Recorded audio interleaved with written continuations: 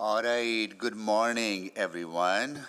I would like to call this meeting to order. At this time, I would like to acknowledge that we meet on the traditional land of Treaty 6 territory and the Métis homeland, and acknowledge the diverse Indigenous peoples whose ancestors' footsteps have marked this territory for centuries, such as Cree, Dene, Saulteaux, Blackfoot, Nicoraiska, as well as Métis and Inuit, now settlers from around the world. We will do a roll call of council colleagues. Councillor Paquette. Good morning. Good morning. Councillor Cartmel is away attending a conference. Councillor Principe. Good morning. Councillor Tang. Good morning. We make up the committee, the executive committee. Other colleagues joining us is Councillor Stevenson. Good morning. And I'll go through the list of online attendee council members. Councillor Rutherford. Good morning. Good morning. Councillor Wright. Good morning. Good morning. Am I missing anyone? No, that is it for now. Adoption of the agenda. Councillor Principe, you want to do that? Sure. I will move adoption of the June 4th, 2025 Executive Committee meeting agenda be adopted with the following changes. Additions of 7.1, 2024 Business Improvement Area Annual Reports and Audited Financial Statements, Addendum Attachments 4 and 14, and Replacement Report 7.1, 2024 Business Improvement Area Annual Reports and Audited Financial Statements, Urban Planning and Economy Report, UPE 02878. Thank you. Please vote.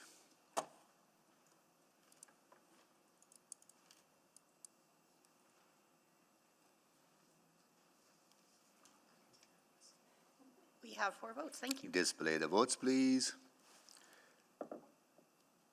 It is carried. Approval of the minutes. Councillor Tang, you want to do that? Sure. I'll move to approve the minutes from May 14th, 2025 Executive Committee meeting.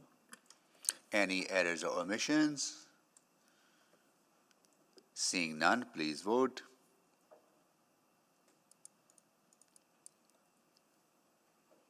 We have all the votes. Display the votes, please.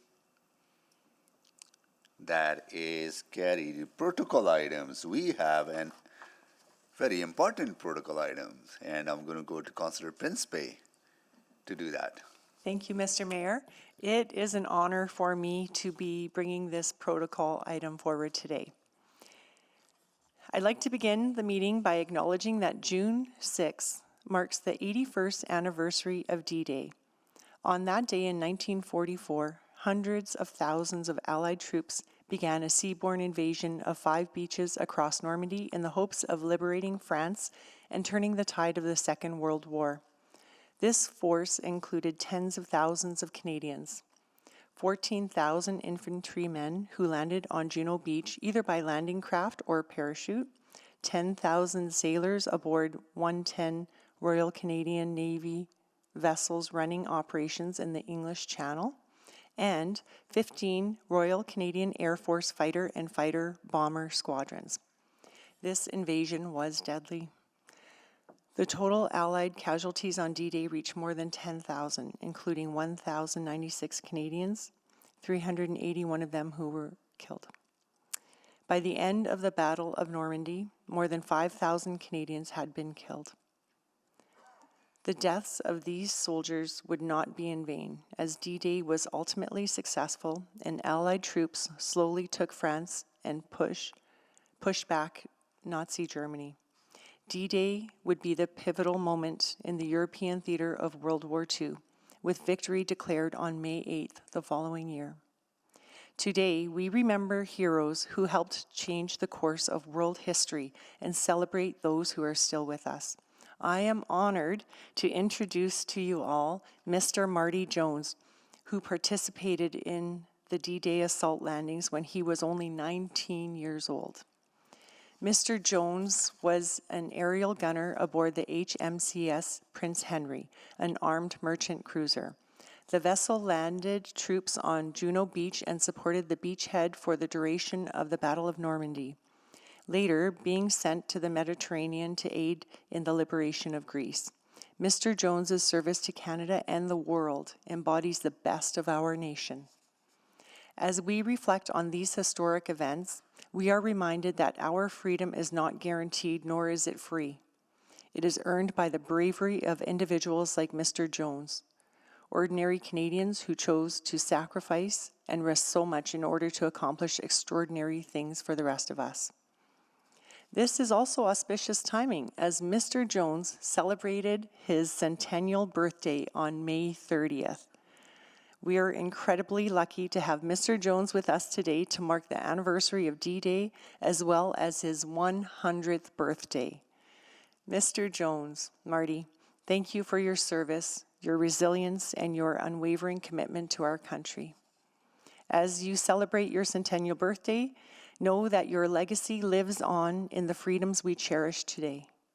Thank you, and happy birthday. Happy birthday.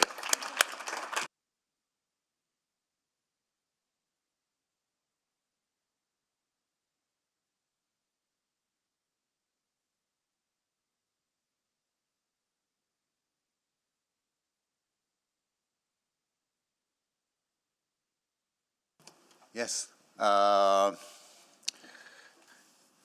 Marty, you want to, we would be grateful if you could share a few words with us. Yeah, it's so important and so that you're here with us. I think we could definitely benefit from your wisdom. Yeah, folks. You can sit down as well, like if nothing, you feel but, comfortable sitting it down has to and. be fought, and what we're doing is just remembering it and reaching out to those who are gone, and we miss them, and for a reason we'll have to work out amongst ourselves. Thank you very much for having me here. Thank you so much for joining us. We're so honored that you're here. Cool. Okay, great. Okay.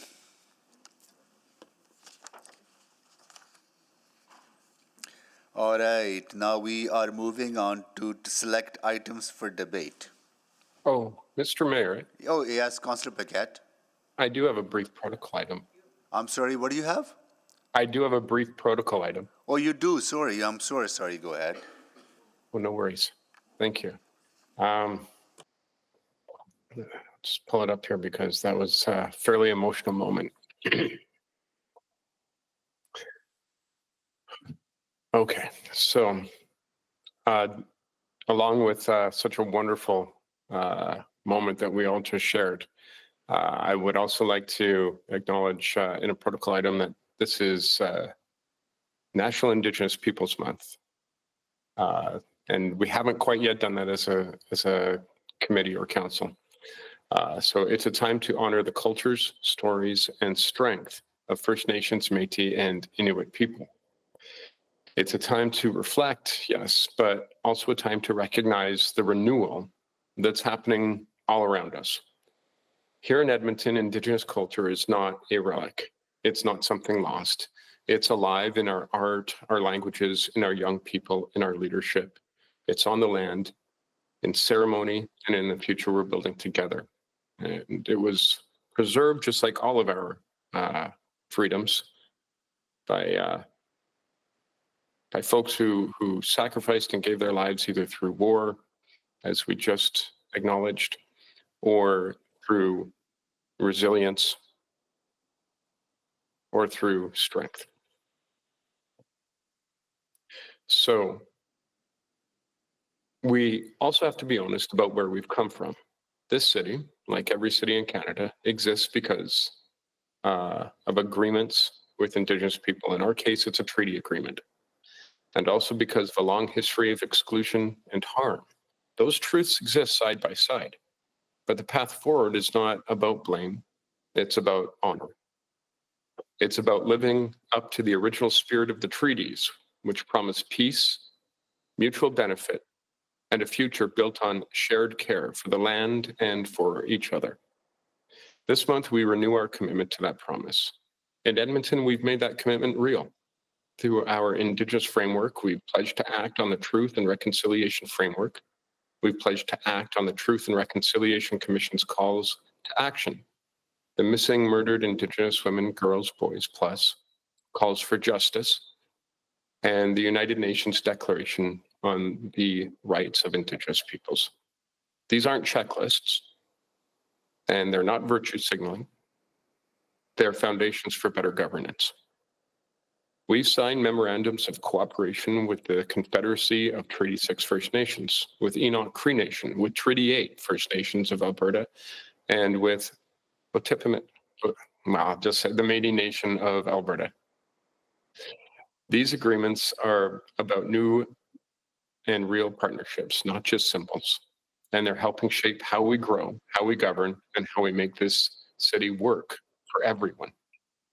And we celebrate the leadership of Indigenous artists, entrepreneurs, language speakers, elders, youth, and knowledge keepers who are shaping the city in powerful ways, often in ways that go unrecognized and unacknowledged. And on a personal note, I would also celebrate the leadership of Edmonton City Councils, past and present, who have taken large steps to create strong and mutually beneficial relationships, including this council and this mayor. This isn't just a time to look back, it's a time to look forward with clarity, with strength and pride. The Cree word tiam means let it be, not in the sense of indifference, but in the sense of peace, of staying grounded, of choosing focus and purpose over chaos. And I think that's a good teaching to carry us with us now in these times. National Indigenous Peoples Month is a moment to reflect, yes, but also a chance to celebrate the beauty and brilliance of Indigenous peoples and allies and friends, to renew partnerships and to commit once again to building a city where Indigenous children, families, and communities are not just respected, but empowered and celebrated. Thank you. Merci. Hi, hi. Thank you, Councillor Paquette. I really appreciate this. Has this long way to go yet, even though we have done quite a bit here, but it's a long way to go. Thank you so much for reminding us of that. Okay, we are now going to go to exemptions. Selection for items for debate. Okay, who would like to start? Councillor Tang. Councillor Tang, you're on the list now. We have a lot of folks here from the BIA community, so I'll do 7-1. I'd like to select 7-2, 7-3, and 7-4. 7-2, 7-3, 7-4, and 6-1. I'll select that. Okay. All right. So 6-1, 7-1, 7-2, 7-3, 7-4 are selected. Nothing to vote on. Okay. Request to speak, we don't have any. Requests for specific time on the agenda, none other than what has been already approved, which will be 7.1 will be the first item of business. Any councillor inquiries? See none. The reports to be dealt with at a different meeting, none. Request to reschedule reports, none. Unfinished business, none. Okay. We are going, oh no, unfinished business was one, okay. The 6.1 was unfinished business. Okay, public report, 7.1, all right. We are on to our first item, 7.1, 2024 Business Improvement Area Annual Reports and Audited Financial Statements.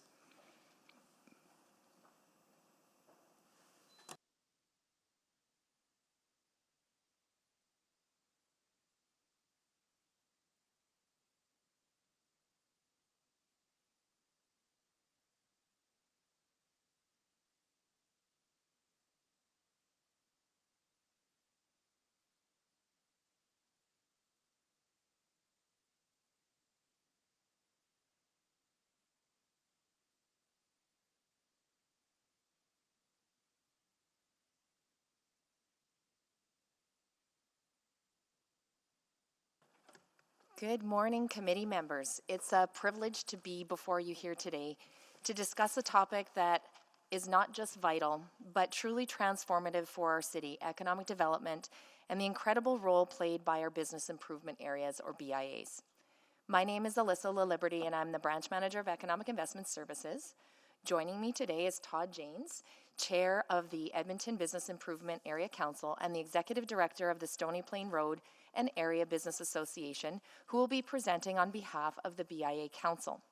Joining him, as mentioned, are many of the executive directors from the 12 other BIA associations, both here in the room and joining us virtually.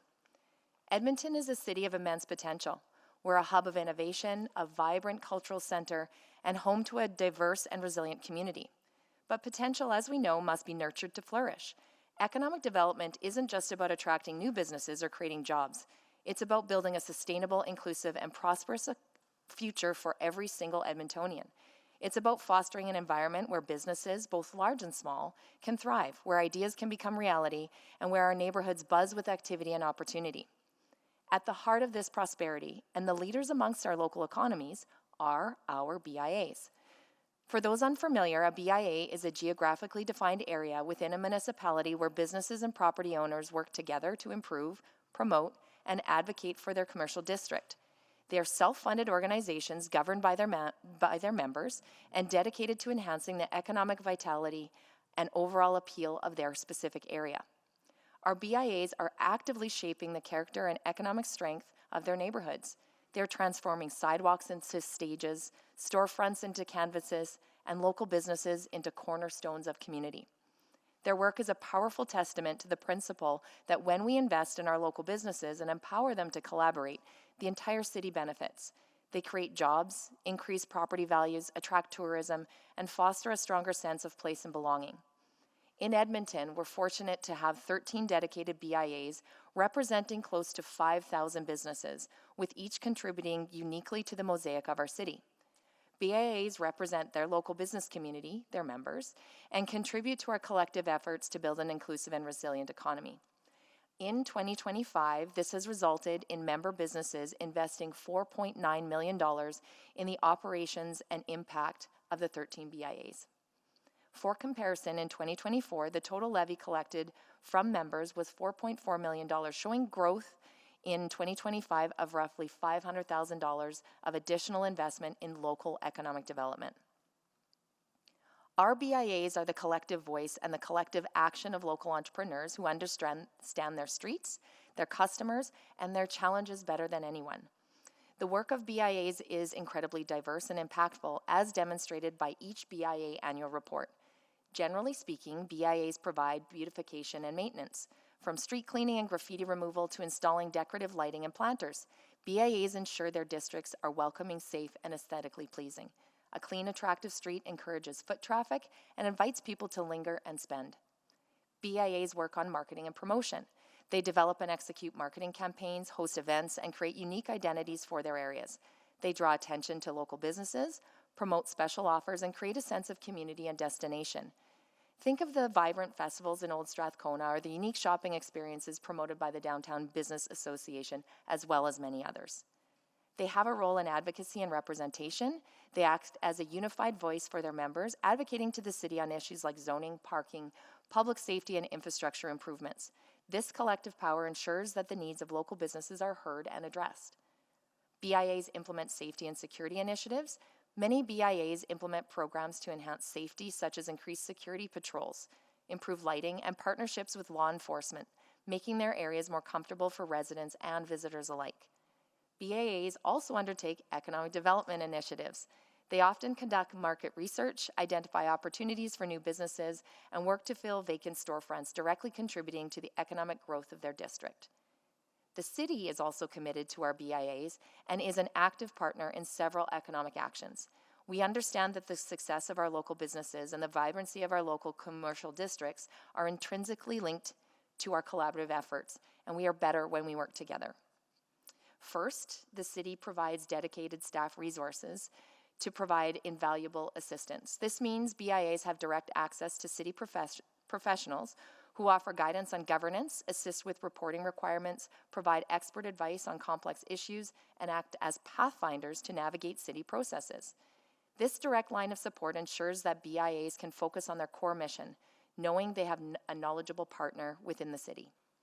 Secondly, we are proud to support the Storefront Improvement Program for BIA member businesses. This program is a direct investment in the visual appeal of our commercial streets.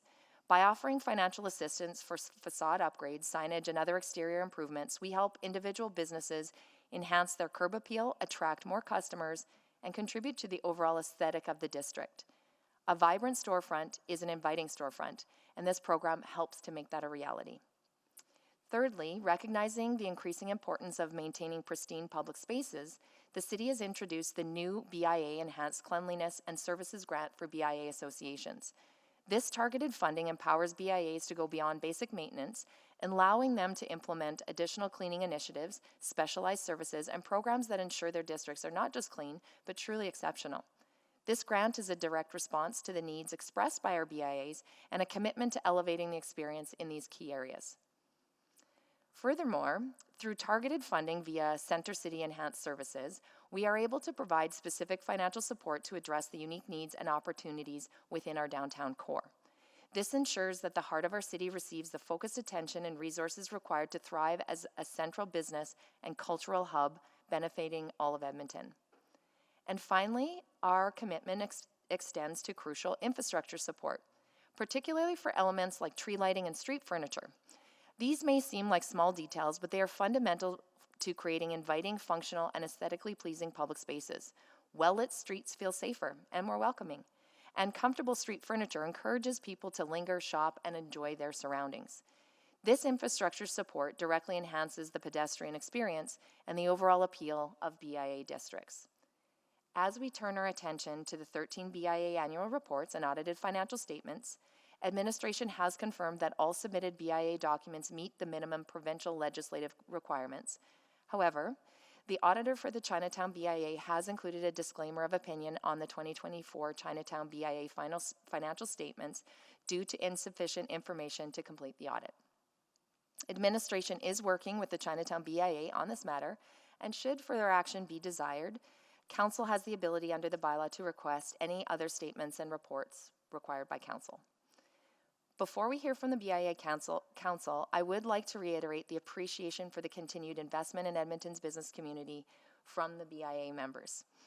The time dedicated by volunteer BIA board members and the executive directors. They're not just improving commercial districts, they're building a more prosperous, beautiful, and resilient economy for all of us.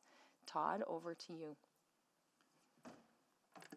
Thank you, Alyssa. Wow, you did a great job this year. Like, that's you know, I was just nodding constantly. Good morning, Your Worship, Mayor Sohi, members of Executive Committee, and other councillors.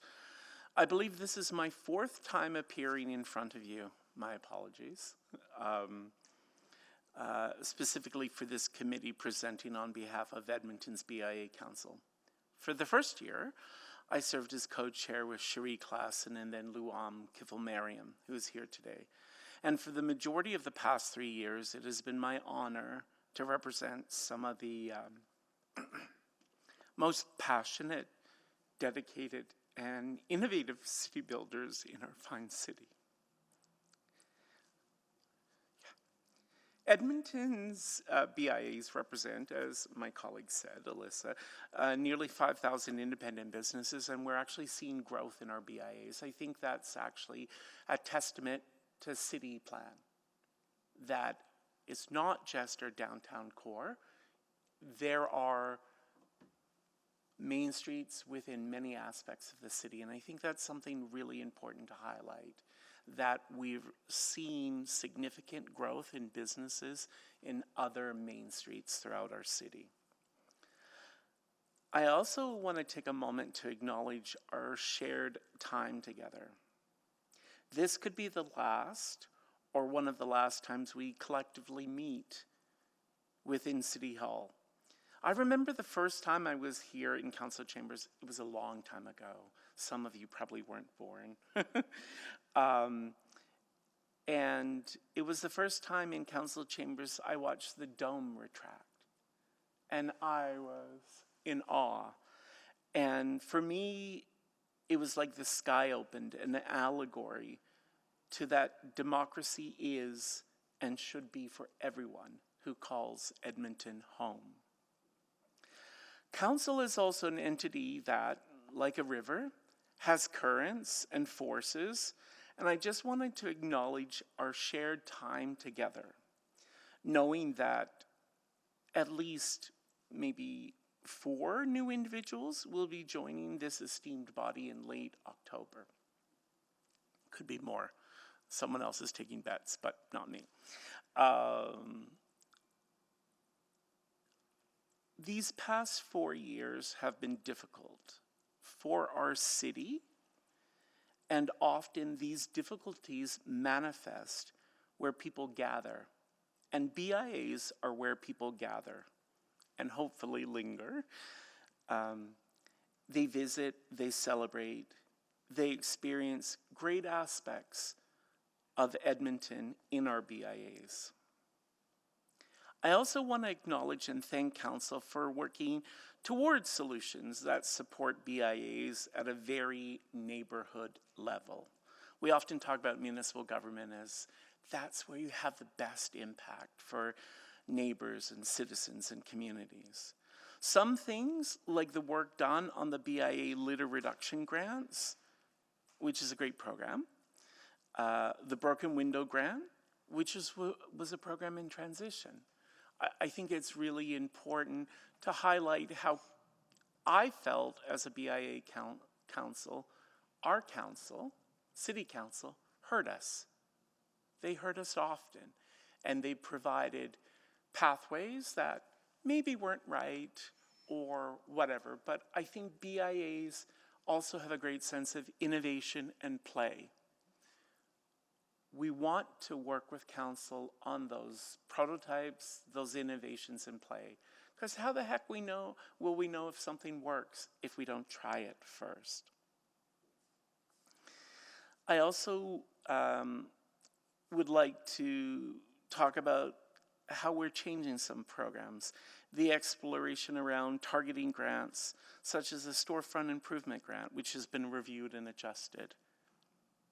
Last year, council heard us and supported us in a continuation of the city center initiative. Now, we didn't get all 13 VIAs in that city center initiative, but we did get the core group. And what did come out of that was the new enhanced services grant. And while we hope that council, like BIA, sees these programs as progress and progressive investments that should need rigor and ongoing evaluations and direct consultation with BIA Council to improve our collective return on investment.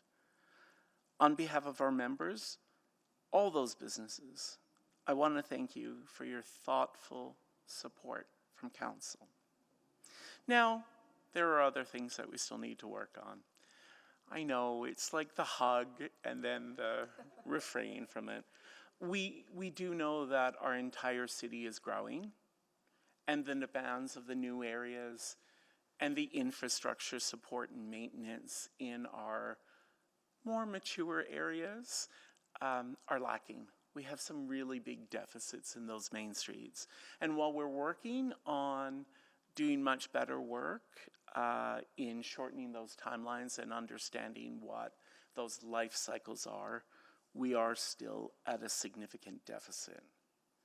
There is still lots to do, but I believe Edmonton loves a challenge and collective action. I know our BIAs deeply understand that community economic development takes many people, time, and thoughtfulness. I want to acknowledge all of our city staff and the workers that assist our BIAs in, I was trying to be kind here, navigating city systems and bureaucracies. Overall, those city workers make our work sharper and more impactful, and we are thankful to them. We still have work to do in collaborating to better understand what safety and community well-being looks like. Perhaps it involves different allocations of resources and approaches to community policing, shared responsibilities for public and private spaces, and our collective shared spaces. Finally, elections are a great time to discuss ideas, regardless of what the Right Honorable former Prime Minister Kim Campbell may or may not say. I hope that there are many solid ideas proposed towards more intentional local community development in the next few months. And BIA Council is eager to work with the next council to build a stronger, better, more compassionate city. Thank you. Well, thank you for those very impactful words and our shared journey on this, right? So, councils and BIA's shared journey and acknowledging some of the good work, and we acknowledge the good work that BIAs have been doing for decades. So, thank you for that. Now we will open for questions from committee colleagues, right? So, Councillor Tang, you selected this item. You want to start? Sure, I can start. Thank you both very much for that presentation, and thank you for many people in the room here in attendance to support. If I have any specific questions about a particular BIA, Todd, you'll be able to speak to it? Sure. Many of my colleagues are here today, online or in person. So, And they're part of the delegation? That's correct. Okay. so Great. we can put them in the hot seats. Okay. Yeah, I know this is part of the requirements that all BIAs have to submit these reports every year. And every year I do notice that it really varies quite a bit, association to association, in terms of format, length, content. Are you working to kind of make that more consistent? Councillor Tang, it's, the variety comes from, we don't have specific requirements in either the MGA legislation or in our bylaw. It's something that we are aware of, and we're working through our policy review to put some standards in place, but being mindful of putting parameters in place that will work for all BIAs, because they're different sizes, scopes, and scale, and so we want to find that balance, and so it's something we're actively working on.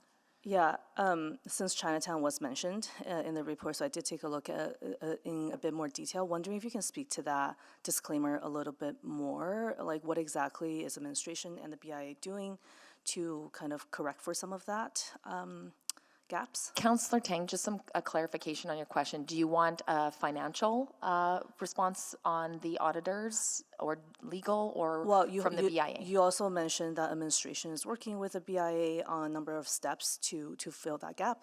So I'm wondering if you can speak to that, and I would love to hear from the BIA directly as well, because I've noticed there's a drastic change as well in terms of even just revenue and from last year, the year before compared to last year.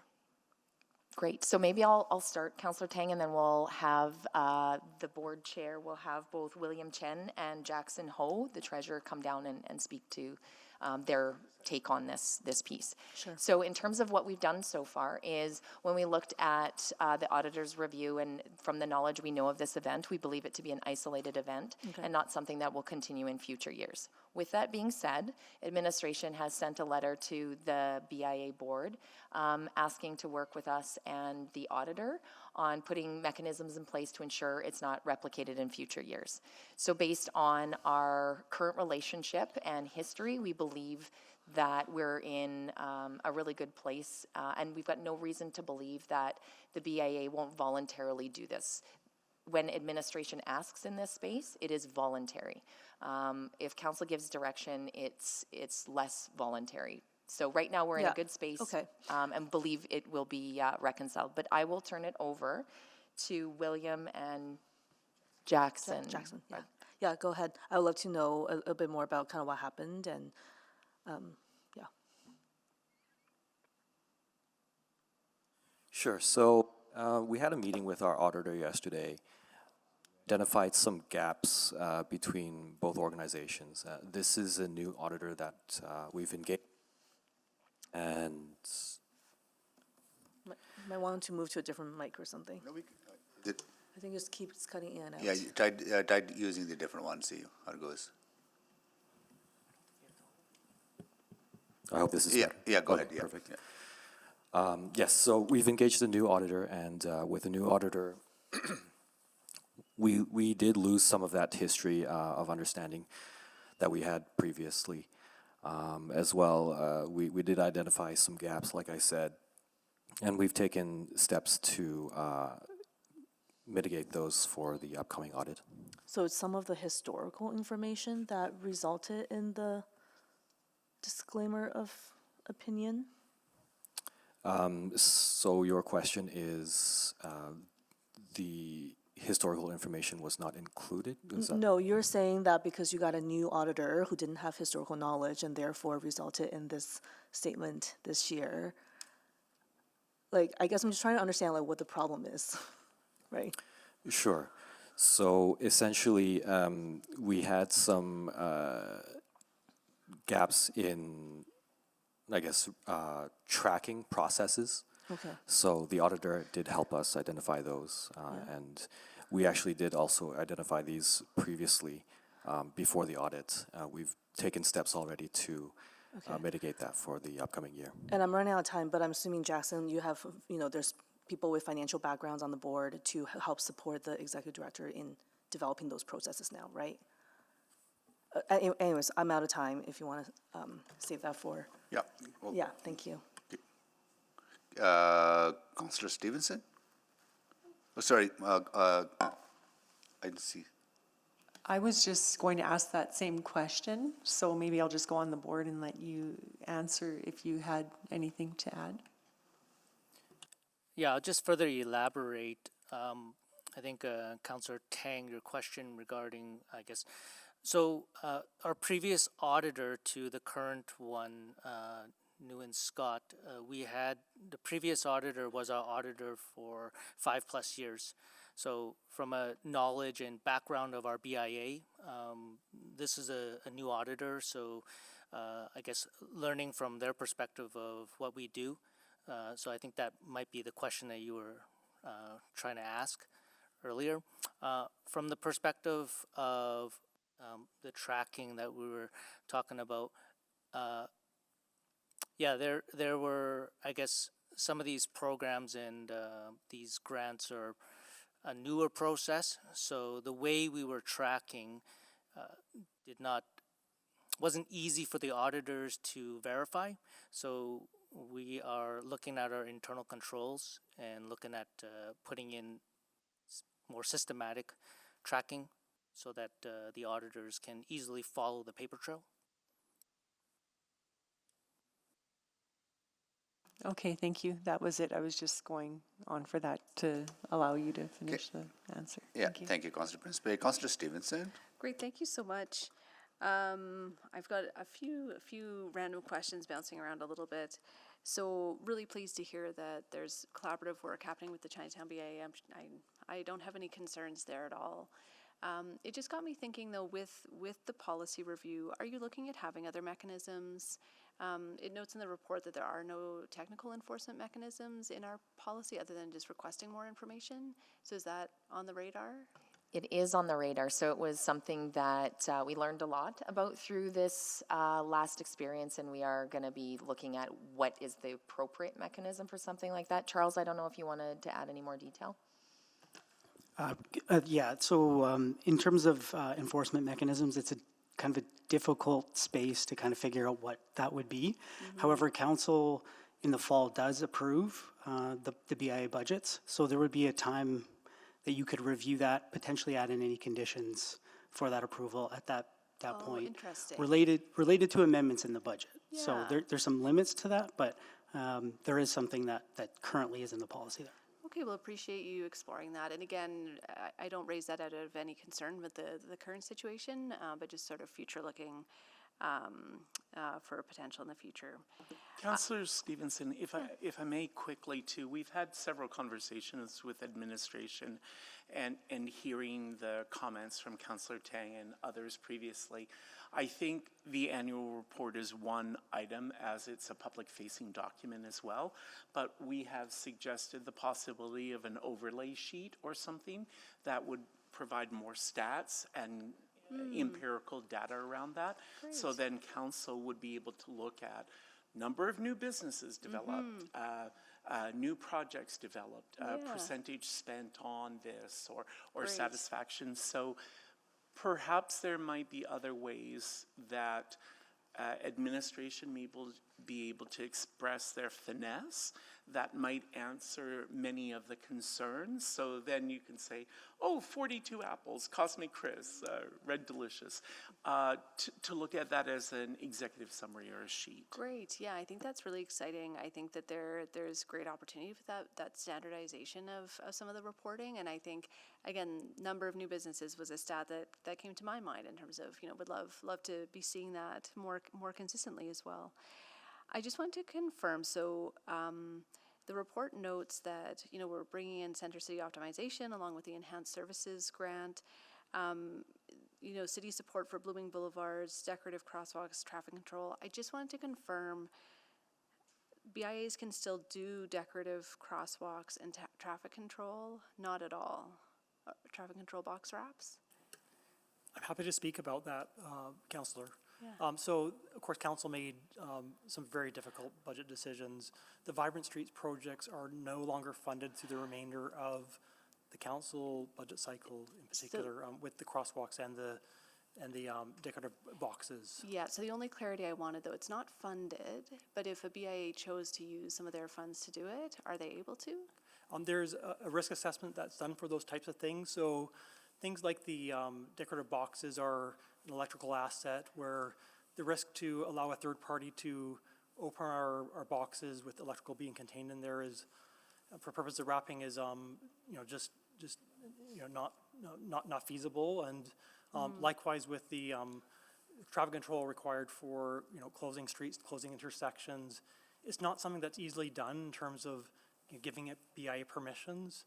Whereas another model is emerging for things that, like blooming boulevards, we're exploring different permitting models that might have the services delivered by the BIAs if it's cost effective. So those are part of the complex conversations we have with the BIAs in terms of giving as much notice as possible and preparing for what's coming up as well. Okay, yeah, I appreciate continuing to explore different service provisions for that. And apologies, the electrical boxes, are they owned by the city or by EPCOR? These are city-owned electrical boxes that city-owned. either Okay. contain,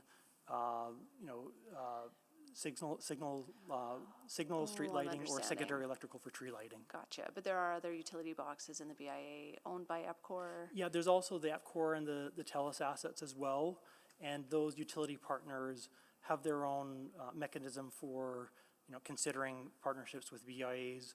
I think one of them is open to another utility is just not in the space for that kind of partnership currently. Okay, I have a few more questions. I'm so sorry, but I'll click on. I just want to follow up on that. I understand and appreciate some of the safety issues and complexities that you have identified. But there gotta be a way to empower BIAs to do some of that creative work.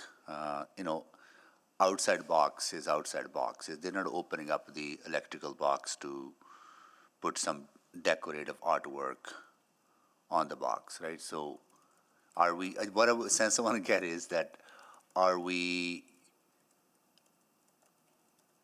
kind of, these challenges that we have could be an hindrance or reason not to do things, right? Or they could be an innovative way, openness and curiosity, say how we can work together to overcome these challenges. So what I want to understand, are we taking this as more of a, say, let's work together kind of attitude? Or are we taking this as a, can't do it, so no, can't do it? I think what I would just say is that with the council decision made in the fall, there were staff implications on the city side in terms of, for the electrical boxes, it requires an electrician to be on site. Because when the box is wrapped, for example, the box is open, so it's not covering the hinges and the like. For the decorative crosswalks, that requires an on-site presence of our traffic operations team to do the road closures and detours and the like. It's not to say that this can't be done, and I think our so somebody I'm not being difficult, but if a BIA wants to decorate a sidewalk, they want to do an artwork on sidewalk, right? Why do you need some city staff monitoring that? Yeah, and a sidewalk is very different from a road in that sense, so the risk for doing artwork on sidewalks is pretty low, and I think that you would find our traffic operations colleague would have no issue with something like that. The decisions that were made had lost a number of our positions who were reallocated elsewhere, and I know the council strategically prioritized. No, I understand that. I don't think those council decisions will soon be reversed to add more money because of the city's financial situation. So that's why I'm kind of inquiring into this. Are there creative ways? Maybe I'll go to BIA representatives. How do you see this? Are you seeing, Luan raising her hand because 124th Street BIA has run into some challenges, I understand, right? So maybe I'll go to you, Luan. What are some of the ways that we can work together, or city staff can work together with you to just enable you to do some of that stuff? I would say one of the things for road, if there's safety issues, we can take on the responsibility of hiring security guards to make sure traffic is safe for our artists. That's one option. Wrapping boxes, we were told by city administration that we couldn't wrap, we couldn't paint them before. We have a couple of utility boxes within our BIAs that we had painted in previous years, but it was decided a few years ago that we would be required to wrap all of our utility boxes, and therefore it created a requirement now for an electrician to be there because it had to be opened. But if it's painted, there's no requirement to open it, and there's no safety issues. So those are some of the few creative ideas that we've and we've discussed within the BIA council. So we're full of ideas.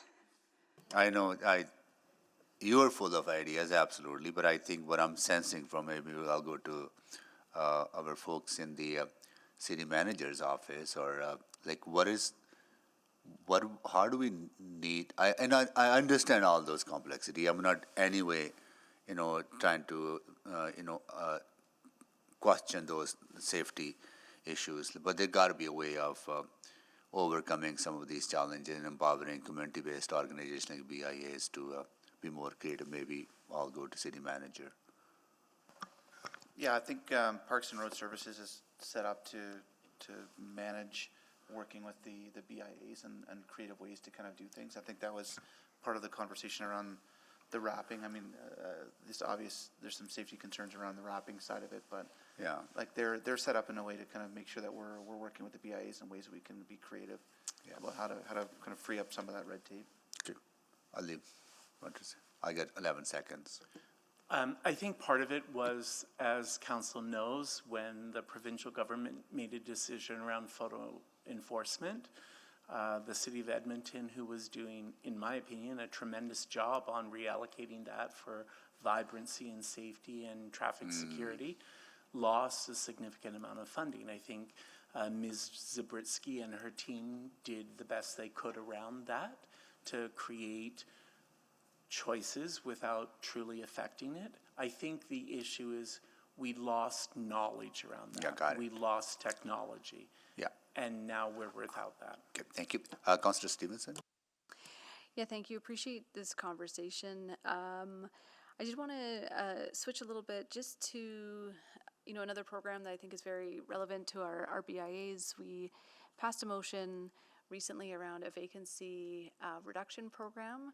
And then just want to confirm as well, there was a subsequent motion around vacancy prevention as well. So exploring a potential program to support businesses to stay open rather than become a vacancy. Correct, Councillor. That work is underway. Okay, and that will be back in the fall budget, is that correct? That's correct. Great. And I'm grateful for BIA partners for flagging that. The last question I wanted to touch on is just wondering, are we working towards better data sharing in terms of having aligned members list? And I'm just thinking of that from both sort of that tracking and reporting, this many businesses, new businesses, open, close. I think that's an important metric, but also just ensuring that our levy is being efficiently applied. Yeah, Councillor, excuse me, sorry. I think that's something we can take away, and we've had some feedback from the BIAs on ways that we could better share information. We've actually seen in other jurisdictions, there's been a little bit of a relaxation in what can be shared, so we can look to that model as a way forward here. Great, that's really encouraging to hear and appreciate you exploring that. I didn't have any further questions, but I'll have some items to speak to. Thank you. No worries. Councillor Tang? I guess just following up on the thread that Mayor Sohi has started around, if there's some creative stuff, can we just have BIAs just go ahead and do some of that? I mean, I've like the crosswalk stuff, I get requests from residents often about painting their crosswalk, and often the answer is because of all the risks, it has to be a city-led thing. I hear that from schools as well. But I also have groups in my area, they're not BIAs, but there's certainly lots of experience over the years with infrastructure projects, yet our risk tolerance to that is just as high. It just makes it very difficult to work. And I think that's a conversation about risk. And when you have organizations like these associations who have been around for quite some time, who have gone through lots of procedures and policies to get something done, can we adjust our risk tolerance to make it more flexible? I think that's kind of what I'm hearing from this thread, and I resonate with that because I get that from some of my residents as well on different issues. But yeah. I'm happy to speak to that, and I think what I would just note is the joy of having a program which we're not in a position of having currently is that it provides guidance, and whether it's a model of the city doing the work or for partners to do the work. I think there's probably more and more opportunity for identifying opportunities for partners to do the work, and to learn from our experience of painting crosswalks within the communities and the types of paint that are safe for use by both parents and kids and like. So I think there's really good opportunity to look at a different model that, to our city manager's point, reduces the red tape, but also is considerate of risk and minimizing it for whether it's BIAs or residents, for example. Yeah. In the absence of having a program currently. So I just want to maybe signal to I encourage that to be more flexible. And likewise on Blooming Boulevard, council's decision is to remove taxpayers' funding for that BIA initiative in a year's time. It was very thoughtful in providing BIAs a year to adapt. And so, the model very well might be giving BIAs permission or allowing them to, guidelines for safely watering and maintaining plants on the streets. Thanks. Eric wants to comment on this. Go ahead. Thank you, Councilor Tang, for the question. I think it's important to mention that business improvement areas are formed by a bylaw that you all approve. And in the purpose for establishing a BIA is to improve, beautify, and maintaining property within the specific area. So if there is a clearer policy that you can ask to be created so that BIAs can actually take on that work more cohesively with administration, that could solve a lot of those issues. So you see that as a sort of a bylaw change? Process. Yeah, like process or policy change. Yeah. Policy. Okay. Yeah. Would that be helpful to be that directive? I think, Councillor Tang, we always, with the city, as we're going through change, we're always looking for areas of continuous improvement. So the areas that we can work, as James was talking about, to reduce red tape and others, we can take that away and take a look at it. Definitely don't want to be increasing barriers that reduce the appeal or increase work for our BIA. So we can take that away, and again, we work in the spirit of that continuous improvement. So we'll try that mechanism first. However, should council want to provide further direction, of course, happy to take that as well. Okay, great, thank you.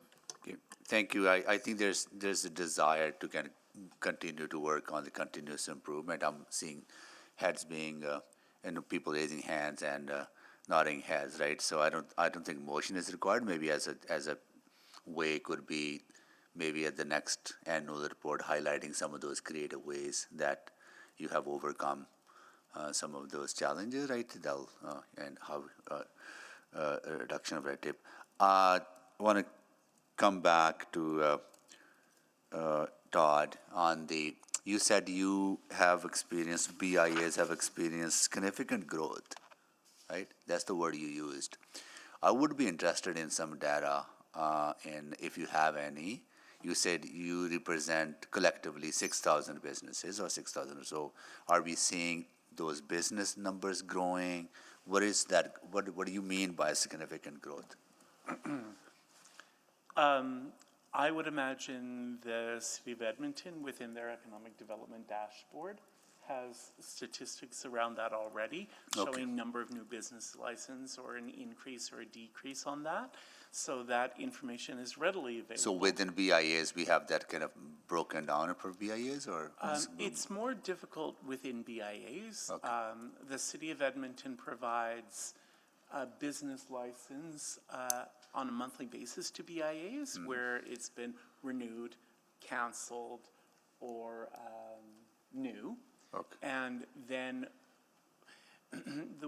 my understanding is the way the MGA is currently written, which is the document which governs BIAs as well, the information sharing that BIAs receive is limited. And we've had discussions with the province already around their review of the BIA legislation within the MGA, because currently, I'll use my BIA as an example, but they're all very similar. We create a pretty tight database that took a long time to create. So when we receive information from the city, we verify those businesses, we ensure those businesses fit within our geographic area, and then we reach out to them and we visit them and we find the additional information that isn't provided. Yeah. So what I'm interested in is more of a high level understanding that our businesses are growing in the city and they're growing in BIAs, as you said. I think that's kind of data. I think a number of BIAs have growth, and Ms. La Liberty. Yeah, I think, Mayor Sohi, there is business license data, and we have information through our taxation as well. Those are two sources of information. Probably the best source, though, I would argue, would be our business census. So we started enumerating our BIAs in 2024, so we wouldn't see a change until after this year. Oh, I see. So those results will be available in early 2026, and then you'll see that growth. Got it, okay. And my last question is that the resources that we allocated for capital city cleanup for business improvement areas, but a little less, but $1 million. That's ongoing. Those are ongoing, right? Yeah, that's right. It's 850. It is on an Yeah, ongoing basis from community safety and well-being. Got it.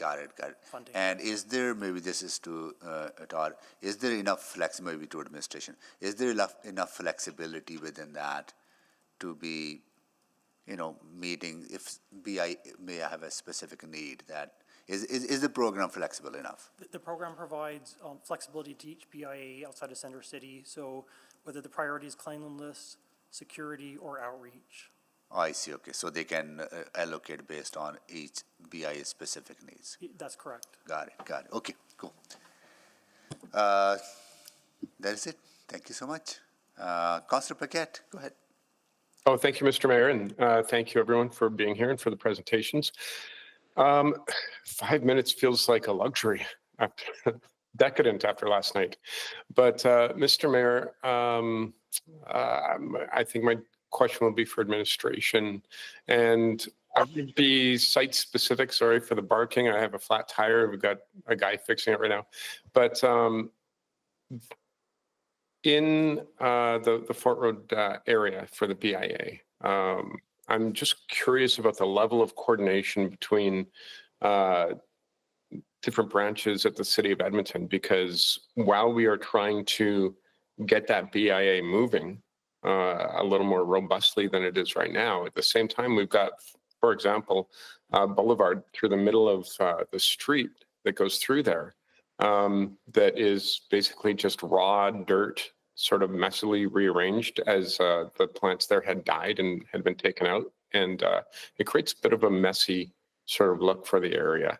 And I'm just wondering, that sort of infrastructure and maintenance really has an impact on the businesses in the area. I'm just wondering what the coordination is in order to ensure the success of the BIA there. I'm happy to speak to that, Councillor.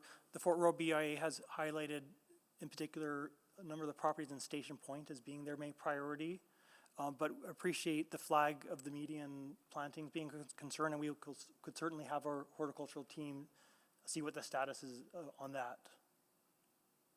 Yeah, and it's been ongoing though for years. Just sort of a lack of care and a certain disrepair in that area in particular, which is really, really disappointing. So, is that just a matter of one team informing the other? Is it budgetary? I'm really curious about what's going on.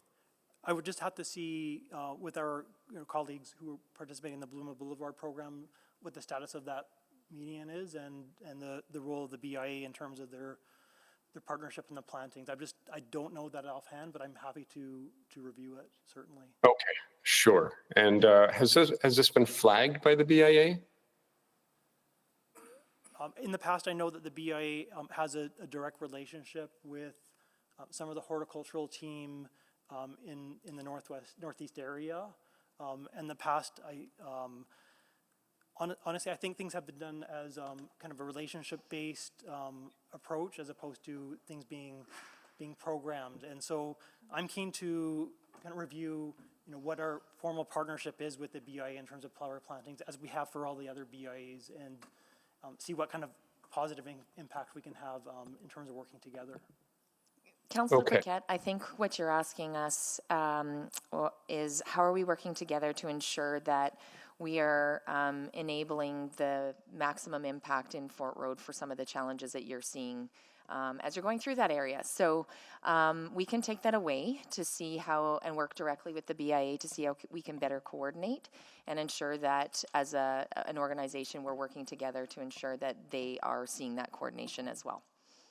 Okay, well, that's helpful, thank you. And then next question is, and this gets a bit sensitive, but there is a women's shelter that the province installed, and we're glad to have shelters. We're glad that people are getting the help that they need.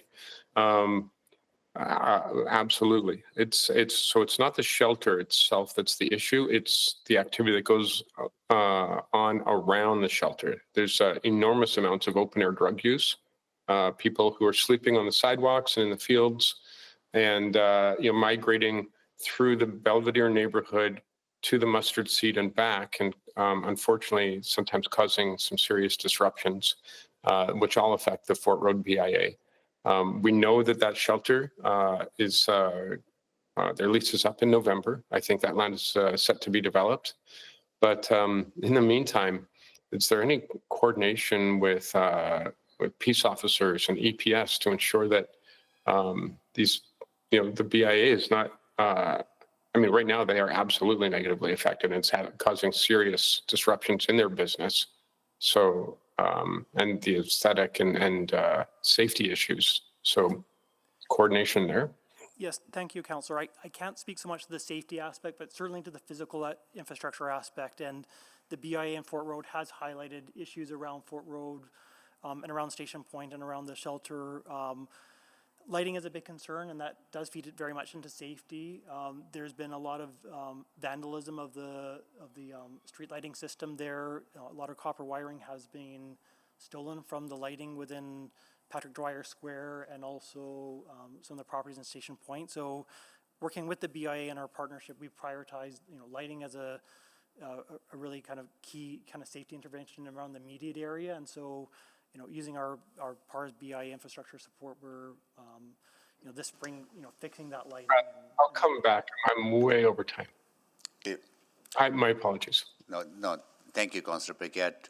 I'll move the recommendation that the June 4th, 2025 Urban Planning and Economy Report UPE 02878 be received for information. Councillor Paquette, you have more questions, right? You want to go for another round? Sorry, you're muted. Yeah, please, just to... Yeah, go ahead. Yeah. Go ahead. Yeah. Okay, go ahead. Back to administration. I cut you off because I had to go for a second round. You want to reframe your question again? So, we were just going to yeah. Does administration require me to Yeah, I'm sorry, Councillor. I missed that with reviewing a chat. So would you kindly repeat? Apologies. Oh, it was for administration, and they were in the midst of giving a response. so can you restate your question again, Councillor Paquette? Sure. Yeah. Why not? Okay, so just the high points. It was about the disruptions in the area, the open air drug use, and the question about coordination in order to ensure the success of the BIA. Because right now it doesn't look like there's a lot of coordination and a lot of crosstalk between branches that would ensure that this place is safe, feels safe, and that the businesses are supported. I would just note that the BIA Enhanced Services Grant is very much applicable to the Fort Road area. I'm looking at their allocation. There's $24,000 for additional services that the BIA could certainly take on in terms of whether it's outreach, cleanliness, or indeed security. So that's one approach. I know that there's a lot of coordination between Parks and Road Services and real estate in particular for maintaining the Station Point properties around that area as well. I think I would need to really call on our community services partners to speak more in depth about the safety aspects in particular. I hope this helps. And it's Jennifer Flavin from Community Services. I can augment that response. In terms of our coordination between our peace officer complement and the EPS, we continue to let our data drive our deployment, and so that also is part of how we would respond to those areas. And in terms of the shelter situation and the leasing timing, from administration working with the province, we are also doing our best to coordinate next steps in terms of where that facility might find itself in future. Okay, so I would recommend that, I love that we're using the data, but I would recommend that folks maybe just go out there and experience the place. The data is absolutely not telling the entire story whatsoever. And I've raised this issue about Belvedere train station. I've raised this issue about Station Point. I've raised this issue about the cross migration between the shelter and the mustard seed. And I am telling you right now, there is enormous and ongoing open air drug use. There are people who are sleeping, and the majority of them are going to be just fine and not causing any trouble. But then there is the minority who are absolutely causing damage, theft, and trouble for the Fort Road BIA. And we have been asking, and I have been asking now for literally years for more attention for the area. And even in the LRT plan, while we appreciate the concentration in Clairview, Belvedere is overlooked. And this is causing serious issues for this area to get up and running and try to find success post-COVID. So I think we need a more robust look at this. And I'm just wondering what we can do, what is required. Is it going to take a motion? Is this something that can be handled internally and with memos to update what's going on? Because I think that area is honestly at a breaking point right now.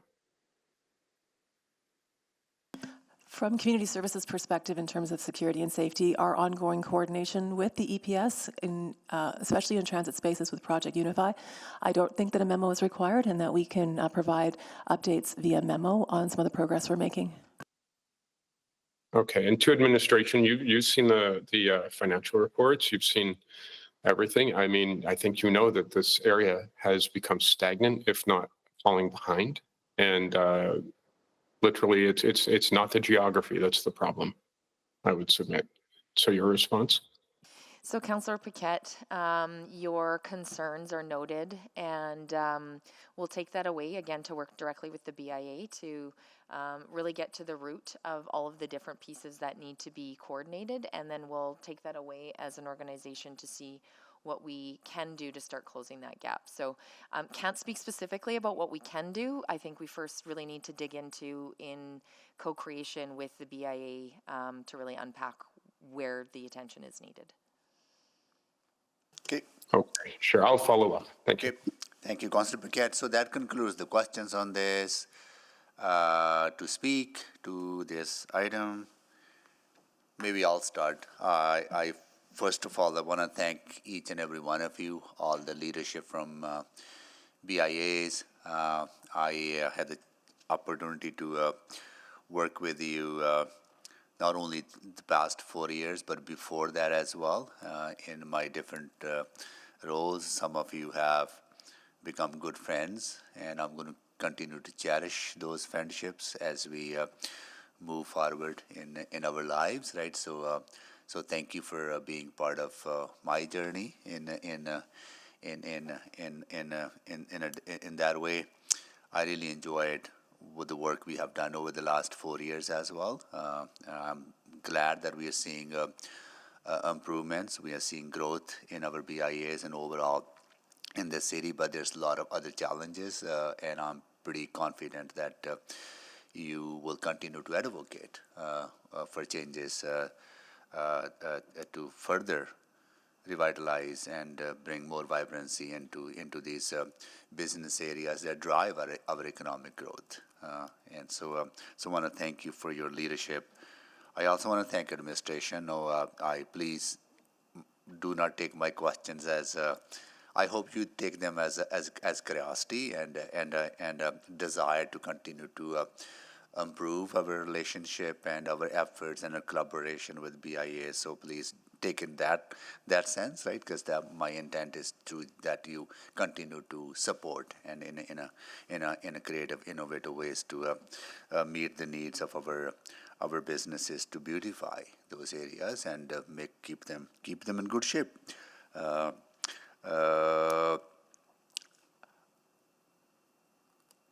That is all I wanted to say. So look forward to ongoing work. I'm sorry. It's a committee. It's okay. You can speak. I'll be flexible. I'm so sorry. I thought you were just going first. I apologize. Thank you for the discretion. Really grateful to have a few moments just to recognize, the outstanding work that happens both from our city staff in supporting BIAs and the BIAs themselves. So there's so much that is contained in these reports, but so much that can't be captured in terms of the incredible work that you all do in our communities. I know that these outcomes are a result of hours of work from the executive directors and other staff that you may have, and also the incredibly hardworking volunteer board members. Your contributions are so valued and so appreciated. You're not just supporting your members, but our broader communities as well. You're providing opportunities for individuals and families who get to enjoy businesses on a day-to-day basis, but also come out and celebrate in the incredible special events. I can think of 3 happening in the next 3 days in BIAs across the ward that I'm lucky to represent. Those are great ways for us to come together as community and also celebrate and support the businesses. This has been a really important conversation this morning, just in terms of identifying some of the additional ways that the city can support and show up for the BIAs. I just want to acknowledge that, some of what we're talking about is a result of council decisions, of budgetary decisions that we created. And what I'm realizing is an assumption that I had, that as city resources were reallocated out of different spaces, leaving a gap, I'd assumed that there was scope and ability for that gap to be filled by our community partners. It was great to understand further today that there are some barriers to that happening. So I really appreciate the commitment from city staff to continue exploring opportunities for partners to do that work and to fill those gaps. So excited for those ongoing conversations, and again, really just appreciate the work of our staff in what they do to liaise and support and get behind the great work that the BIAs are doing. So thank you again, Mayor Sohi, for the opportunity. Thank you. Councillor Paquette, go ahead. Oh, thank you, Mr. Mayor. And I'd like to add my voice to the congratulations to the excellent work that has been done. We really do appreciate it, and we know that it helps to grow the financial and economic strength of our city, but also the community connections. And that means a lot. When the community feels like they're connected to business, it becomes less of a transaction and more of a relationship, and that's what we really love to see. On that note, following the Todd James hug then facts approach, I will say that there is a lot of work still to be done.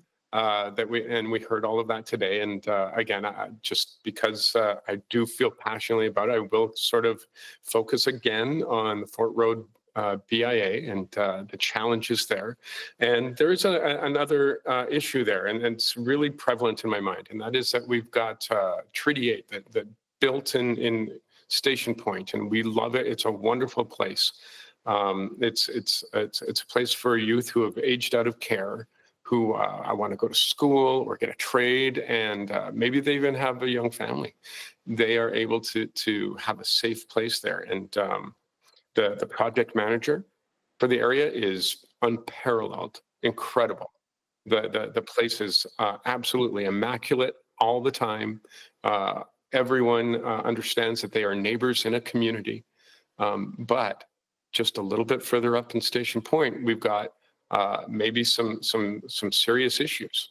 And the tragedy there is that all the hard work of the Treaty 8 establishment gets undone through perspective. And it makes people feel a little bit less welcoming. And we've got Treaty 7 going in there with a development for seniors. And so this disparity between what it's really well managed and an amenity and a contribution to the community can be undermined through the city's lack of action on our own enforcement, through lack of action on our own maintenance, through lack of action on ensuring the success of the area when other partners are doing the work. They're doing the work every single day. And so I would love to see more coordination, cross-branch in our city, not just for Fort Road. I think what Fort Road represents is a microcosm of opportunity that we have throughout the city of Edmonton. And I think if we look at it that way, we're going to see not just incremental improvement, but massive improvement over the next several years. But as for Fort Road, it would be great if we get attention on that immediately. It's been a problem for a very long time. And at this point, I do feel like the clock is ticking. So thank you, Mr. Mayor. Thank you, Councillor Tang. Great, thank you. I wasn't going to sign on, but I think there has been an emerging theme around what happens when administration collaborates with community, whether that's neighborhood or the business community. I recall, a year ago, in one of these reports, we had noted that one of the association took it upon themselves to really focus on security as a key priority, Kingsway. And over that time, seeing so much of the calls diverted, 2,300 calls were diverted from EPS thanks to this kind of investment. And I think the more we can work with BIAs, the more we can invest in BIAs, you get to take that pressure off of services. And I think that's one of the benefits. I don't have any BIAs. Every time we talk about business improvement associations, I'm always like, how do we, encourage business come together in my area to have one? But that's one of the key benefits. And even the conversation today, if we can be more flexible and give these organizations more of that ability to do things, could it help offset some of the pressures on city services? We are in a very constrained environment. Can we do things more creatively, collaboratively, and even sometimes I share that risk a little bit more. So I think that's the opportunity I see, and this is why I think this conversation is very valuable. Thank you all very much for coming out for this conversation, and look forward to how we can continue to build on that, on that opportunity. Good. Now I can close, right? Just kidding. Done already.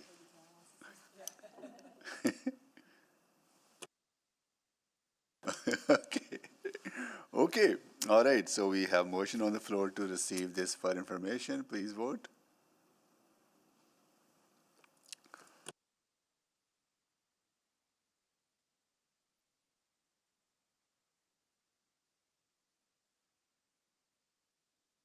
We have all the votes. Display the votes, please. That is carried. Okay. Now we are going to go to our item 6.1, compliance of controlled services providers for living wage requirement, annual report. Oh, and Mr. Mayor, just a quick point of order. I'm sorry, go ahead, Councilor Paquette. Just to inform you, I probably will have a follow-up subsequent motion for the item we just discussed. I'll just do it later in the day. Okay, no worries. Thanks. Yeah. Thank you. Yeah.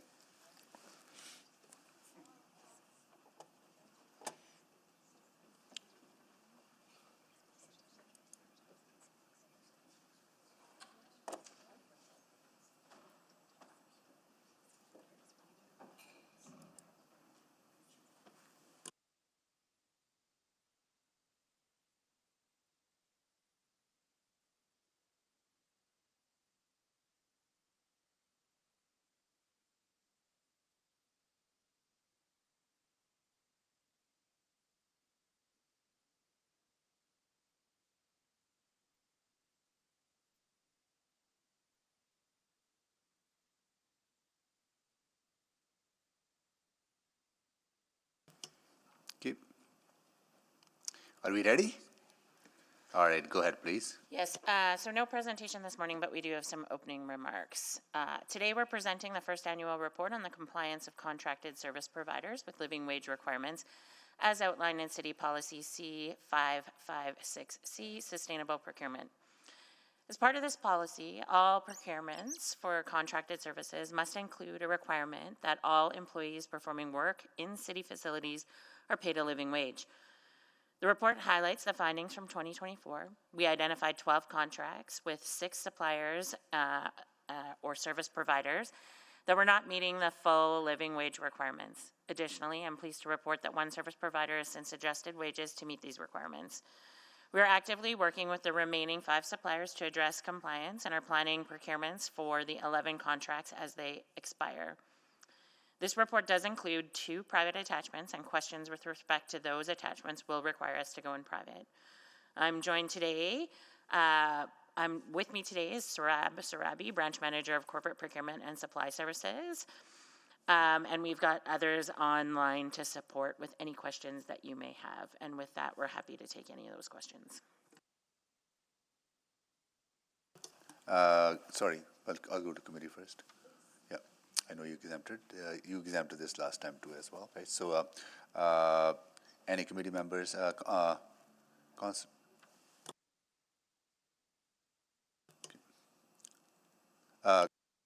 Councilor Principe, go ahead, please. Thank you, Mr. Mayor.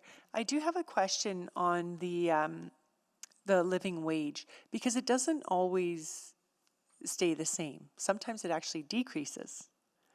So, you know, when we're expecting everyone who has a contract with the city to pay living wage, and then that living wage may decrease, they wouldn't necessarily be decreasing people's earning or wages, correct? Like, how is there any way that we're adjusting or? Yeah, so we have provisions in the contract, Councillor Principe, that would allow adjustment on the fee if the living wage goes down. And if the vendor wants to pay a lower fee or a lower wage, that's possible, but the contract rates needs to be adjusted. Although city is not going to ask them to bring their rates down if they want to continue the previous rates. So it's a business decision for the business, and they could continue to pay a higher wage than a living wage. Right, okay. Yeah, no, I'm sure the city wouldn't direct them to lower. Good, yeah, good. but if they want to exercise that right of theirs, there is going to be a discussion with them, and if we both agree that they want to proceed with that, we could adjust the rates down. Like ultimately city paying less money. Right, okay, because there was a decrease of $1.40, which is fairly significant. And for some employers, that could be fairly impactful. Yeah, again, as this point, we are still working towards making sure everybody is paying a living wage. So I don't think that's an issue yet for the city, like if somebody wants to decrease from the previous rates. But if we get to a situation that needs a decision and a conversation, the options that I described would be available to the city. And how often is it, like yearly, where the living wage is calculated? It's yearly. Okay, so it's on a yearly basis. Okay. Yeah, and it's Alberta Living Wage Network that make the calculation and disclose the rates, and then the city would be looking at each contracts case by case, ask for the information about the salary, the benefits, perks, all that kind of thing, and identify what is the wage, hourly wage they are paying, and then compare that to the Alberta Living Wage Network rate to see it's lower or higher. Okay, great. Thanks for explaining that. No worries. Thank you, Councillor Principe. Councillor Stevenson. Yeah, thank you so much, Mr. Mayor. Really appreciate the report and the great work that's happening on this front. I do have questions on the private attachment too, so perhaps after committees have asked any other public, or we can just move to go in private? We can go private. Go in camera now if you want to. Yeah, yeah. Okay, thank you. I really appreciate that. Yeah. I'll move that we go in camera. Please vote. Pursuant to section 16 and 27. Under the section 16 and 27, or any other applicable section? Those are great, thank you. Right on, good, thank you.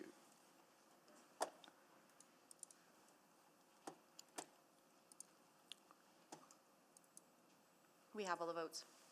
Display the votes, please. That is carried.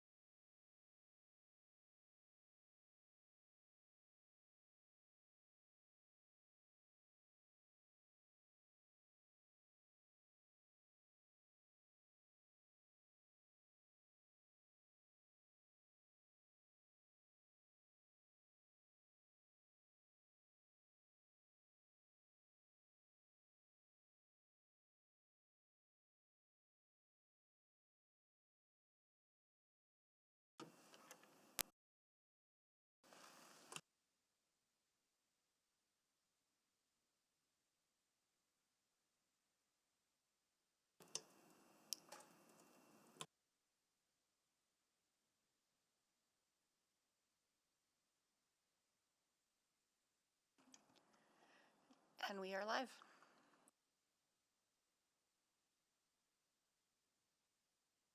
All right, any questions, any additional questions in public? Yeah? Councillor Tang, you want to move the?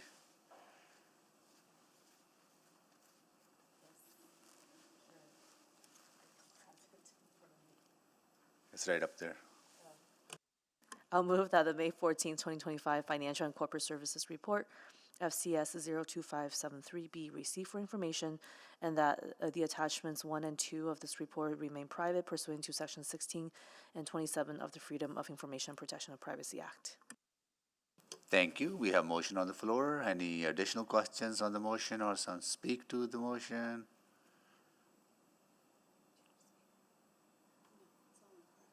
Okay. All right, please vote. Oh, sorry, Councillor Tang to close. Great work. Thank you. Okay. Thank you so much, really. We have come a long way on this. Good. Okay. Please vote.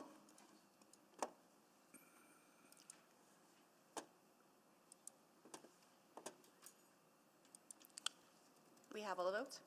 Display the votes, please. That is carried. Carrying on to our next item, which is 7.2, 2024 Investment Committee Annual Report.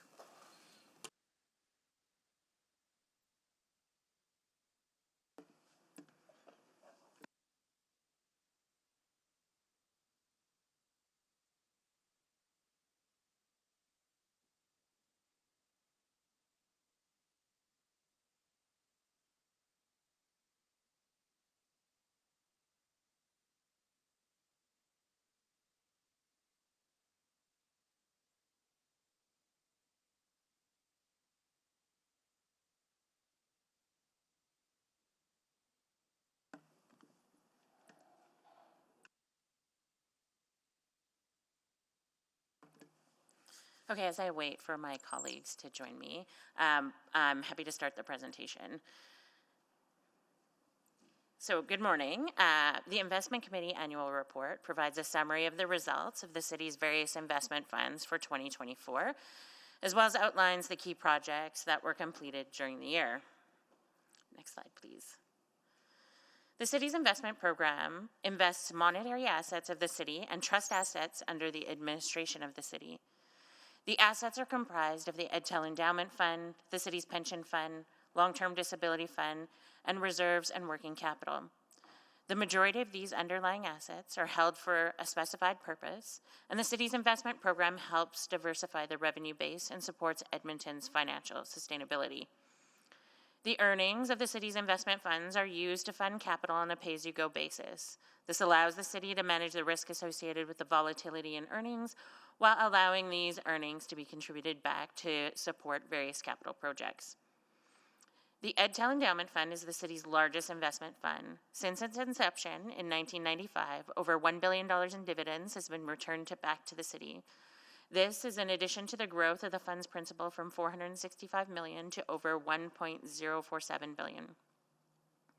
Over the last 10 years, $562 million of earnings from the city's other funds have been contributed back to the city's budget.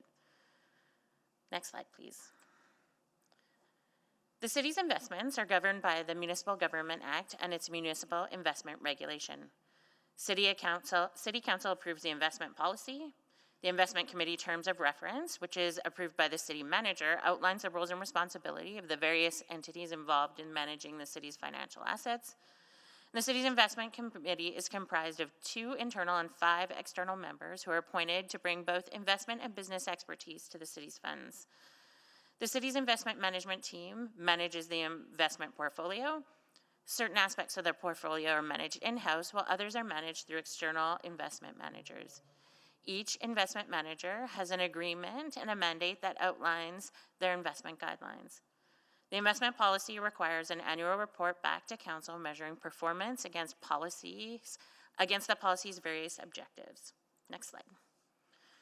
Overall, the city manages $3.6 billion in a variety of funds. The funds are comprised of both city assets as well as third-party assets, such as pension and long-term disability funds. The largest fund, again, is EdTel Endowment Fund at $1.047 billion, and the smallest is the Long-Term Disability Fund at $186 million. Next slide, please.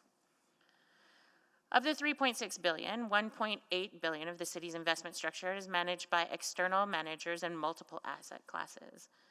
The assets of the EdTel Endowment Fund, pension, balanced, and long-term disability funds are pulled together to achieve economies of scale and therefore reduce fees. Asset classes and asset mix is determined by assessing the investment objective, risk tolerance, and time horizon. The various underlying fund managers utilize different investment strategies depending on the mandate. In addition, $1.8 billion is managed internally by the city's investment staff. These assets are invested in money market and fixed income securities. The fee savings from managing a portion of the city's financial assets in-house are approximately $1.5 million a year. Investment performance in 2024 ranged from 5% for the money market fund to 17.4% for the pension fund, reflecting each fund's asset mix. In other words, the amount of bonds versus equities or other asset classes that the various funds are invested in. On a 4-year basis, returns have been strong, and over a longer-term 10-year basis, all of the funds have continued to outperform their benchmarks. The city's largest fund, the EdTel Endowment Fund, paid $46 million in dividends to the city in 2024. In terms of key projects completed in 2024, a search for an external investment firm to manage a global equity strategy for the city was completed, and assets were transitioned to the new mandate in the second half of the year. A new committee member was recruited to the city's investment committee in 2024 to replace the skill set and expertise of a member whose term was ending. The investment committee ensures good governance in the city's financial assets. That concludes the presentation, and I'd be happy to answer any questions that the committee might have. Okay, thank you so much. Now 2 questions to committee. Councillor Tang, you exempted this. Yeah, I look forward to this report every year, actually. I think it's especially on the EdTel Endowment Fund, I think it's a great news to just talk about and flagging for us. So I think my questions are more kind of forward-looking, and I just want to congratulate the committee and administration's work on that. I think it's a huge milestone to get over that $1 billion hump. In terms of some of the the cost saving for more in-house expertise. Hello. That's okay.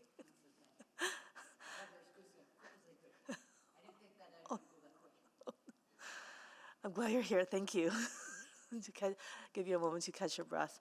I'm wondering, are you thinking managing more of the city's assets in-house, given the cost saving, or because it's obviously a very complex portfolio,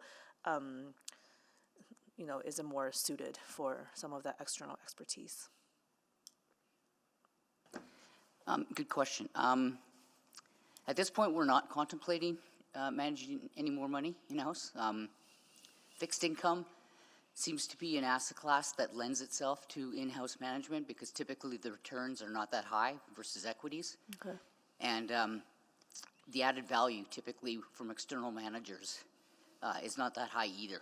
So it's strictly kind of a asset class that lends itself to be managed in-house by our staff. And as the report mentioned, we save $1.5 million per year in fees. Yeah, and so you've that's sort of, you're striking the balance right there with that. Yeah, exactly. That also provides some diversification across managers, right? Yeah. So if we pulled even more money in-house, it would be strictly, let's say, as the furthest we could go is pull all the money in-house. We wouldn't have as much diversification as we do because right now we have about 10 managers and 12 different strategies. Yeah. Obviously, political volatility leads to economic volatility and often, gets reflected through the market.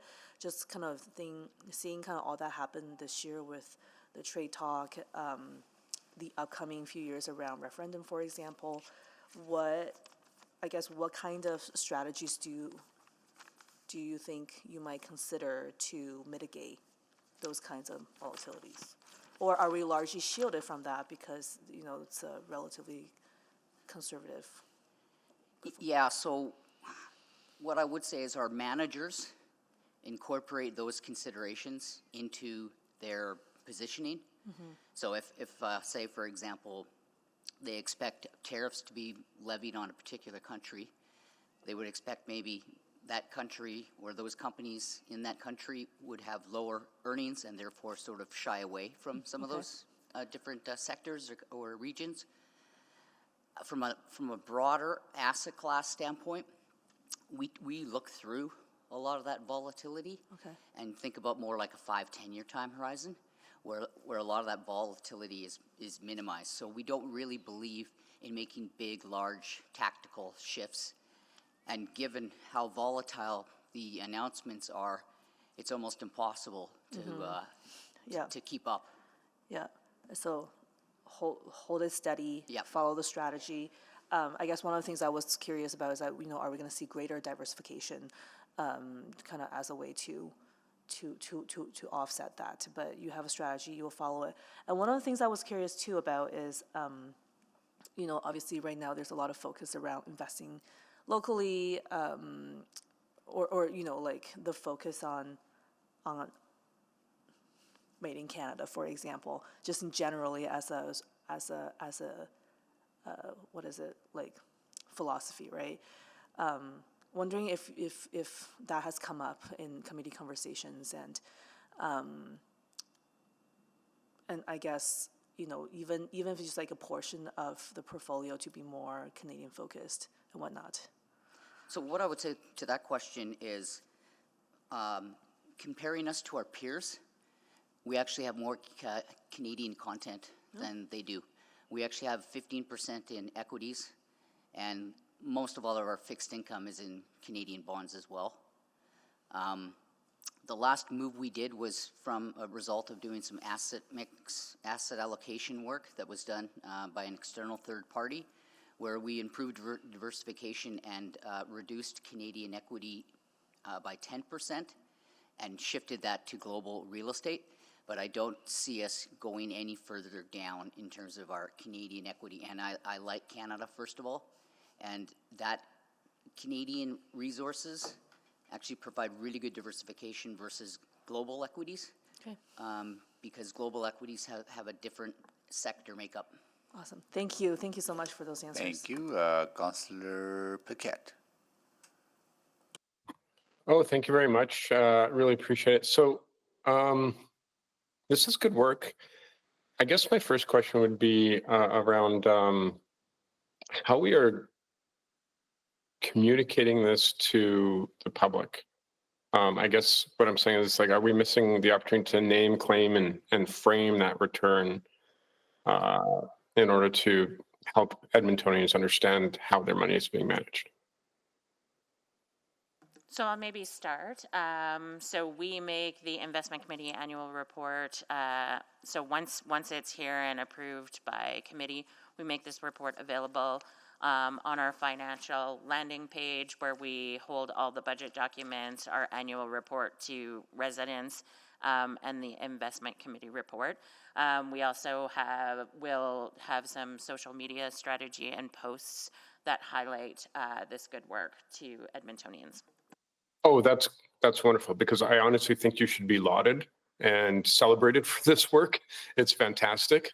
And in the past, I know that folks haven't even known to look for it. So if there's going to be that sort of effort, that's wonderful. So the next is right now, fund, like, as far as I understand, the funds just go into general revenue. Is that the dividends that we derive? Is that correct? So we do an annual review when we do a rebalancing of all the funds, but including the withdrawal of the dividend, and it goes back to city coffers, obviously, but we make a decision whether or not it goes into working capital, which is represented by our money market fund and short-term bond fund, or our balanced fund, which is where our reserves are invested. So we do an annual review to figure out where's the best place from a risk-return trade-off. Yeah, okay, so that makes sense. So, but the monies that the city derives out of that aren't reinvested or anything like that, as far as I know, that just goes into general revenue instead of like specific pots. So Councillor Paquette, any of the earnings that come back to the city for investment earnings go to fund capital on a pay-as-you-go basis. So it's all directed to capital. Okay, so it's all directed to capital in order. Yeah, okay, makes sense. And so I should just be clear, the EdTel dividend itself is in the operating budget as a general revenue. Right. But the then remainder of the earnings to fund capital on a pay-as-you-go basis. Okay, interesting. So would there be any benefit to explicitly anchoring some of this to specific pots? And would it make a difference if we did that besides communication opportunities? I'll maybe answer that by one of the reasons that we use earnings to fund capital on a pay-as-you-go basis is because those earnings can be volatile. And so it's difficult for us to manage the volatility in an operating budget, because ultimately, if you have less earnings than you anticipate, or there's a period of time where earnings are less, you'd have to increase the tax levy. When we put it towards capital, we can then, we know the amount, we can allocate at one time, and it's just an easier way for us to manage the volatility and achieve our capital goals. Okay, that makes sense. What I'd like to quickly say, though, Councillor Paquette, if I can just interrupt, just to be totally clear, the money is reinvested, so it's not just sitting parked in cash. We make that decision whether or not it's in money market, which is yielding, better returns than they were in the past. Our short-term bond fund, which typically earns a higher return than our money market fund, or what's called our balanced fund, which has a mix of equities and bonds and other alternative asset classes. So the money is reinvested, and those earnings also go back to the city. Yeah, of course. That's how we make it grow, right? So I guess the other thing I'm thinking about is we've done not too bad through a lot of economic turmoil, which is phenomenal. But I'm running out of time, but I'm just wondering about how we future-proof some of this stuff. So our process, and it's contained in our investment policy, is to go out and conduct what's called asset liability study every 3 to 5 years. The last one was done in 2023. And that sets those broad building block asset classes in terms of how our funds are all invested. And Council, I misspoke, and I apologize. The EdTel dividend also goes to capital. I was thinking of the UpCore dividend, so my apologies for that. EdTel and all investment earnings to capital. All of our investments go to capital. Earnings from all of our investments go to capital. Councillor Principe? Thank you, Mr. Mayor. So I was just wondering, this is a really good report, and really, I think it's really good news. Do we have an ideal monetary benchmark that, to me, this looks really good. What, is this good in your eyes as well? Is this?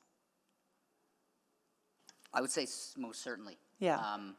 So our benchmarks represent those broad markets that we're invested in if we didn't have any active managers. So it would just be what's called passive, where you would just get the market return. But over and above that, we've earned much better returns over a 1, 4, 10. And if you look at our EdTel Endowment Fund over that 30-year history, it's grown from $465 to $1 billion and paid $1 billion in dividends during that time as well. So we basically monitor very closely how the markets are performing, and in our eyes, if you're doing better than the markets, that's good news. Right. So I see here the investment fund structure, that is a total of $3.6 billion. Is that, what benchmark are we looking for? Do we even look for a benchmark? I see what you're, so the 3.6 billion, so really what we're doing is we're raising the assets that you see there are funds that we've raised over time for specific purposes. So we have that money because we have either collected in taxes and we're going to use it to pay for something, but there's a time delay in when we raise it and when we pay for something, or we have it by way of EdTel. So the investment portfolio itself is tied to all the things that the city does.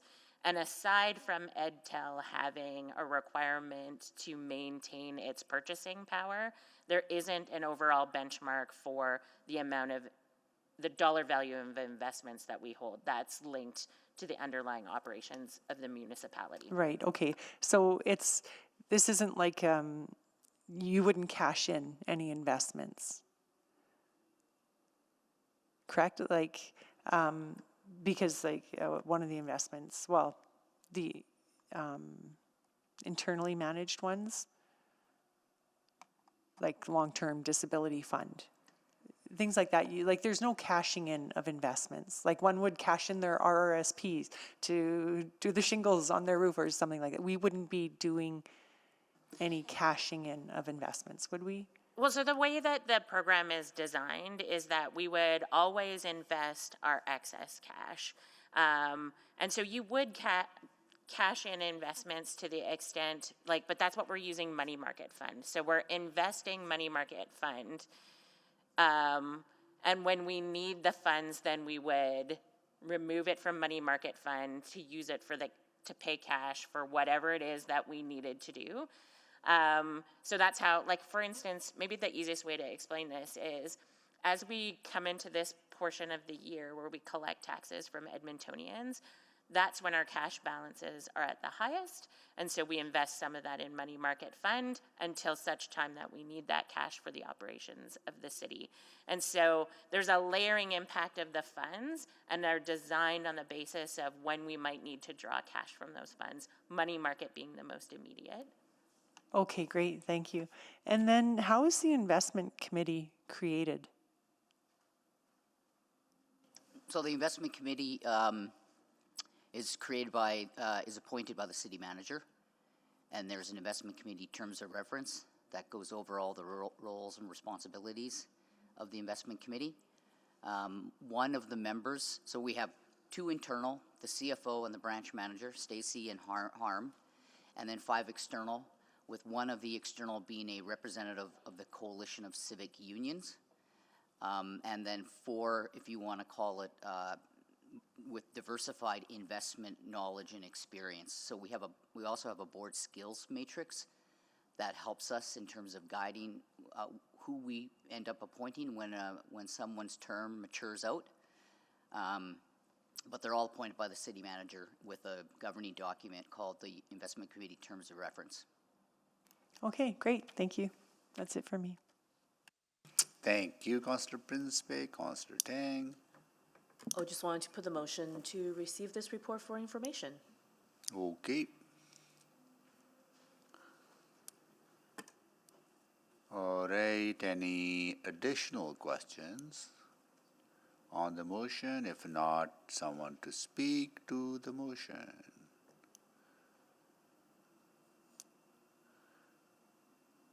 Councillor Paquette. Oh, thank you, Mr. Mayor. This report reflects very excellent work, strong performance, solid governance, and real value delivered to the people of Edmonton. As we read, the EdTel fund just passed $1 billion.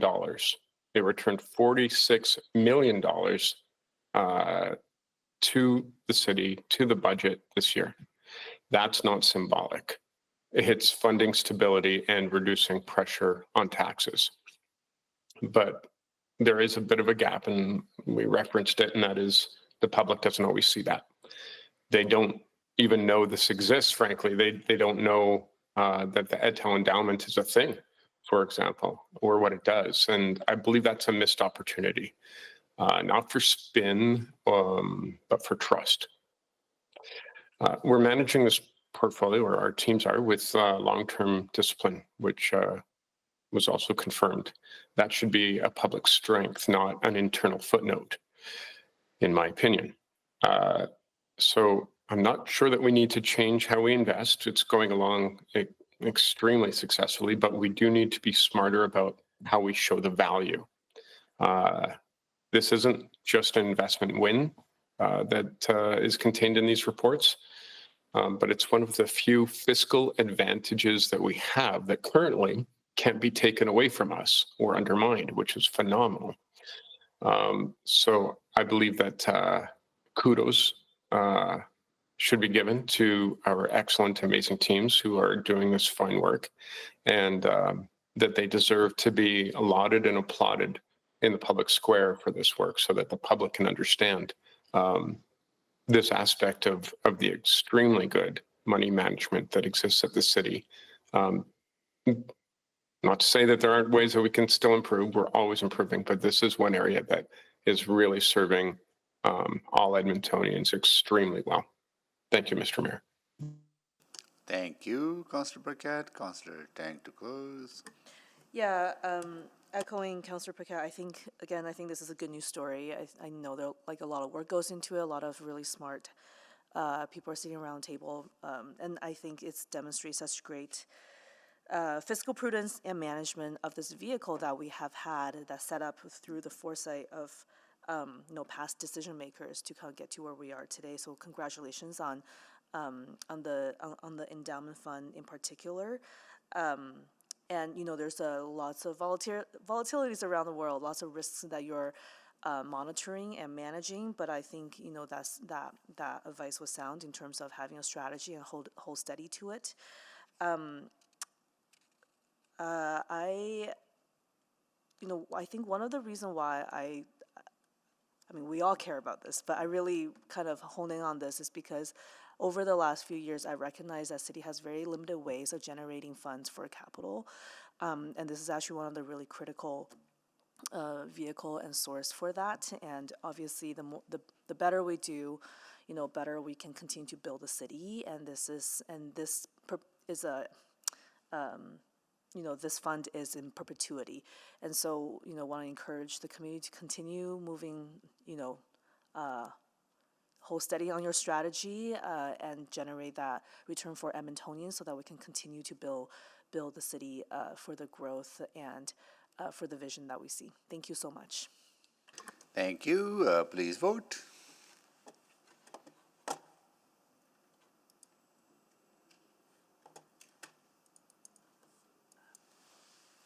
We have all the votes.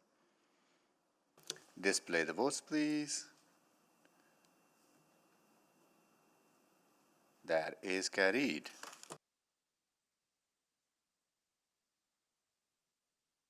Okay, we have 7-3, then we have 7-4. Councillor Tang have just a few questions on 7-4. So we'll deal with that first, then we'll come back to 7-3. Okay. Sole source request for geographic information system software agreement. Councillor, is there a presentation or opening remarks on this? No. No? Questions or? Councillor Tang, you have a question? No, we're a committee, so we don't have to do that here. Yeah. Yeah, Mr. Mayor, I just have a couple of pretty straightforward questions, so I didn't see taking up a ton of time. So thank you very much for this report. I guess I'm wondering how long have we had S3? I remember even when I was a city staff. I get that technology for this kind of stuff is pretty limited, and there's not a lot of equivalent to do this work. But I think I just worry about overly relying on one particular vendor, especially after such a long period. So first question is, how long have we had this tool, and are there measures in place to mitigate sort of over reliance on one particular vendor? I'll start and then I'll ask Mr. Croft to catch anything that I miss.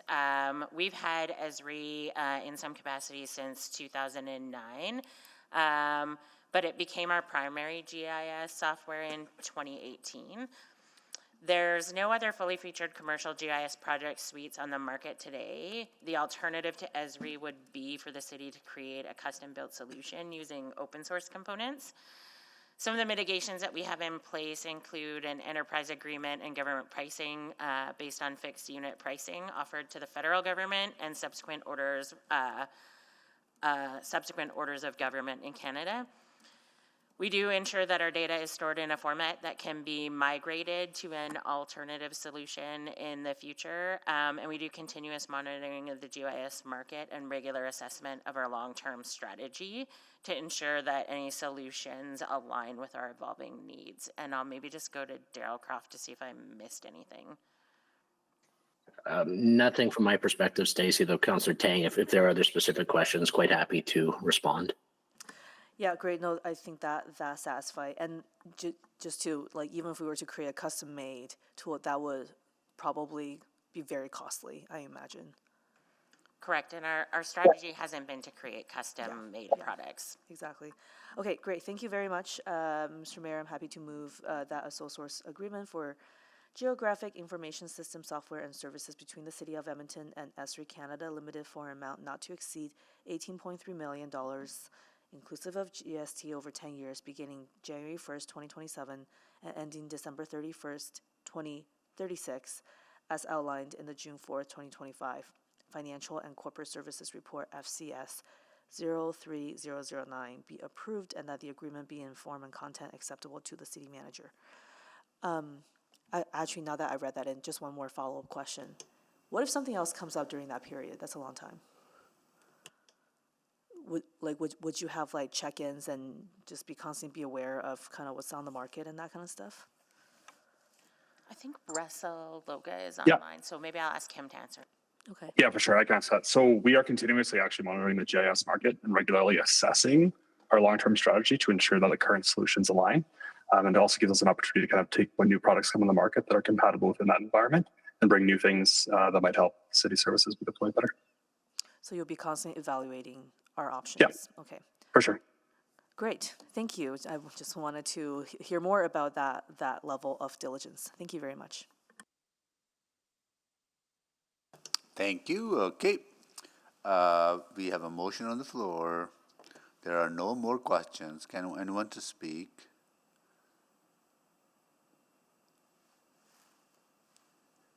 Okay, Councillor Tang to go. You're good to go. So, okay, please vote.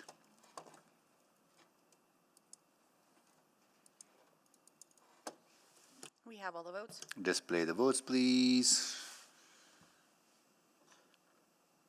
That is carried, and we'll be back at 1:30 and start with 7.3. Okay. Until then, we are on recess.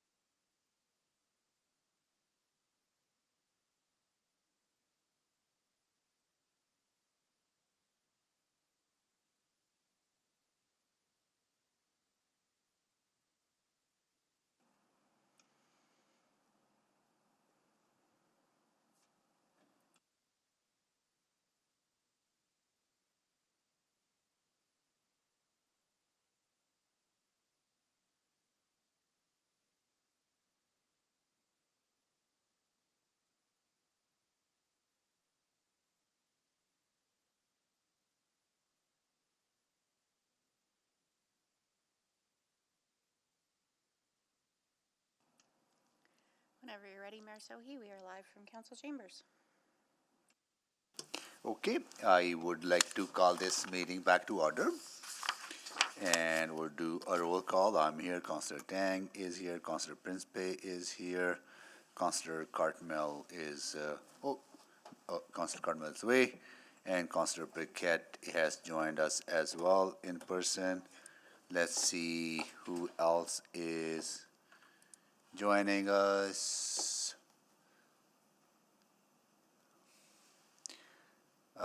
That is it for now.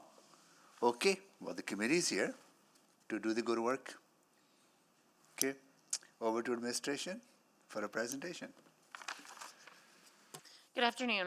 So this presentation is the first of 3 presentations that we will deliver to Executive Committee in 2025. With me today to present is Sarab Sarabi, Branch Manager of Corporate Procurement and Supply Services, Oliver Zaycock, Finance Director. We also have here to answer questions Carrie Suarez, Supply Chain Management Director, Nancy Chow, Finance Manager for the Operating Budget, and Michael Sambier, Manager of Strategy and Performance. And we have numerous people online to support any other questions that you may have.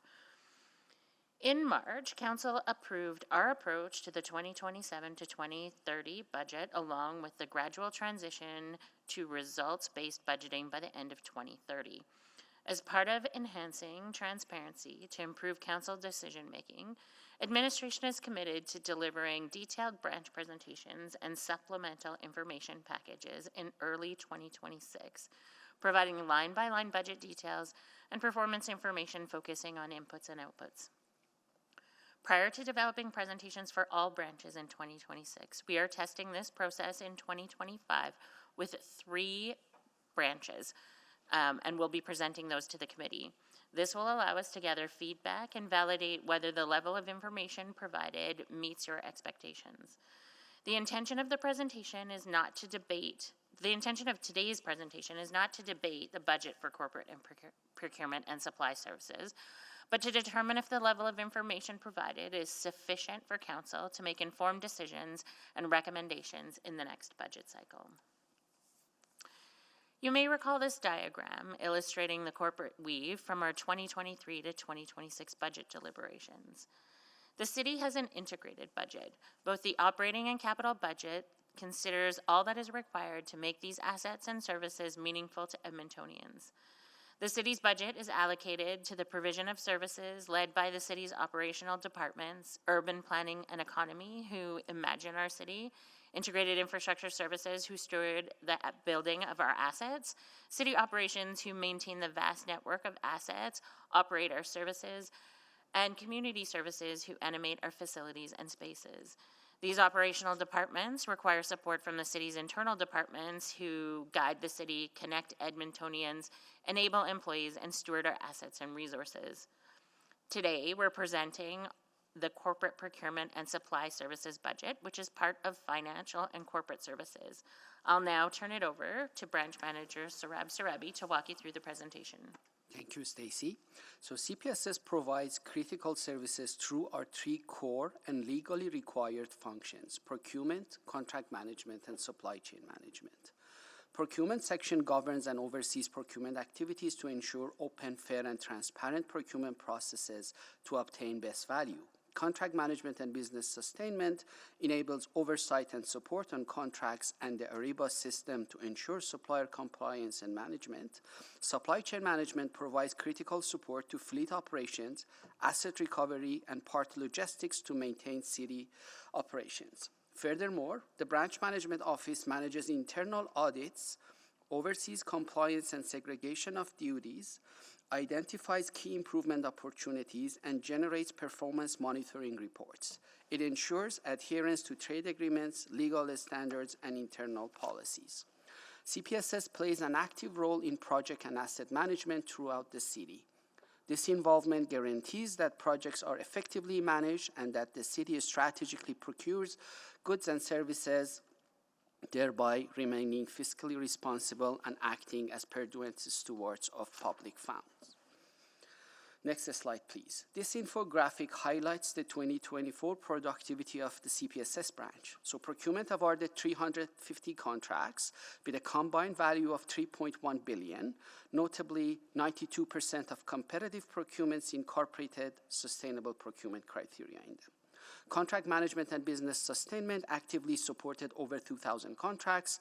This team also resolved 5,1312 support tickets related to supplier training, SAP, ECC material management module, and Ariba systems. Supply chain management's activities include inventorying 113,000 unit parts to support 7,400 units, generating 6 million in asset recovery sales and creating over 41,000 purchase orders. In addition to these outputs, CPSS undertakes critical but less quantifiable responsibilities such as ongoing supplier support and governance, advisory and concurrence function, and ensuring adherence to public procurement compliance standards and reporting. Next slide, please. CPSS ensures that City continues to operate within a framework of several legal and regulatory obligations. To maintain open, transparent, and fair procurement processes, the City's procurement and contract management practices complies with domestic and international trade agreements, as well as a specific legal and policy requirement and standards, such as Canadian common law, the Competition Act, City Administration Bylaw, Procurement Standard, Principles of Segregation of Duties, Avoidance of Conflict of Interest, and Contract Management Directive.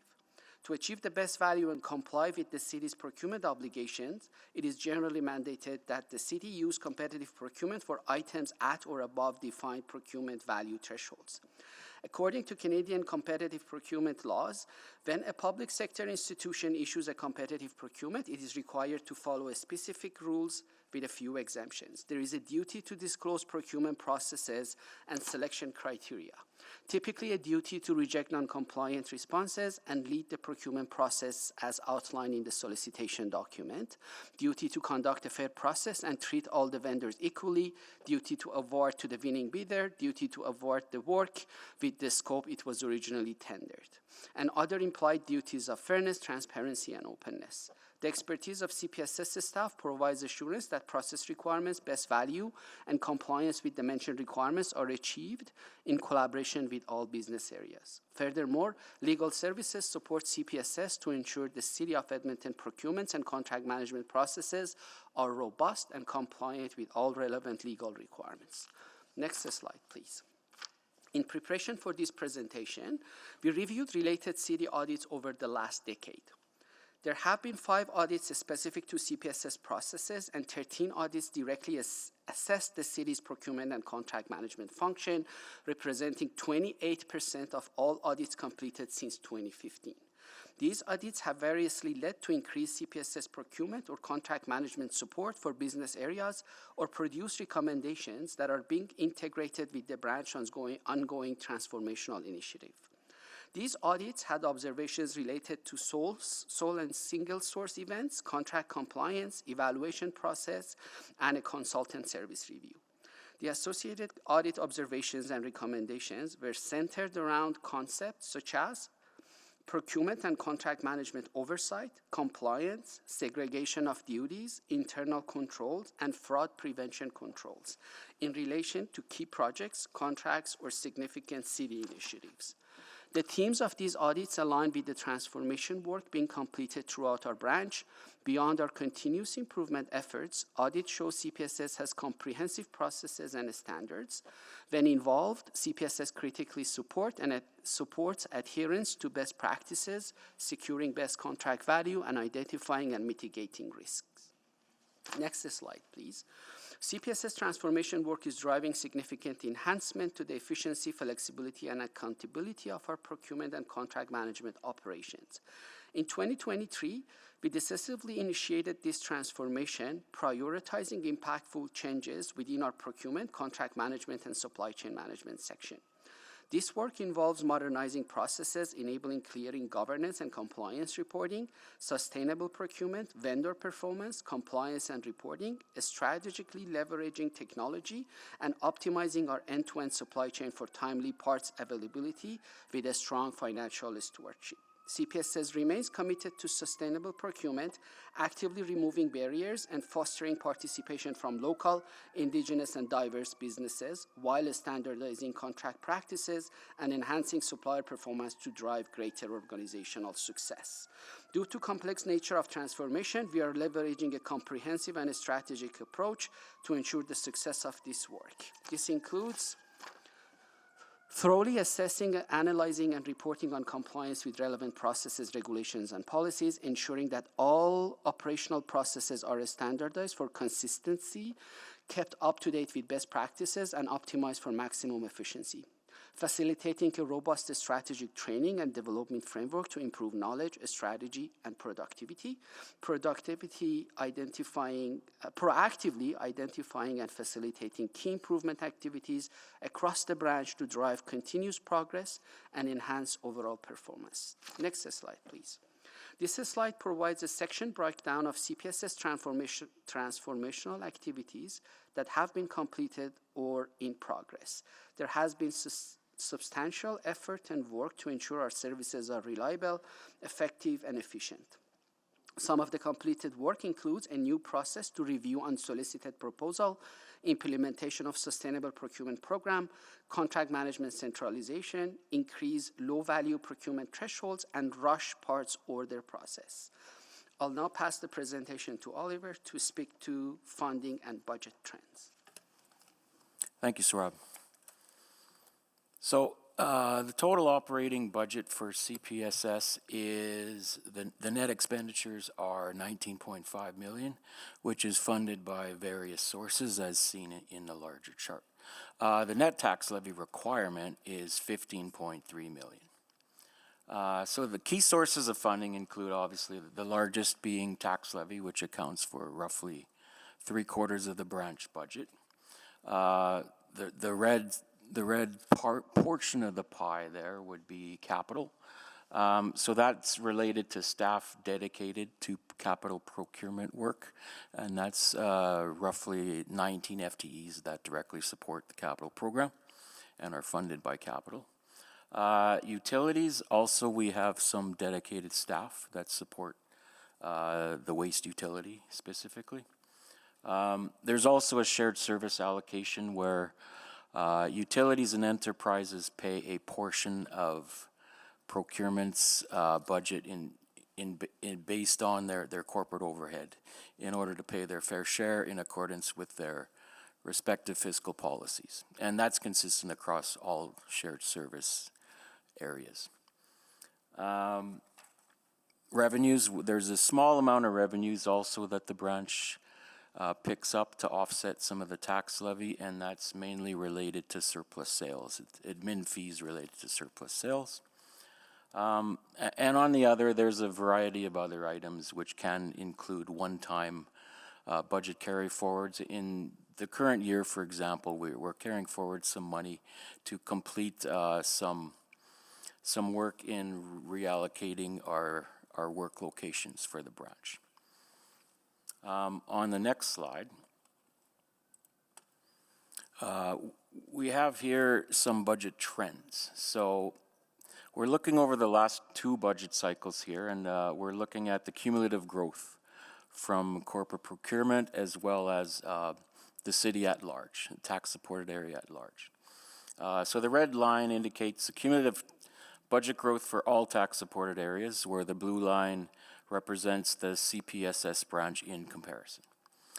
In this specific chart, we're looking at net expenditures, which is gross expenditures less recoveries. And the base year we're using here is 2018. So we're looking at cumulative growth from that year over the next 8 years.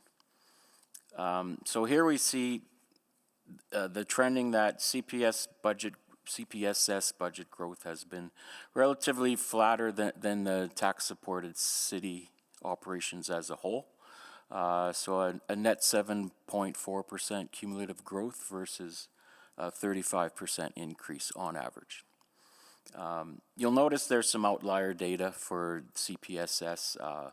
So yeah, in 2019, there was some one-time costs related to completing some technology work with our Ariba procurement system. And that was one-time money that came in and came out. Also, we had a bit of a spike in 2024, and that's where we had another initiative where we consolidated some contract management staff across the city into procurement in order to improve oversights and efficiencies. On the next slide,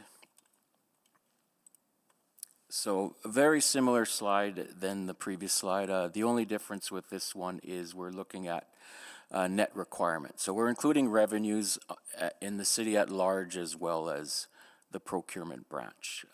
So you'll see very similar trends. Growth in procurement has not kept up with the rest of the city on average. The only real exception between this slide and the previous slide is the differences become a bit more pronounced in the later years. And the third of this series of slides would really be looking at personnel and FTE growth. And again, very similar trends. Procurement in general over the last 8 years has held flat in terms of FTE growth. We've added a few FTEs, but we've reduced more through budget reduction strategies over the last 2 budget cycles. Overall, there were 21 FTEs removed through various initiatives for the branch. I'll now pass it back over to Saurabh, who will discuss our personnel composition. Thank you. The CPSS branch has 162 FTEs with 8.1% in management and 91.9% unionized. In comparison to the City of Edmonton stats, which has 10% management and 0.3% out of scope and 80.97% unionized staff. To clarify, buyer classification includes various positions such as buyers, contract specialists, inventory planners, and more. Our procurement activities are guided by enterprise performance measures, ensuring our processes are not only fair, open, and transparent, but efficient and effective.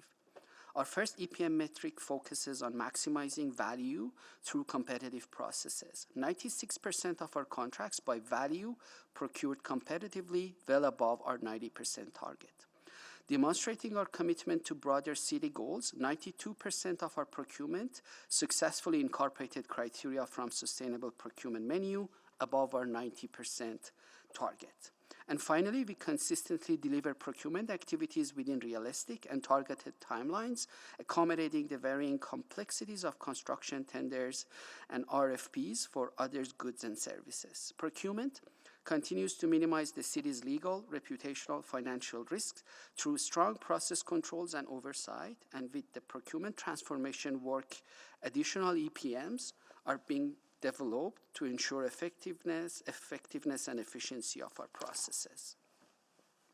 The contract management and business sustainment section provides governance, develops policies and processes, and provides crucial system and supplier support. The city total annual spending continues its upward trend, reaching $2.2 billion in 2024. This represented a 3% increase from the $2.1 billion spent in 2023 and a substantial 61% rise since 2021. Through our supplier performance management program, suppliers receive a performance rating. Currently, 12% of contracts exceeding $100,000 are under SPM program, and 83% of these rated suppliers meet or exceed 80% supplier performance rating. Our strategic goal is to expand SPM adoption to 25% and elevate average scoring to 90% by end of 2025. Our third metrics focuses around SAP Ariba Remedy ticket resolution. 73% of tickets are currently resolved within 5 days, with a target of 80% by 2026. To meet this, we are refining our processes and strategically realigning system support functions. This team continues to provide governance and support to the business areas, ensuring compliance, robust economic responsiveness, supplier management, and consistent data insights. And with the contract management transformation work, additional EPMs are in development to ensure effectiveness and efficiency of our processes. Next slide, please. Our supply chain management team provides warehousing and logistics services across the city's 22 warehouses. On time in full, OTIF, is a key supply chain service metric representing the percentage of orders delivered to business areas accurately and on a schedule. In 2024, our average OTIF rate was 79% with a target of 90%. Managed spend in the percentage of total supply chain cost controlled through purchase orders, aiming to increase transparency and active management of expenditures. In 2024, the managed spend was 81% with a target of 90%. Measuring inventory dollar value per maintained asset reveals the efficiency of our inventory management in relation to assets we maintain. In 2024, the average dollar value of inventory per maintained asset was $3,958 with a target at or below $4,000. As a comparison, another comparable jurisdiction, average inventory value per maintained asset is approximately $9,400, based on their completed inventory value and asset base. This is 2.4 times Edmonton's value. It is important to note that there are different lines of services that's supported by supply chain across different cities. The other municipality that we reviewed, in their calculation, they included lines of services such as waste services that vary from City of Edmonton's asset structure, demonstrating the challenges we must overcome to develop comparable. The SCM team continues to proactively manage costs through suppliers' collaboration and budget adjustment while planning for operational needs to ensure business continuity through the city. And with the supply chain transformation work, additional EPM are in development to ensure effectiveness and efficiency of our processes. While CPSS does not directly manage capital projects, it plays an indispensable role by providing expert procurement support and guidance throughout their life cycle. Our expertise ensures capital budget requirements are met from initial planning and sourcing through to contract management and delivery. We rigorously uphold all regulations, fostering efficiency, transparency, and accountability essential for the city's sustainable growth. Similarly, CPSS significantly advances the city's climate objectives, primarily through the implementation of sustainable procurement policy. This fundamental policy integrates environmental, social, and economic consideration into all procurement activities, ensuring decisions generate positive community impacts by emphasizing strong environmental factors, particularly energy efficiency and emission management. CPSS actively supports the city's climate goal and contributes to a more sustainable future. This slide provides an overview of significant domestic and global events that have impacted our procurement and supply chain over last years. CPSS personnel shift from standard operational or strategic duties to urgent crisis management for these events as they arise. This occurs because the necessary focus on emergency response inherently diminishes normal operational and strategic output, thereby impacting overall efficiency and productivity of the team. CPSS is integral to maintaining operational continuity during global events through strategic sourcing, comprehensive risk management, and dedicated planning. This vital role has intensified since 2019 due to several global events creating significant operational complexities. Such events commonly disrupt supply chain, affecting sourcing, manufacturing, and logistics, and result in financial situations concerning currency, budget forecast, and international trade. Next slide, please. The net operating budget breakdown for the procurement section is $3.15 million. This pie chart illustrates a majority of the budget is comprised of personnel with 39 FTEs and intra-municipal recoveries in the second at approximately 30%. Materials, goods, and supplies and external services come in third and fourth, which includes inventory write-downs, software licenses, technology leases, customs, freight charges, and contracted consulting parties external to the city. There are approximately 16 positions in the procurement section that are funded by the capital budget, which represents the workforce that directly supports the capital program. Cost drivers are listed in the top right-hand corner. As an example, the procurement contracts awarded has increased from 2.2 billion in 2021 to 3.1 billion 2024, demonstrating the increased level of procurement support and services. The net operating budget breakdown for the contract management and business sustainment section is 4.9 million. The budget is largely comprised of personnel with 46 FTEs and intra-municipal recoveries in second at approximately 9%. There are 3 positions in this section that are funded by capital budget, which represent the workforce that directly support the capital program. Here are a couple of examples of cost drivers associated with contract management and business sustainment. The number of suppliers in Ariba enablement significantly increased from 698 in 2020 to 3,111 in 2024. Contract amendments, extensions, and renewals rose from 1,207 in 2019 to 1,989 in 2024. Annual invoiced amount grew notably from 1.2 million in 2019 to 2.2 million in 2024. These cost drivers reflect the increased demand for contract management and business sustainment services within CPSS. Next slide, please. Lastly, the net operating budget breakdown for the supply chain management section is 7.2 million. A majority of the budget is associated with personnel with 77 FTEs. Additionally, there are total revenues and transfers at 7.2%, intra-municipal recoveries at 6.4%, and material goods and supplies at 5%.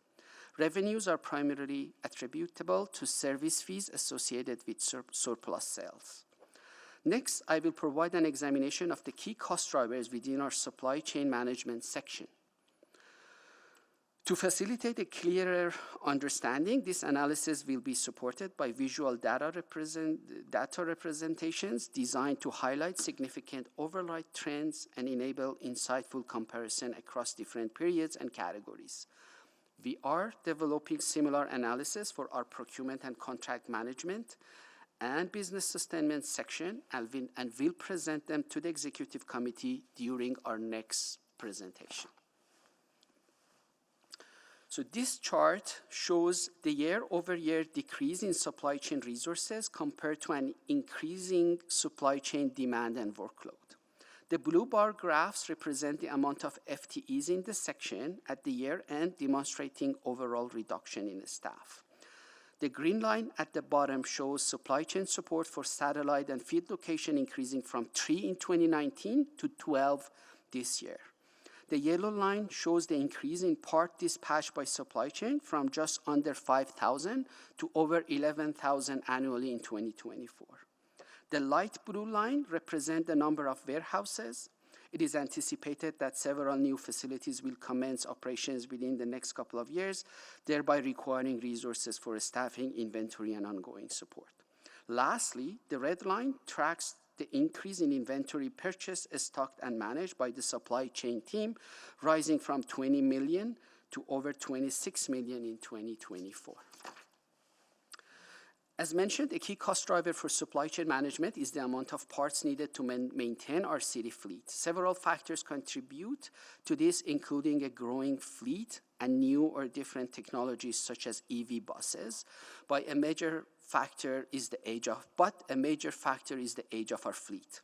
The risk and maintenance needs increase exponentially as the assets age. The blue bars show the percentage of our municipal fleet that is 10 years or older. You can see this has doubled from 12% in 2019 to 24% of the fleet this year. The transit fleet is aging even more extensively. Looking at assets 15 years or older, 31% of the transit fleet fell in this category in 2019.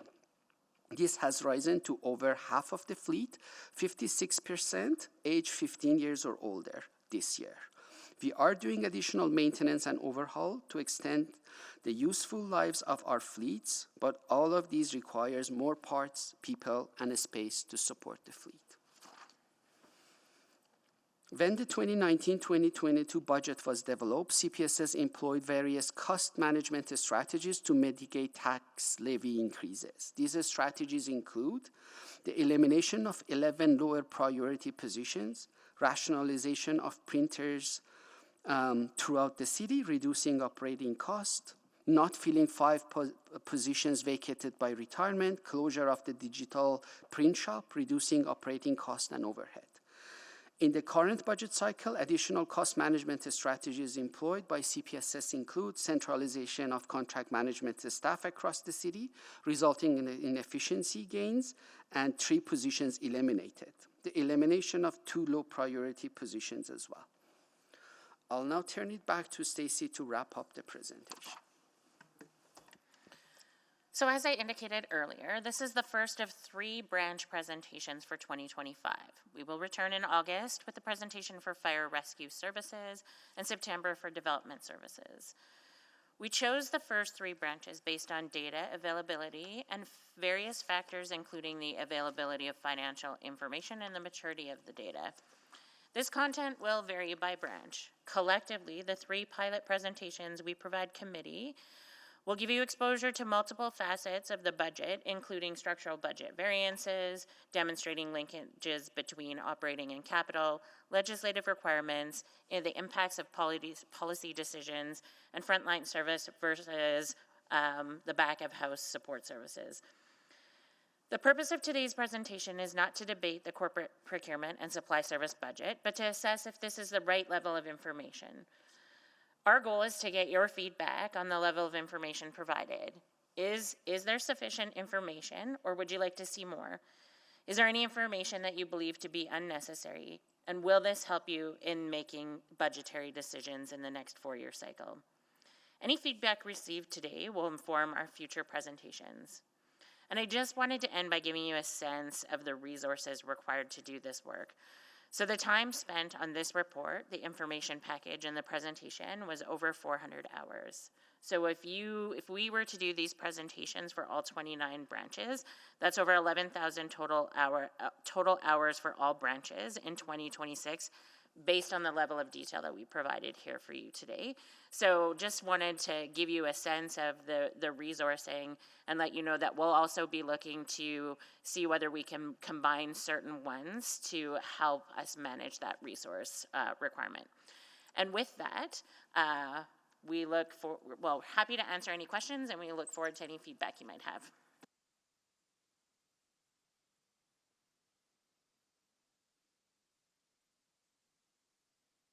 No, I want to thank you on behalf of the committee. You put hours and hours of work into this, and council has been asking for this for a while, and you have responded. I wish more council members were here to hear the presentation and ask you questions. So I have a process-related question to ensure that as much information that you are able to get, you'll get some from today from us, but how do you get information from other colleagues who are not here?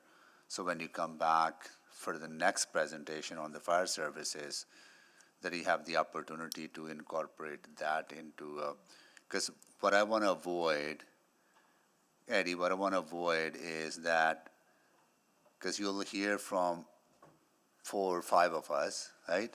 Because Councillor Stevenson is joining us online, and that information will feed into the next presentation on fire services, but it will not be the view of the entire majority of council, I would say. So you just want to understand the process, because what you're going to hear is kind of only from a handful of us.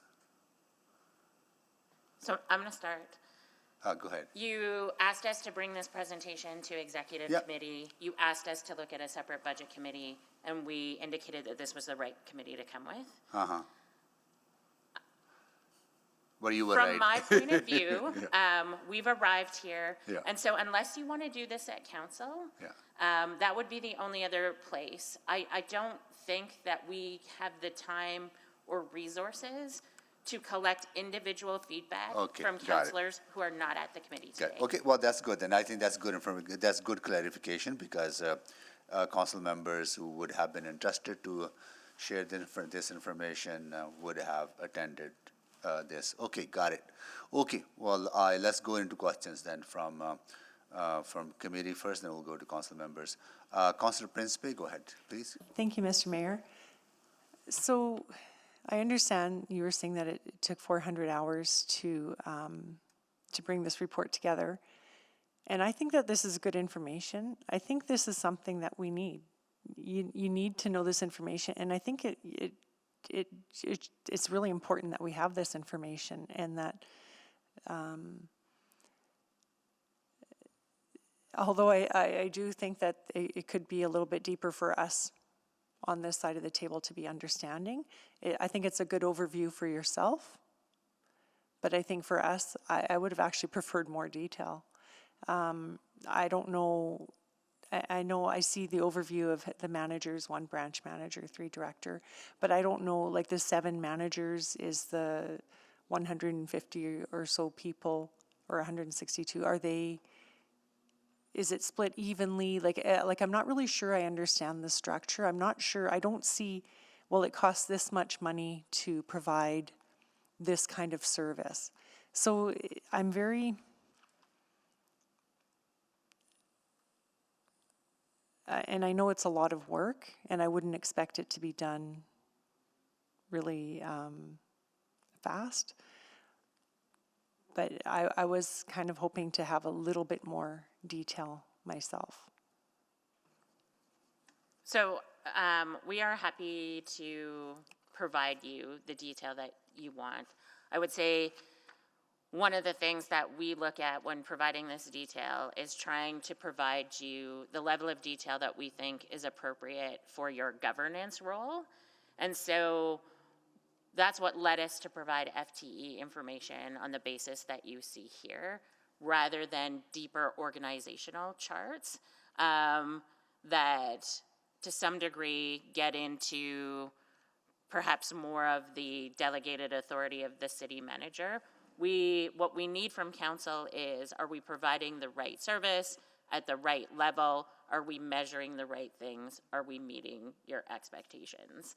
And so we're really trying to balance the need and the desire for a lot of detailed information with whether that detailed information is what's necessary for you to undertake your role as governors. But we are happy to bring any more detailed information that you need. We just need you to be specific about what you would like to see.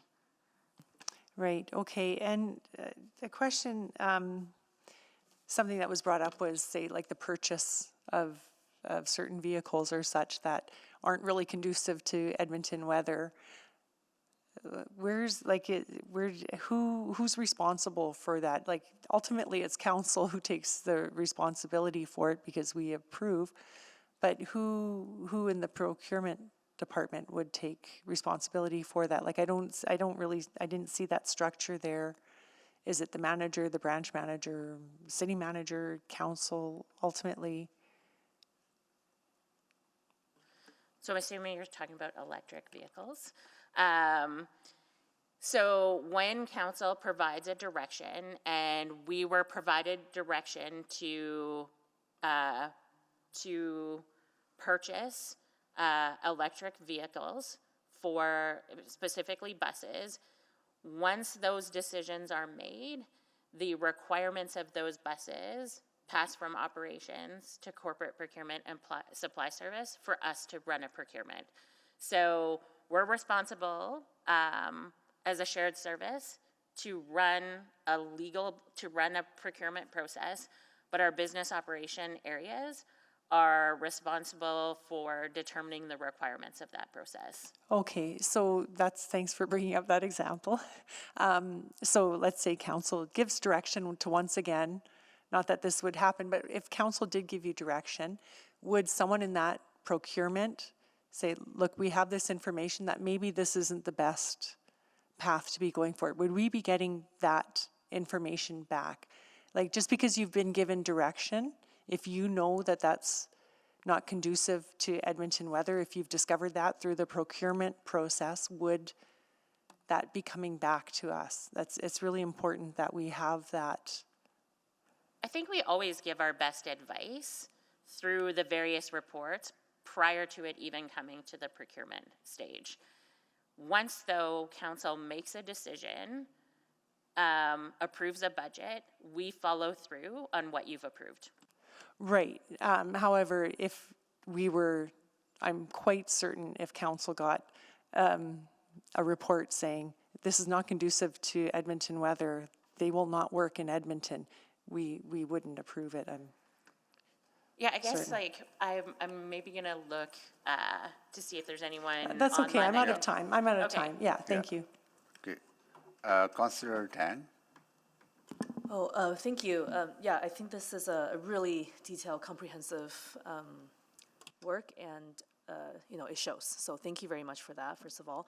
I want to start with the process. So this came out of the subsequent motion from the last budget around zero-based budgeting, and then that evolved into results-based budgeting, and then that evolved into branch-by-branch presentation, and we're going to do these series of just to really hone in on the process for more to come, which you might be facing a very different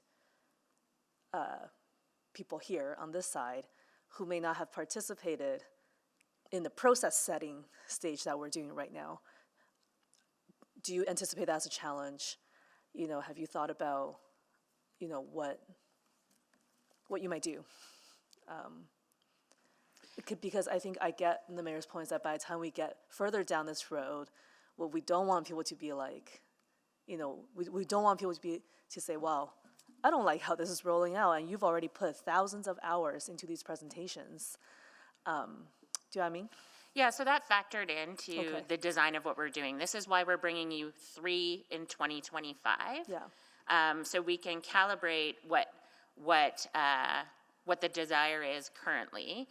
And then once council is reelected, or once the election is complete, we'll do our normal process for training and orientation. And always before we embark on the official 4-year budget process, we will test the process again good. at that point in time. So for those who's not here today, they have many other opportunities to provide feedback, but we don't need to go to them one-on-one. Great, thank you.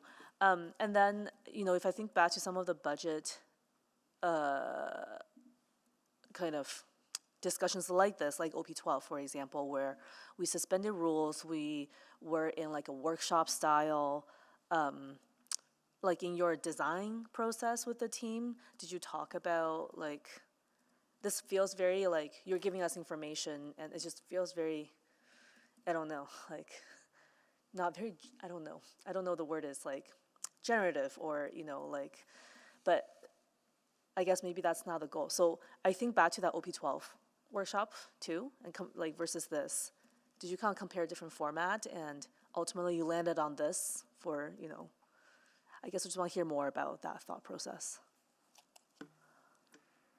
So some of the OP12 workshops were done, actually they were done in private because some of the nature of what was being discussed were things that we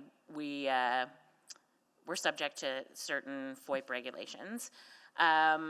I think for us, when going through budgets, we want to do it in a process. So happy to talk about the suspension of rules or different rules, but we want to go through these presentations in a process that is transparent and open to all Edmontonians. Okay. And one of the reasons why we wanted to be able to bring it to committee.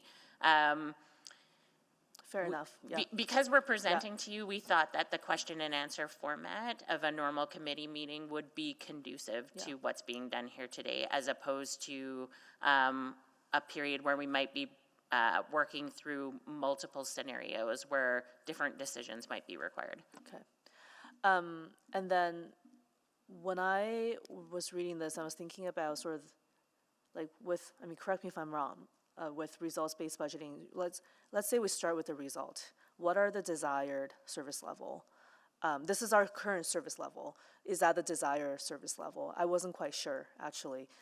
If I think about this, like the snow removal report, there's like, you know, like high, medium, low, and this is the resource required, and we end up going with a certain package. I don't know if procurement is like a conducive area to do that approach, but like I'm thinking starting from the outcome, right? Like starting from the results that we're trying to achieve, where are we right now? And then, you know, I appreciate that table with the like, here's where we have reduced, right? And then like, what's the unintended consequence of reducing 11 staff from that first line item? I'm curious if you talked about that, kind of this service level approach. So so in all of our work around budget, we generally talk about service levels, and that's why the one slide on even just understanding what's legislative and what's policy driven is an important starting point for us. I would say we look at service levels from the perspective and certain targets. So we know that our procurements need to be competitive. Competitively procured. So we set targets around that. Okay. Then we look at like what's a reasonable amount of time in which to conduct a procurement, and you'll need to be like we need to be able to operate that. When we set when we set our service levels as a shared service, we also have to be mindful that our service levels impact the ability of business areas to be able to do their work on a timely basis. So we're careful with the setting of those to make sure that, you know, we can run procurements on a timely basis so people can actually purchase the equipment that's required. Very different than, say, setting a outward-facing service standard around how often do we want to clear snow from streets. Okay, thank you. All of those things are considered. Good. Thank you. Councillor Burkett? Well, thank you. So thank you for this report. I can see the work that went into it for sure. But I guess I'm struggling with, we seem to have this conversation every few years in just slightly different ways.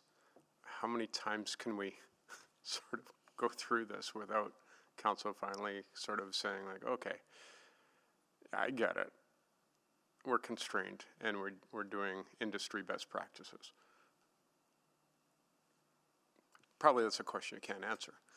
It's probably more rhetorical. Agreed. Okay. Yeah. So the format is great. The time it takes to do this, I guess the question would be, and this comes, I'll back it up. This comes down to the level of engagement a council should probably have when it comes to the finer details of operations and budgets. And I guess the question for council, and it's turning into a question.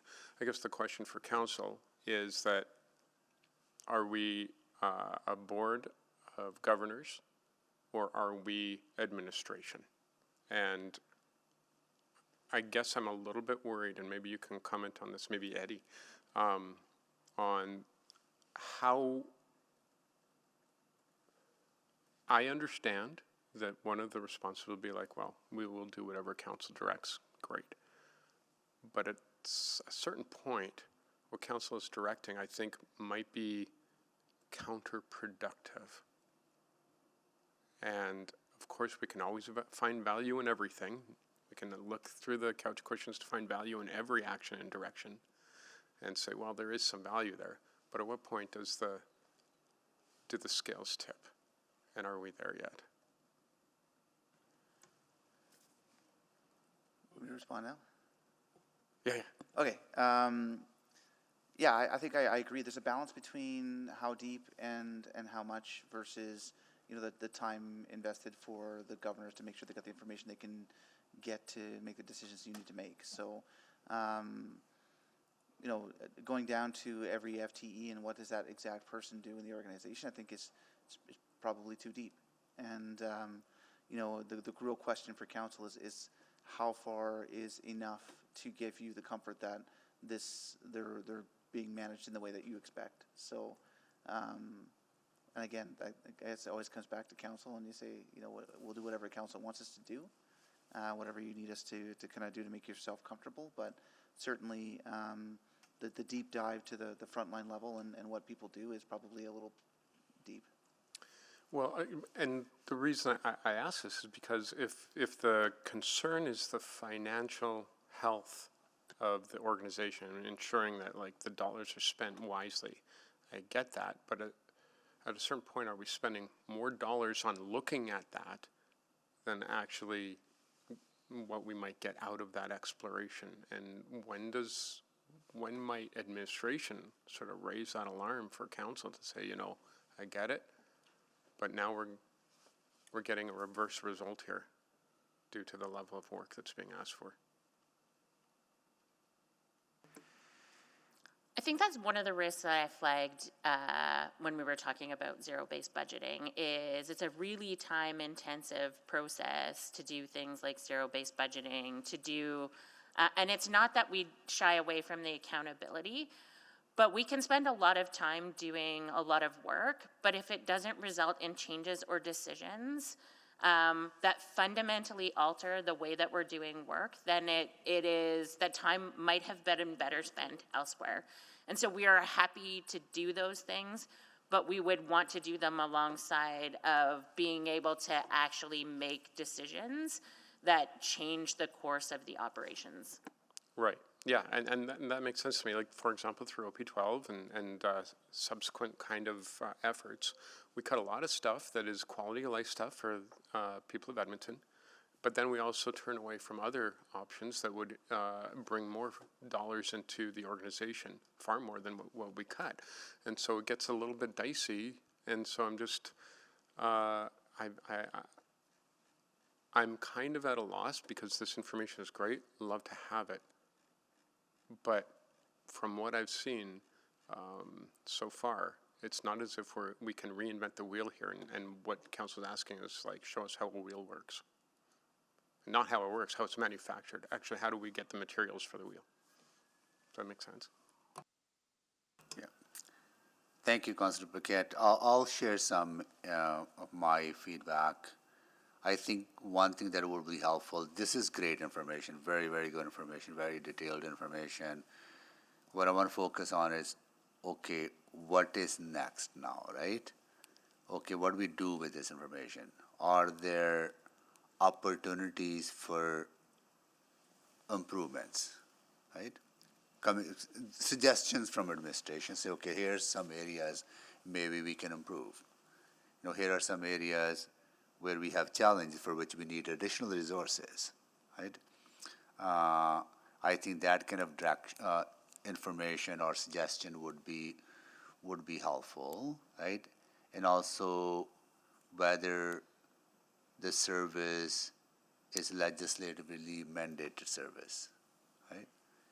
Is it a core service, or whatever some of the driven by council decisions, right? So I think when it comes to making that final decision or where to cut, where not to cut, where to add, where to subtract, right? I think that kind of information would be helpful to set some of the guidance. Am I making sense? And what I'm asking for? You are. I think that is ultimately what forms the administration recommended budget. So when we bring you administration's budget, we show you by branch what the dollars are. We talk to you about where we've made improvements, where we've made internal reallocations, and we ask for and recommend funding for service packages where we think more additional resources are required. So those elements form part of the four-year budget process. Okay, and would it, for example, say you come for fire service, right? One thing I would like to see part of that is, okay, here are some of the challenges in the fire services that we need to overcome over the next 2, 3, 4 years, whatever, right? And I'm going to say, okay, here are some improvements we can make within the existing budget. I think that kind of idea, it's kind of idea-generating conversation. Yep, we can take that away. Yeah, okay, yeah. And also there will be functions within the fire service, for example, that are legislative functions, right? That would say you must do this, right? Safety code enforcement, for example. I think then there might be some discretionary decisions within the fire service. There might be some council-driven expenditures in the fire service. So I think that kind of information. Okay.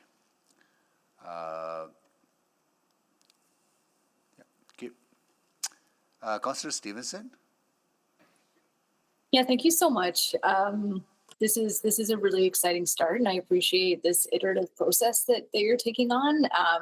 Probably talk about this all afternoon, but I'll try to be focused on my comments. So again, lots of really positive strengths.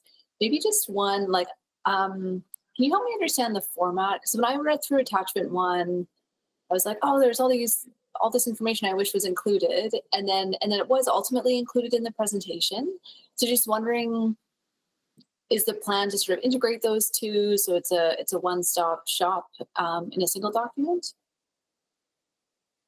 Yeah, that's something that we can take away and look at it. We had a fairly condensed time frame to put this together, so we started first with the attachments, and then that way we can publish those while we still work on elements of the presentation, but we can work to refining those all into a single document. Gotcha, great. Because yeah, I think there's tons in the presentation that's really excellent. The budget trend is really fascinating. I think that's a great reference point and really helpful to have. Actually, maybe I'll start with some information that I think could come out, and I might regret this, but I actually think the performance measures, I almost feel like to the point earlier, I sort of feel the only thing I want to know about performance measures is if we need some funding to help improve them. And so I almost feel that maybe it's like a two-part exercise where mid-year there's a presentation, here's the KPIs, here's where we're struggling, we're going to be bringing some funding packages to address that. I don't think, yeah, so I think there's a bit of a split there. So sort of again, unless a performance measure is requiring a funding change, I think it's a separate exercise to kind of look at the quality of service. I also just wonder about the supply chain management cost drivers and the comparison to full-time employees. So I think that's a really useful visual and a really interesting understanding of how FTEs are decreasing, but workload is increasing.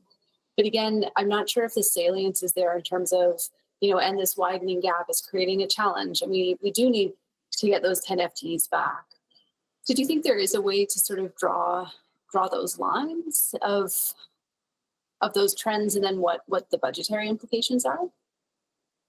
Yeah, and I think those types of things will form our decisions in the next 4-year cycle. So we're seeing trends that suggest that there's a higher degree of work necessary, but we're doing it with less FTEs. But I just, Eddie often talks about people, budget, time, equipment. We sort of translate that in the shared services to people, process, and technology. Like our equipment is technology. And so we always look first to see, is there a technology that we can leverage that helps reduce the requirements for FTEs or to help us run a process more efficiently? Is there a thing that we can change in the process that we run that can make this require less intensive labor hours? And so the intention was to show you what some of the cost drivers were, but we intend to then take the next step and address what's necessary with respect to those cost drivers in the 4-year budget cycle. Gotcha. Very cool.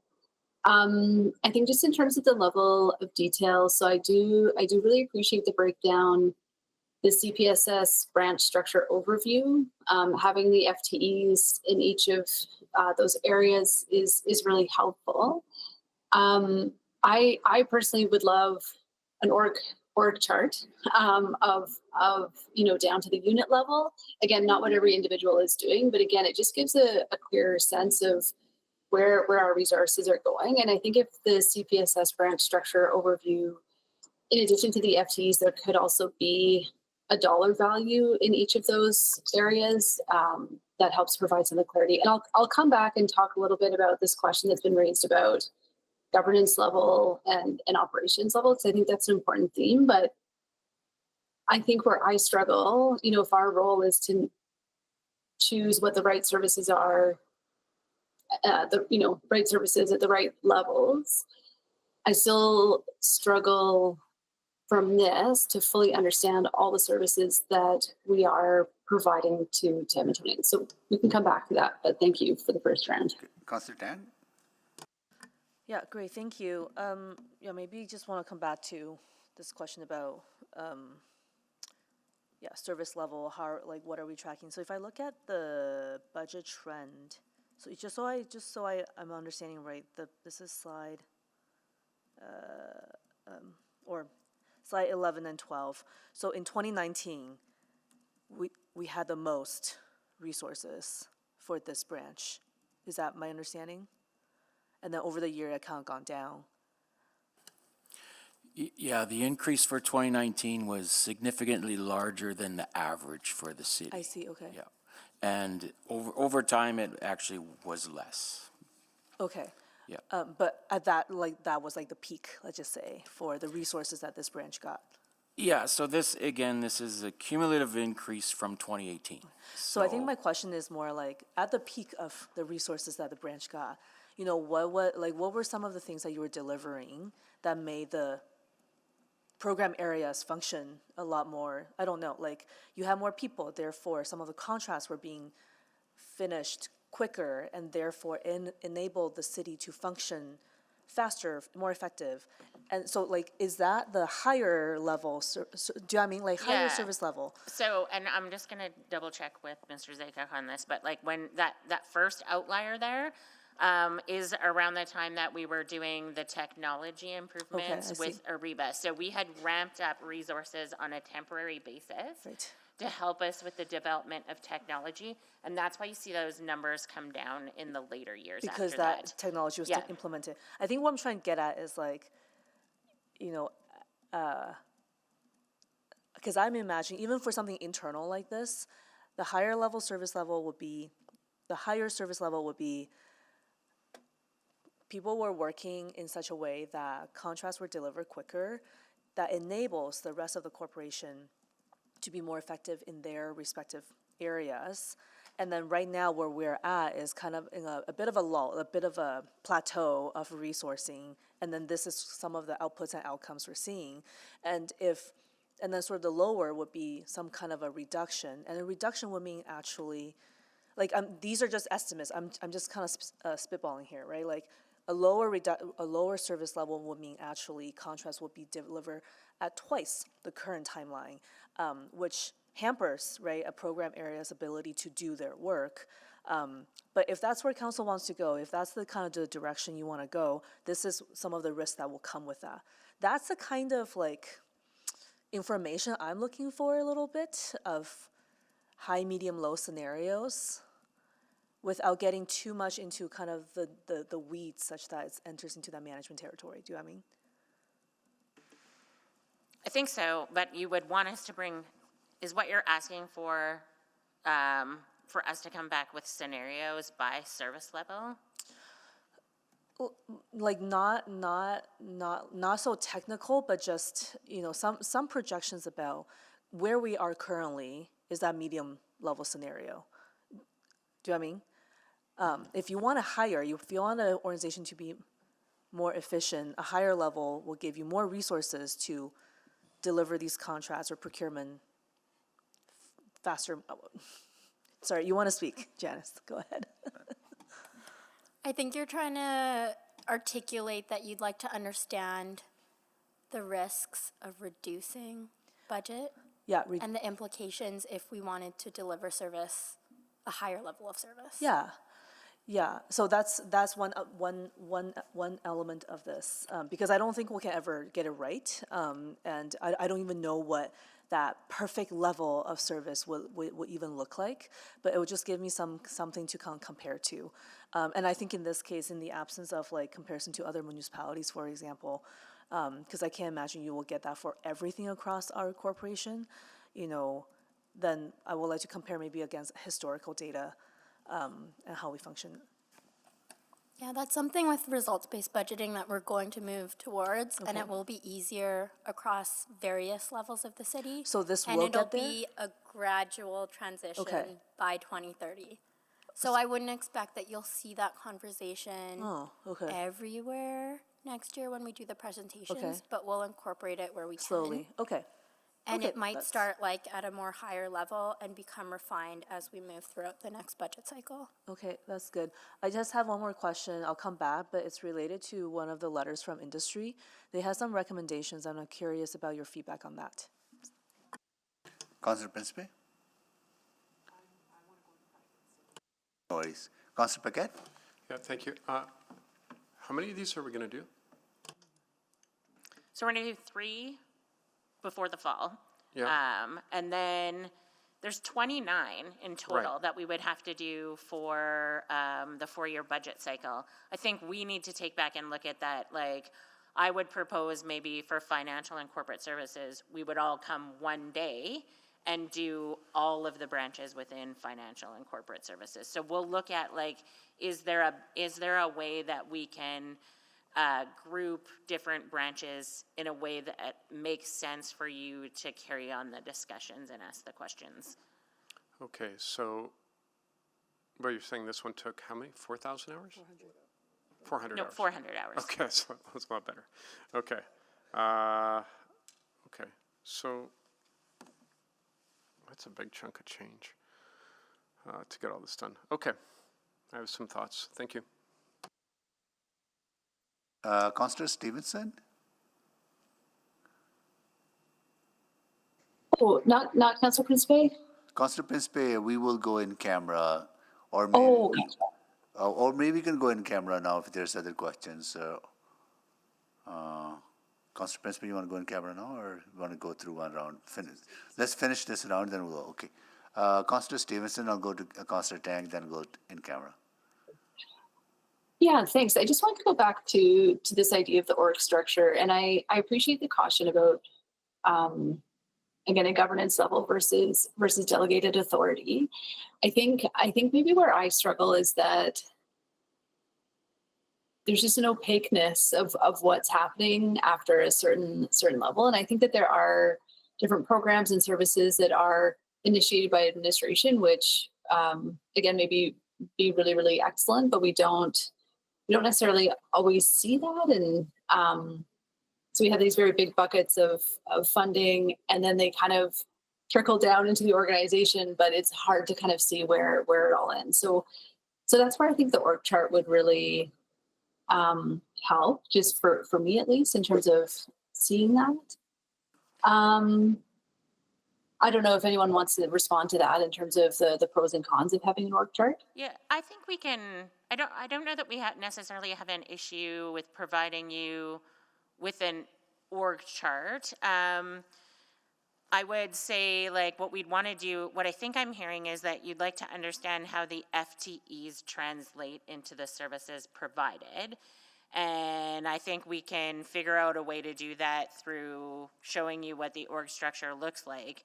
I think where I was just cautious that in providing a lot of detail, I don't know that it would be helpful to get into discussions about should it be this type of position versus that type of position. Oh, yeah, great call. And I think you're right. It wouldn't be at that level, but just like, oh, hey, we've got 12 people doing X. And maybe that was a priority 5 years ago, but it's not anymore. And I think that helps. Do we have, and again, this is, I'm probably going too far, but do we ever look at something like glint surveys, questions of overwork? Like, how do we identify those areas where the pressures are just becoming unsustainable? Is that factored in some ways? I think it's part of that continuous improvement work that we've been doing. I think you see that in what we bring for the Snow and Ice program. You know, it's kind of listening to employees and understanding the impact of what that means, and looking at our service levels and what we're asking employees to do, and then looking and analyzing whether or not those are acceptable for us to do. So we do that. I think that's something that we have to continue to refine. I mean, obviously, there's lots of challenges in the city right now in terms of what does our service levels look like, and are we actually delivering the expectations? So there's some work for us to do on that front, but that's something we're kind of committed to working through as we go through the budget process for sure. Yeah, no, I really appreciate that. And I think, I sort of want to retract my earlier statements about performance metrics, because those are critical in informing the budget decisions. And I think it is just, it's that iteration, right? And doing it the first time, we don't sort of have that. Yeah, and I think we have to be better at kind of showing the implications of that. I think that's when we talk about that people, budget, time, equipment, I think that's probably why that's the case. I know, we bring in payroll resources back one time before, and it was rejected by council, but those are things that I think we need to show a better relationship between the service level that an FTE brings to the portfolio, and really take that kind of snow and ice approach with each level of the service that we have, so the council can see, why we're asking for a resource and why that's important. And I was give that taxation example, but when you grow your city by 180,000 people and you've got 60,000 more homes, you have to do tax notices for every single one of those homes. So a person can only process so many tax notices in a run of a day, and it has a legislative end point that needs to be done. So it's a good example of trying to make sure that we show that implication to council. Great. Really appreciate the work and the conversation today. Constantine? Yeah, I don't know if you saw the letter this would have been from Chamber, Build, BOMA, etc. And they had some just feedback around things that you can incorporate. So I'm curious about how realistic some of this suggestions is. Obvious, and I don't know if you could do that for all branch presentations, for example, on something this internal, because I think stakeholder input is extremely valuable, but they do present particular perspective. This is one particular perspective, and we've been hearing pretty loud and clear from them about city needs to stay in our lane, and I think about other stakeholders who haven't really written to us about potentially, they might play a role. And I can see how that kind of can just get pretty overwhelming and becomes this massive engagement process. So I'm just wondering, what's your reaction to the letter? What do you think about the feedback? Is it possible to incorporate some of that? And how might you do so? Yeah, so I would say, we did look at the letter, and I think the items that they had around the future engage stakeholders early. We didn't engage stakeholders on this because we're making a presentation to you on a budget that's already approved. But we have a very robust and comprehensive engagement strategy that we'll do for the 4-year budget. So we'll incorporate things like that. We do intend to talk about clarifying our core and non-core services, and part of that evolution of that was that slide around what's legislative, what's policy. Right. And in certain areas, we'll be able to show you what's actually kind of not policy-driven or legislation-driven. We are intending to link to outcomes, but that'll be deeper into the 4-year cycle.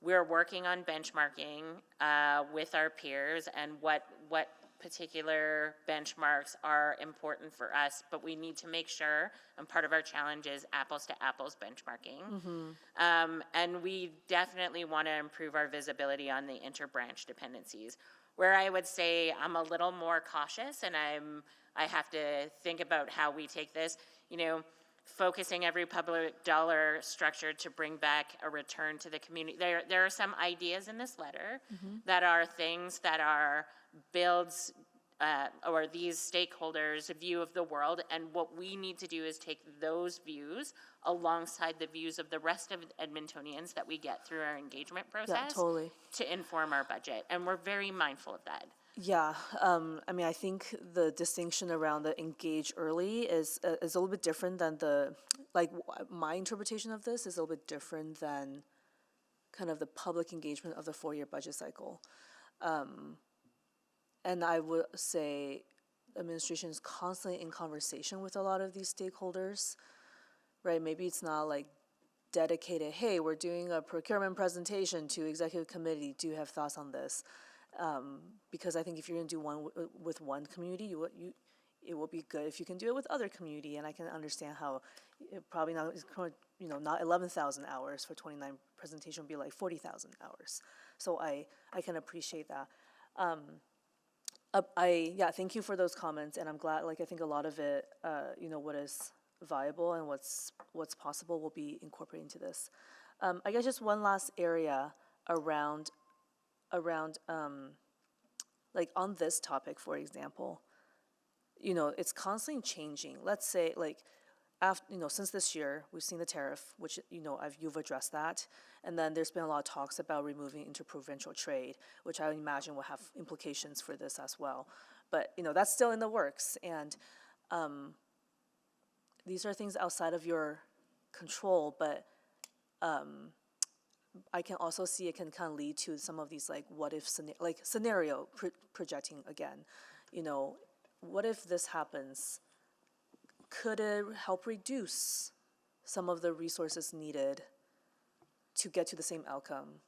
I don't know. I'm not an expert on this, but I think that's just kind of what triggered for me. If some of these barriers at other orders of government, let's say, are reduced, would that be something that will help your branch to do your work more easily, more efficiently? Yeah, we are constantly review that those situations, Councillor, to see if there are opportunities to assign resources elsewhere in our branch or reduce the level of services we provide. We haven't had a situation that we were comfortable saying now because of impacts of tariffs or some relaxations we could move resources. But if those opportunities comes up, we could flag them for sure. But I think to be fair too, when we look at the programs that are coming through this office specifically, our capital programs play a big role in that. We shrink and grow the size of these groups depending on what's going on in the environment, right? So if we got big programs coming from the provincial government, federal government that kind of lay into our capital programs, and we have to get stuff out the door, you're going to grow the size of this procurement group to try and maintain that level of effort. That's good to be reflected here too, I think. Okay, Thanks. good. Should we go in camera, or you want to ask? Okay, Councillor Paquette, go ahead. Yeah, so as I was considering this the very first time that it came up as a motion, I think I voted for it simply because I was curious about what this next step would be. So, but the question I had then, and I'll put it to you for your understanding, what is the problem we are trying to solve?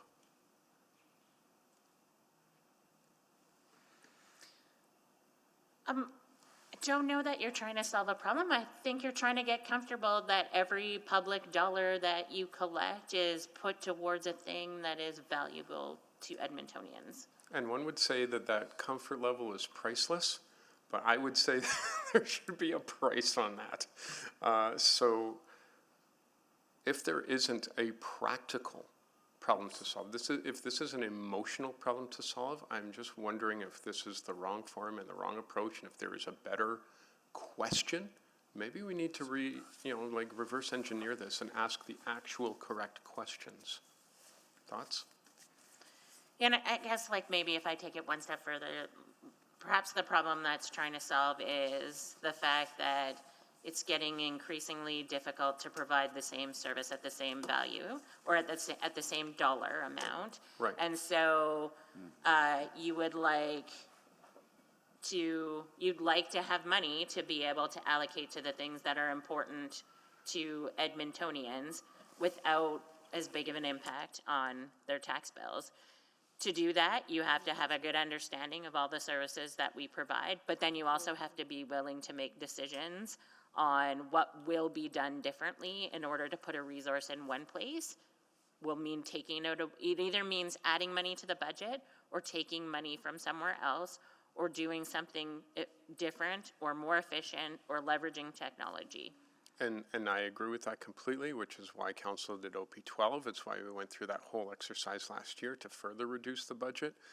And so I'm getting a little frustrated. I'm sure I can't speak for you, but the answer you provided is correct. I just don't know if there's a lot more left in the system to shake the coins out of. Impressions, thoughts? I mean, I guess it depends on what council values and says they value. Maybe we can get rid of a whole bunch of things altogether. That's my answer. So I think at the end of the day, I mean, council has to decide what's important from municipal service lines of business and understand what's not important. So I think there's, not that everything's not important, but not everything can be important if you want to transition the organization in certain ways to cover different aspects of the work. So when we grow this service that we're doing as a municipality, you know, we evolve as those days go on, and we have to shift the organization to evolve with it. I think sometimes we get stuck in a bit of the, like, we've done that before, we've been doing that for a really long time, and we're scared to remove something and try something new. And a lot's changed. A lot's changed since the pandemic, how cities are run, what we're looking at, what's important to council as important priorities. I think is a piece of that conversation to say, what do we lean into and what do we kind of move away from? And so those are the questions, I think, that are pertinent questions. I just don't see that this process is the way to get to those answers. And that's kind of where I'm sticking here. And a reaction do we require this process to ask those questions and answer them? I think what council would need to wrestle with is, you know, are you going to get out of these presentations what you need in order for you to make the decisions that you need to free up the resources you're looking to free up? Yeah, and if a person can't say that definitively, I think that this is probably the wrong approach, would be my position. It's a lot of money to spend for something where you don't know if it's going to be helpful or not. Yeah, thanks, Mr. Mayor. Thank you, Councillor Paquette. Maybe I'll have some questions on the next round.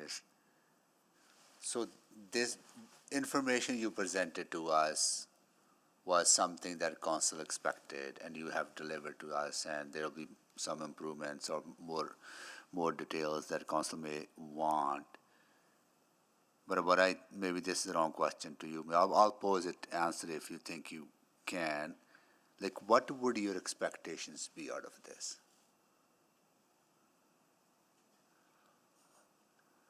What are our expectations? Yeah, like you presented to this, what would you expect council to do with this information now?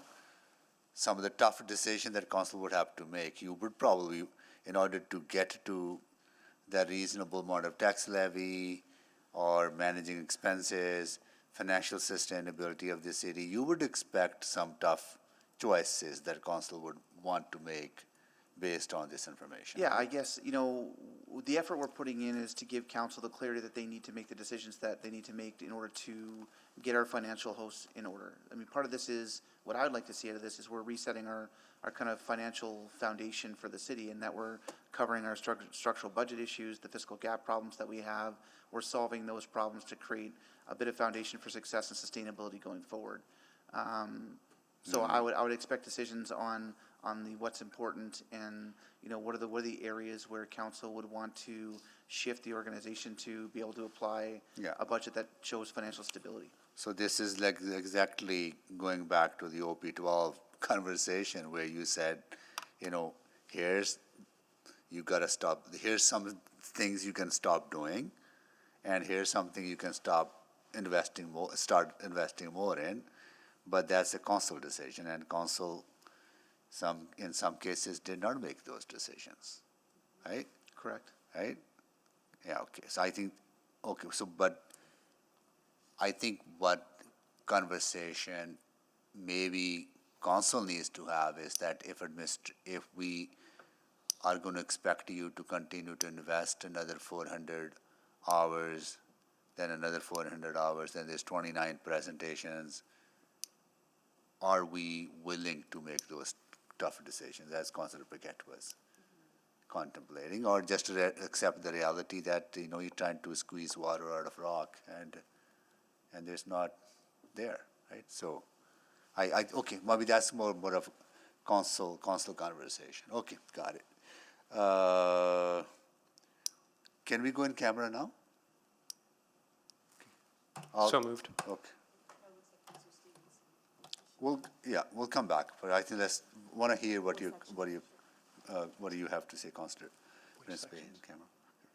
Go in camera, please. Pursuant to the appropriate sections that the clerk will now read out. 24. 24. There we go.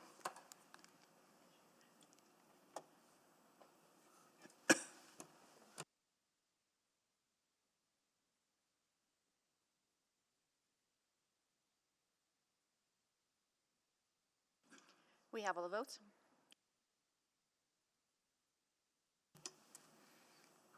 Display the votes, please. That is carried.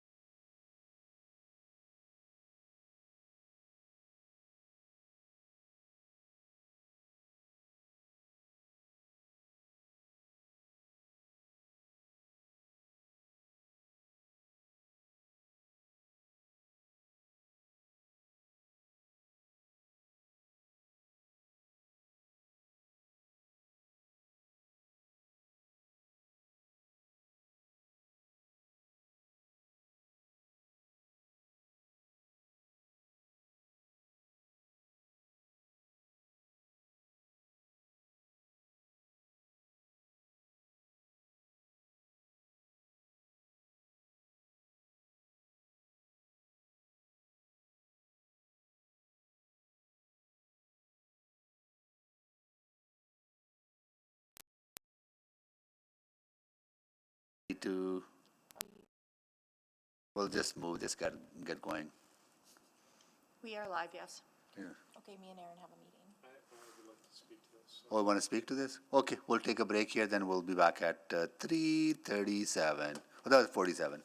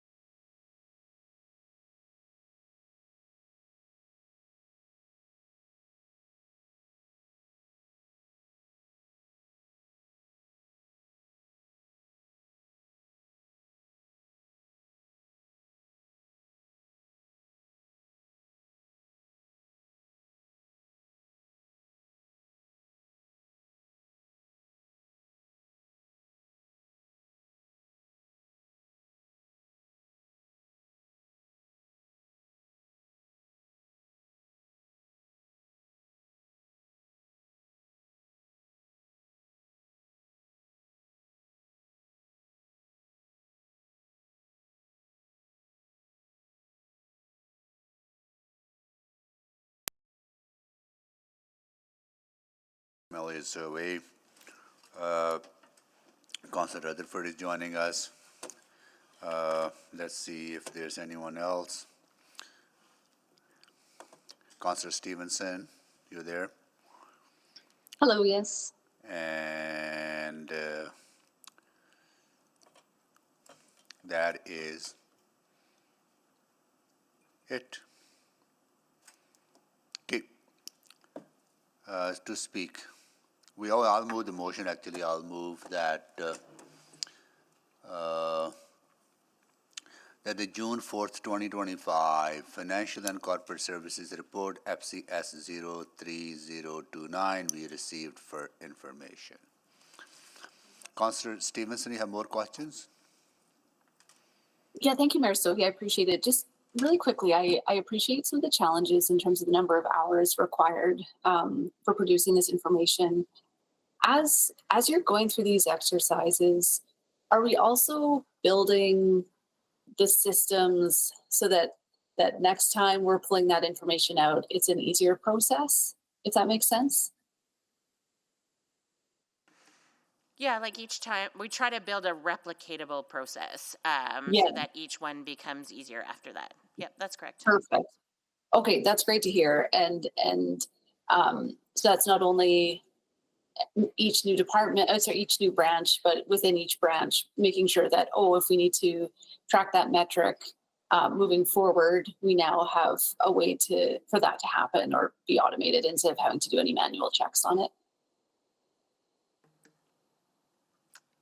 I would say for the most part, there are, like, as we work through, like, still, I would just say a lot of the presentation, a lot of the time and effort comes down to, like, preparing the presentation itself, the speaking notes, making sure that everyone, it's the analysis, less the, can I pull the accurate metric? Oh, okay. But that's actually really good news, because I know in my own experience back in the day, pulling some of the development permit data that we needed was a very painstaking process. But sounds that's great to hear that it's not so much the pulling out, but just the analysis. And as you say, as you build up that analysis, it becomes easier to just plug in new numbers moving forward. Okay, thank you for that. I do see real value in this exercise. I appreciate colleagues' flags around the investment in, and pleased that we're looking at ways that decreases over time. Thank you. Thank you, Councillor Stevenson. Okay, we have a motion on the floor. Anyone to speak? Councillor Paquette, go ahead. Well, thank you, Mr. Mayor. I want to start by acknowledging the intent behind this effort. Times are tight. We're all trying to ensure every public dollar is working as hard as possible, and that's a good instinct. But here's where I have questions. This report took 400 staff hours to produce. That's roughly 2 full-time years of work. Or sorry, not 2 full-time. I had my math wrong. That's the full rollout, I think, is a few years of full-time work. But we're looking at 29 more to go, plus the time for committee, council debate, deliberation. So we should probably be asking ourselves, will this process lead to meaningful systemic change, or are we just layering on work to look busy? Is it political? Is it to enhance someone's public persona? I don't know. I don't have the answers to this. But there's a difference between good governance and the optics of governance. And that can get fuzzy, and it can get tempting. At a certain point, when we indulge in that, we're not steering the ship. We're down in the engine room asking how the bolts were manufactured. I made the analogy earlier. It's like asking how a wheel works, then how it's made, then how we mine the ore to get it. It's too granular, especially for governors. I believe there's a better way to approach this. So let's reverse engineer the problem. Let's ask, what are we actually trying to solve here? Is it a structural gap? Concern about transparency or trust? A desire to root out inefficiencies? Is it about reducing fiscal risk going forward, or is it a communications ploy?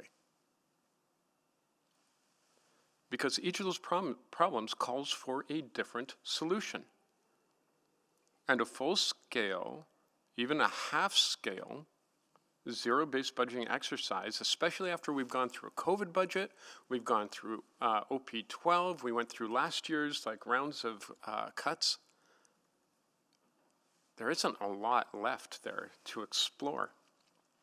We already have one of the most open municipal budgets in Canada. We have performance dashboards, audit functions, an award-winning finance team. If the goal is transparency, we may just need better communication tools, not an extra 10,000 hours of reporting that can easily be politicized and pulled apart and misunderstood. If the issue is efficiency, we could use targeted reviews, priority-based budgeting, or performance audits, and our audit team is exemplary. Methods that get us 80% of the value at least at 20% of the cost, if not less. And if it's about rebuilding trust, I'd argue that collaboration and clarity, not micromanagement, is the way to go. Because at some point, this stops being about accountability and starts looking like a lack of trust in our administration, a lack of focus on council, and a lack of vision overall.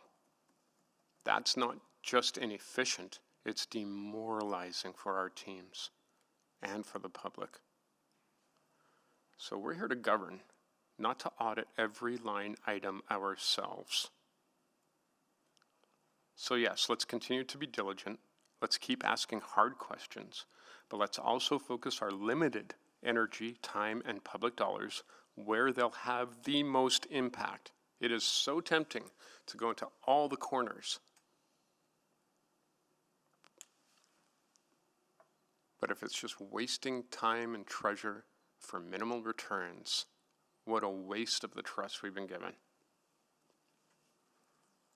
So let's pick the right tools for the job.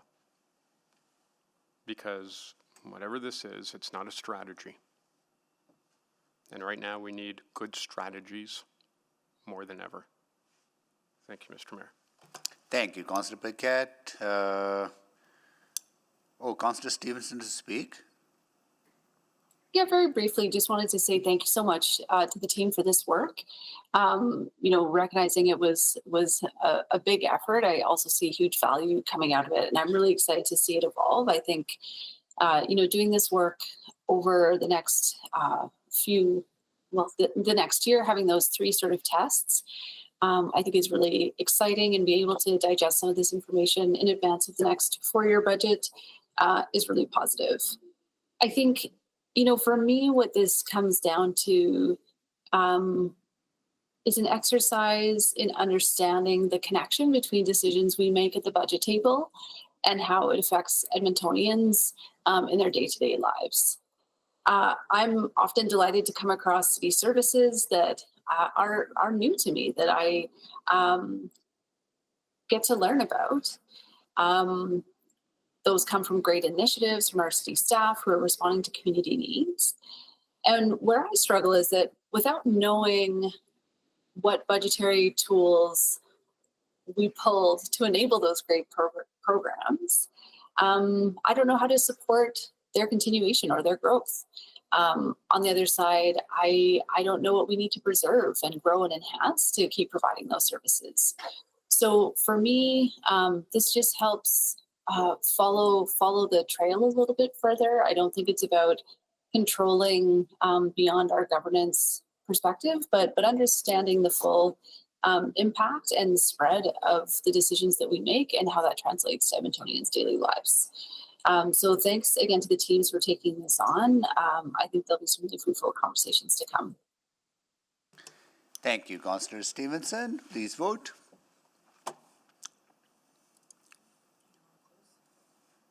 Nothing to close. We have all the votes. Display the votes, please. That is carried. Okay. Motion spending. Visible investments, proactive signage for upcoming infrastructure projects. Councillor A. Paquette. Okay, thank you very much, Mr. Mayor.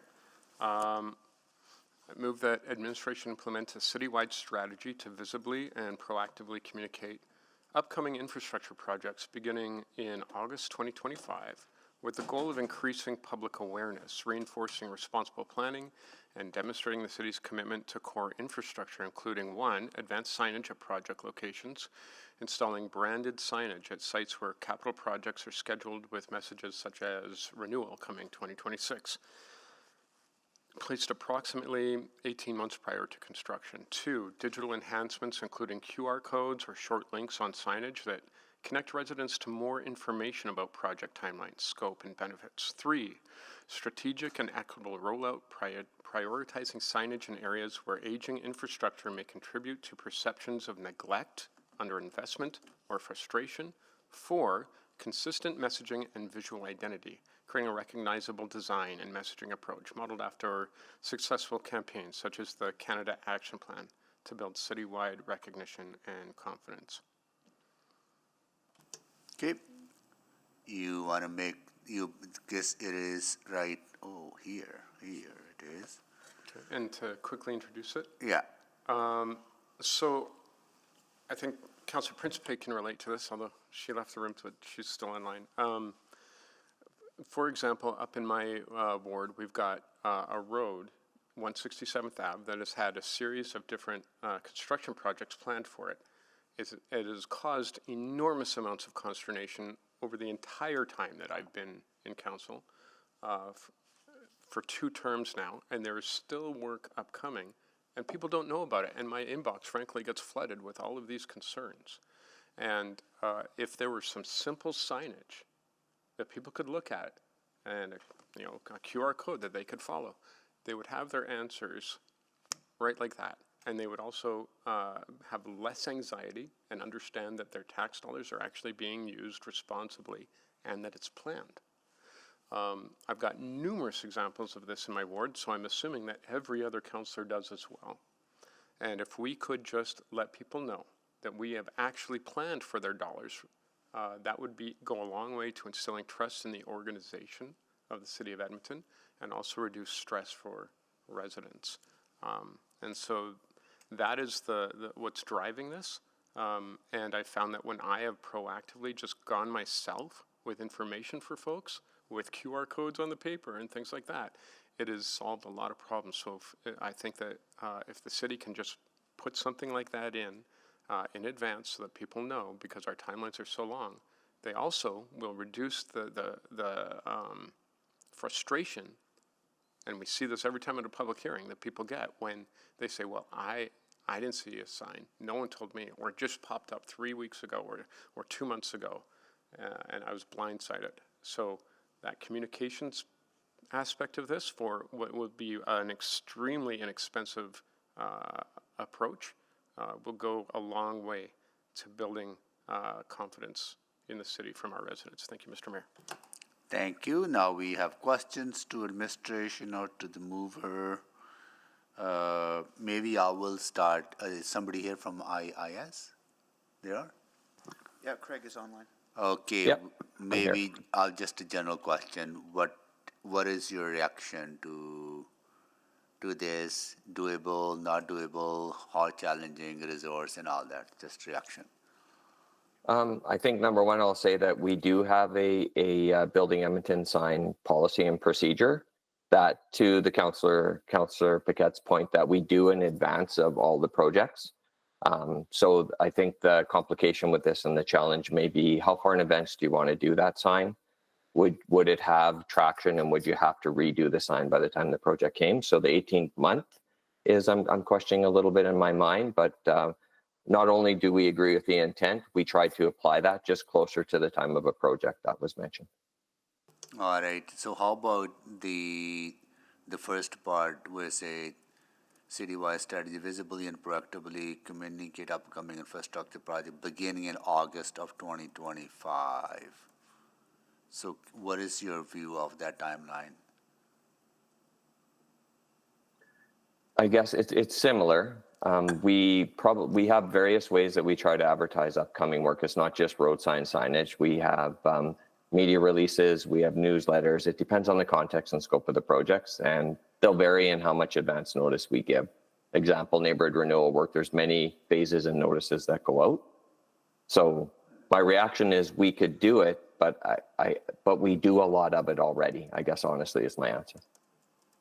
Okay, so if you do this already, there might be some gaps that Councillor Paquette has identified. Does this require additional resources, or you already do this, or we can, or continue to do that or enhance it within existing resources? Depending on how much more and the intent of every project getting advance, if it's every project to get additional signage in 18 months in advance, that is a whole other level and scale, I would say, than we'd have to do, and that would take more resources. If it's to adapt and look at being more proactive within our existing system, we could do that. Okay, maybe to Councillor Paquette, any reaction to what you have heard from administration? Yeah, and I understand their perspective, and this motion is not intended to be condemnation or criticism of their current efforts, but as you noted, Mr. Mayor, there are serious communication lapses that actually still occur, and if 18 months is maybe a little bit too long, I'm open to a shorter timeline. But you know, the reason I picked 18 months is because there are things that are occurring, for example, in 2027 that people should probably know about in advance, and so. If there's a better approach, maybe depending on the project, if it's project specific, you know, if it's a larger project, then maybe we can do 18 months. If it's a smaller, we could do a shorter. But in response to your question, I wouldn't make the motion if there wasn't a need and a very clearly identifiable need. Mm-hmm. So how far in advance we put those signage now? Great. Again, it'll vary, but it's more when we know the scope of the project and when we're going to be going out. So it would be a few months in advance typically, and then there'd be other mechanisms of a bit more advanced notice in other ways. But it's more when we're getting close to having the project start right now. Mm-hmm. So what do you think is the reasonable amount of time? If 18 months is kind of too long a period? I guess my honest answer would be I would probably change 18 months to at an appropriate time within the construction season where the project begins, to give us a bit of discretion around it, understanding the intent to get more proactive. But that would be at the discretion too of Councillor Paquette and the intent of his motion as well. Maybe I'll stop here. Maybe Councillor Paquette can ask questions to you to get a better understanding. Okay, Councillor Paquette, go ahead. Yeah, thanks, Mr. Mayor. Yeah, so Craig, I completely hear what you're saying, and from the perspective from which you operate, I think that it makes perfect sense. From the perspective of a governor, as a representative of people, I can tell you that this, you know, I guess I would say, like, based on you hearing, and I'm sure you've heard it not just from me, but multiple councillors about projects and timelines and things like that, and the lack of clarity or understanding or knowledge in the public. I mean, is there room here to sort of expand what you were doing more in line with what my motion is proposing? Maybe I'll propose, Councillor Paquette, I understand what you're saying on that other level of it.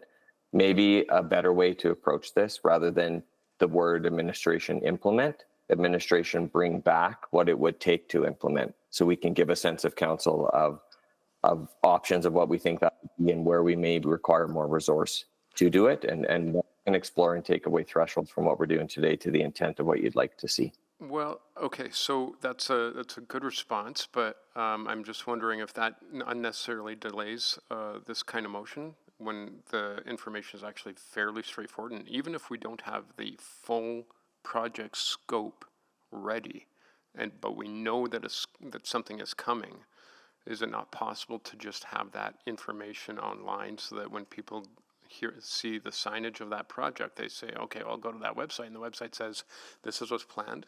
Full scope is not yet ready, but please keep checking in as we develop closer to the date. Yeah, I understand the intent and what you're saying. My gray zone right now, or my unknowns, are compared to what we do today, what effort and resource would it take to do that change? And again, remember where we're at in the phases of our projects, and we're in the middle of them. So we're kind of past the point of majority starting, and it would be next spring when we're in the next phase of when we would be doing our projects too. Okay, so would your recommendation then be that So, okay, let me put it this way. I know that, obviously everything is pending budget in the future, but I think that we're probably going to be doing this anyway. In my ward, we've got Victoria Trail. It's falling apart. We know that we're going to be coming in and doing the work on that. Unless council takes a very, very bizarre choice not to maintain our infrastructure. But that's in 2027. Folks are anxious and angry, like angry with the city right now because they don't have that information. Is it worth the anger of residents and them feeling like you don't know how to do your job versus just throwing up a sign to let them know it's coming? Yeah, I understand what you're getting at. I think there's a little bit of a balance of both sides of that. So when you know you have budget and you know you have what you're going to be doing with the project, you want to make sure people are aware because it shows that that you know what's happening with your asset condition. You prioritize it and it's coming. But if you're too far out and you say we're coming, just wait a few years, that can have both sides of that reaction. So I think it's truthfully a bit of a balance of how far in advance makes sense to help with the intent of what you're saying too. Right. So if it's not 18 months, could it be 12 months? But again, with Victoria Trail, we know it's going to happen anyway. And in the meantime, people are going to be just like, teeth are falling out as they bounce around along that road. I think at some point the city has to get much, much better at communicating to residents about the care that we're actually taking with their dollars and with their well-being and with their infrastructure. Wouldn't you say? Understood, Councillor. And I would say kind of I've given you my best advice with what our existing system to where you're trying to go, and happy to take, the intent of your motion and guidance on whatever version. I would say a little bit of a takeaway to scope this out a bit would maybe help bring some of that clarity that I don't think I can give all of it to you or council in the moment. So I think what we're probably looking for here then is a balance between IIS and your approach, but also the City of Edmonton and the City of Edmonton communication approach in order and find that right balance, because right now I don't think it exists. Otherwise I wouldn't have made this motion, and a way to actually elevate the reputation of the city with its residents rather than what it is right now, which is frankly not great. Yeah, understood, and happy to take direction of council towards that end. Okay, thank you. Is Victoria Trail funded project? Actually, I mean, everything's funded until it's not. That's no, but is it part of? I'd actually have to take that away and see what scope of Victoria Trail is and when it's funded. Off the top of my head, I don't have that one. Part of it. Like for example, Craig, we for the neighborhood renewal program, we have a good understanding which year we're going to go to those neighborhoods, right? Do we have Do we have a same sort of a schedule for arterial road renewal? It's not as far out. We would do it within our budget cycle, and it's probably that like 26 to 27 is that reset year for the next 4 years. So we'd have to look into commitments on Victoria Trail or when. So what I'm hearing is that if you do put up a sign that says 1 year, say construction starts 2027, right? And we would only put that sign up if we have council approved funding and know that we can deliver that project before sign would go up for sure. Okay, got it. Because that's where I think we would need more certainty, right? Yeah. So depending on the project. Yeah. So some are actually already going to be funded. We know that, and for the ones that aren't, but we know that barring some insane move by council, it will be funded. We could put budget pending. Or this is a plan and it requires council budget approval. Okay. And that's some pretty clear communication with the public, and I think that there's nothing wrong with that. I'm getting clarification for Victoria Trail that it's not funded until 27, but there is funding and budget for it in 27 to Councillor Paquette's point on that one. Yeah. So it would be a timing of when we're comfortable letting people know and we're secure in that one. And as I said, everything's funded until it's not, because anything could happen, really. So maybe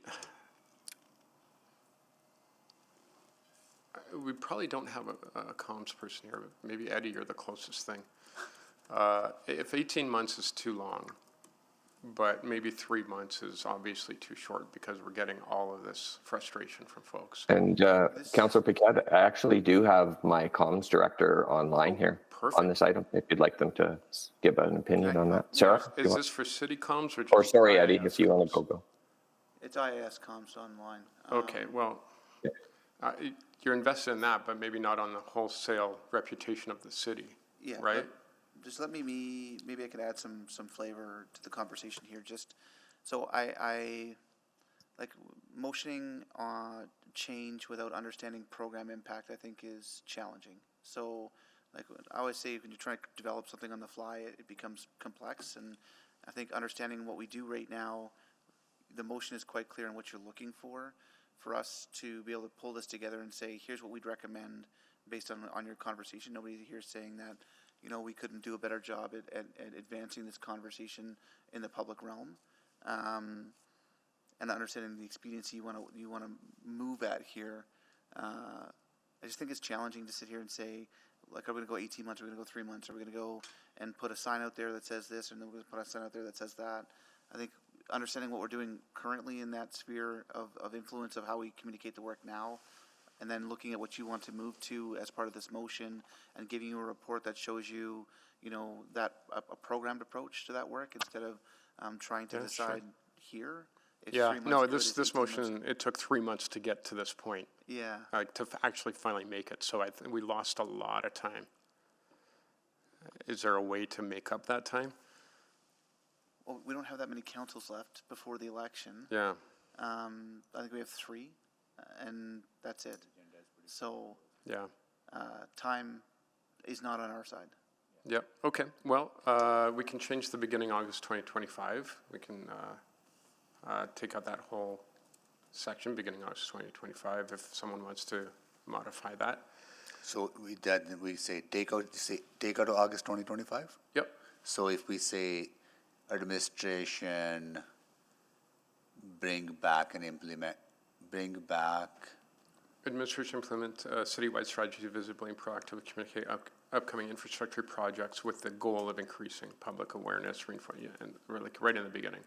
And then in number 1, we can change approximately 18 months prior to 18 months or best recommendation. But you want to have this come back to committee for conversation, or you just want to set a direction from here to council, then council sets the direction to do it?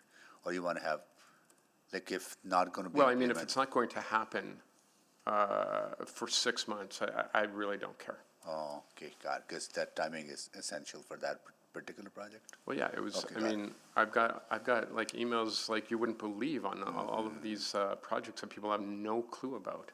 Got it. And I would have loved to be able to answer all of those before I exit stage left, if that's what happens. Yeah, okay. Can you read it again, what your new intent is going to be? Well, I don't think I can amend my own motion. Well, it's a committee, you guys will be friendly. Okay, sure. It'll be friendly. So if we can take out beginning in August 2025, and in the preamble of the motion, and then in part 1, if we add after 18 months or best advice, I think it's fine. That's fine. It's not the best wording, but it hits the mark. Any suggestion, Craig, on the 18-month plus best or appropriate time? Or best. Yeah, I think the best or appropriate time gives us the discretion, so it's okay to leave the other kind of 18 months in, because we still have the same option to explore and bring back advice. And there might be some. If it's a mega project, I think 18 months is probably reasonable. Yeah. Okay. Okay, and then so that's the motion. Does that work better for everyone? Mr. Walbum and Mr. Rilbar? Yeah, that works for me. Yeah, I would just say the first sentence, that administration implement, we might want to change the word implement to review. Sure. Okay, we'll change that to administration review a citywide strategy. Yes. Why do things fast when you can do them slow? Huh? Okay. So, all right, so that's the motion. Now, in the meantime, there really are these communication challenges. And does that mean that these go unaddressed and we don't actually do anything about it?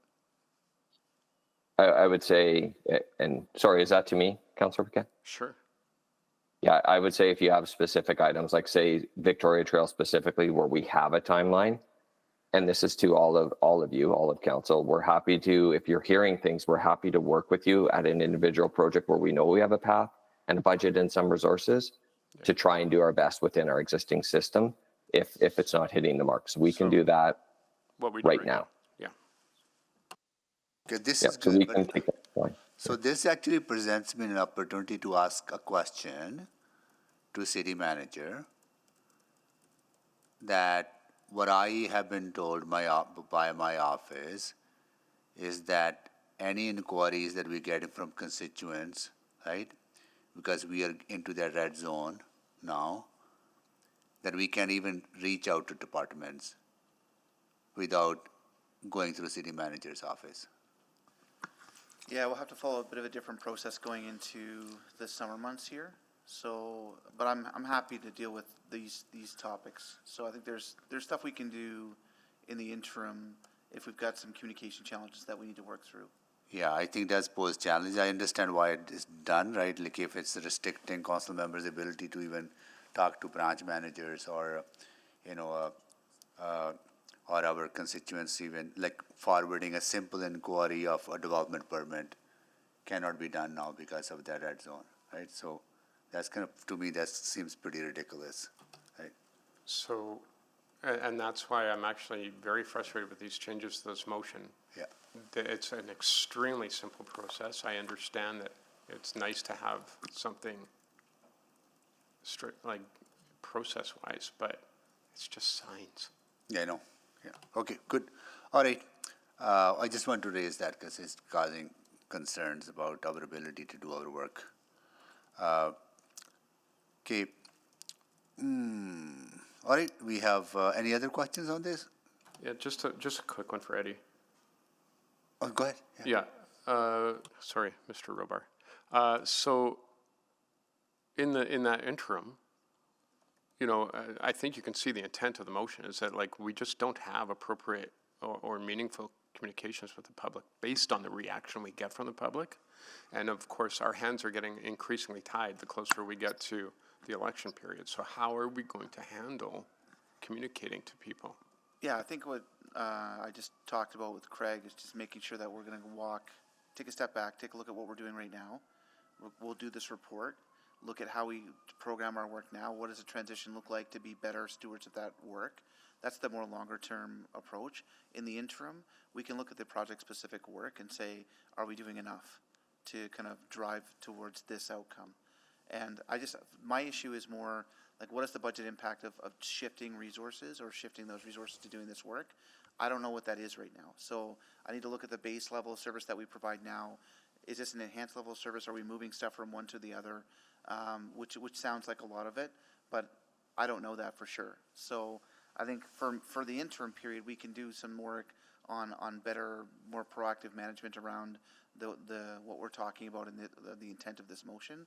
But as far as wiring something in a programmed approach, I think we have a program right now that we're delivering a certain way to identify what those program points are and what the shift and lift would be to transition it to a more robust kind of process. I think that's the understanding that I think I need to have, but also council should have too, in terms of what does this mean to move from A to B. But in the interim, I understand that the outcomes you're looking for here. We can take a look at what we've got on the books right now leading up to this 2025 end of season and see where we're at with that to see if there's some adjustments we can make. Okay, and I would say for my own household income, I could probably put up the signs in my neighborhood. Yeah, I understand that, yeah.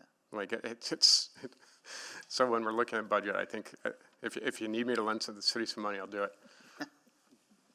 But, and the last concern I have though is that this lack of communication brings out a lot of anger and creates a certain perspective of the city. And that can get pretty political. When we're not communicating, that opens the door for a lot of politics, and politics we don't want to see. So maybe something to think about. Okay, good. Thank you. All right, no more questions on this? Mr. Mayor, before you vote, just because this has changed course and to make sure we have the routing correctly. So as worded, this is to review, so this would generate a report back. Can I just confirm that's what we were expecting, and if so, what the due date is? So that means it doesn't have to go to council then? It would not have to go to council Yeah, because it's just yeah. asked, but it would also not it would also not direct any work to be done. It would only generate a report back, and I just want to be really clear that we're all on the same page, that that's what we mean. I understand that the way we worded this, there's no direct work that is imminent, but I also understand that this is certainly work that if administration want to engage in, there's literally nothing stopping them. And so if we don't see any things in the next few months, that means that what stopped administration from moving forward on any sort of better communications was a choice. Appreciate that. Could I look to the city manager then for a due date for this report back? Look to Craig. I thought the city manager might say that.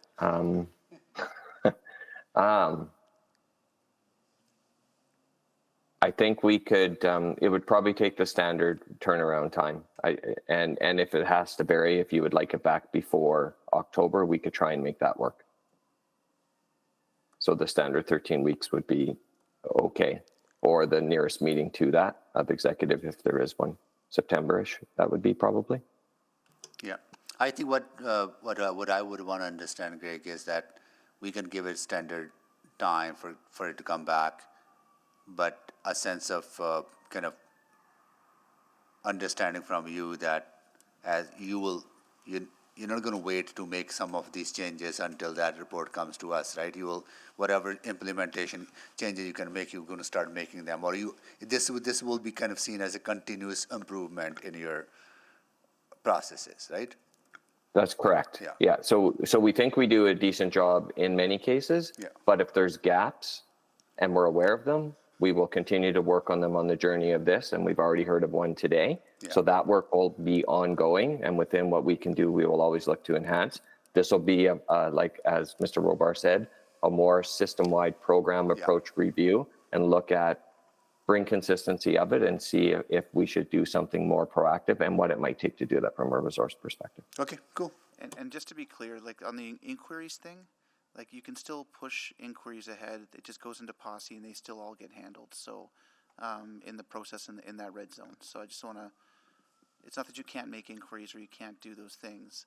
They just go through a different process than we have typically gone through before. What I was saying that was like last week was better where we can just, we've had an inquiry, we can directly talk to someone, say, no, we have this, now we have to go through the whole process that ties up the, like, and these are the kind of things that, somebody's development permit is not approved for whatever reason, if they're going to get approved in two weeks instead of 2 months, right? That's an economic growth opportunity, right? So anyways, I'll follow up with that offline on that. So Councilor Paquette, you good with it, no? Just to close. Okay. All right. So that normal time frame for the turnaround, okay. And this would not be going to council anymore, which is good. Yeah, Anyway. sure.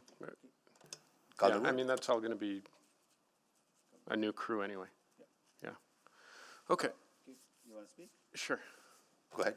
Yeah, and thank you, Mr. Mayor, and thank you, Mr. Walbum and Mr. Robar for your answers. And I think Ms. Mate or Mate, I'm not sure how to pronounce your last name. It's just Mate. Thank you. Yeah, thank you very much.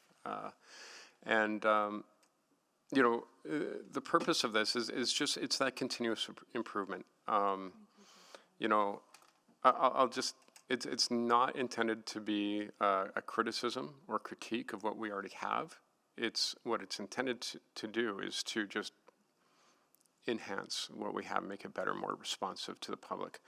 I think I'm just fine, but my wife might have a few pointers for me, right? And that's probably valid. I should probably listen to that. She has firsthand experience, whereas I just have the mirror. So, and I guess that's sort of the way I'm approaching this as well. On the city side, we often think that we're doing a pretty good job, and we generally are, but there's always room for those communications improvements And we hear that loud and clear from the public. And frankly, I will tell you that I have heard from the public pretty clearly that they feel disconnected from the city. They feel like they don't know what's going on. They feel like they don't get communication. We may think we're doing a great job, but the result is in seeing how our job is received by the public. And if the public thinks that they're not connected, and I've seen this in study after study and poll after poll, then that means we probably could be improving from the city side how we communicate projects to people and different things that the city does. So that's the motivation here.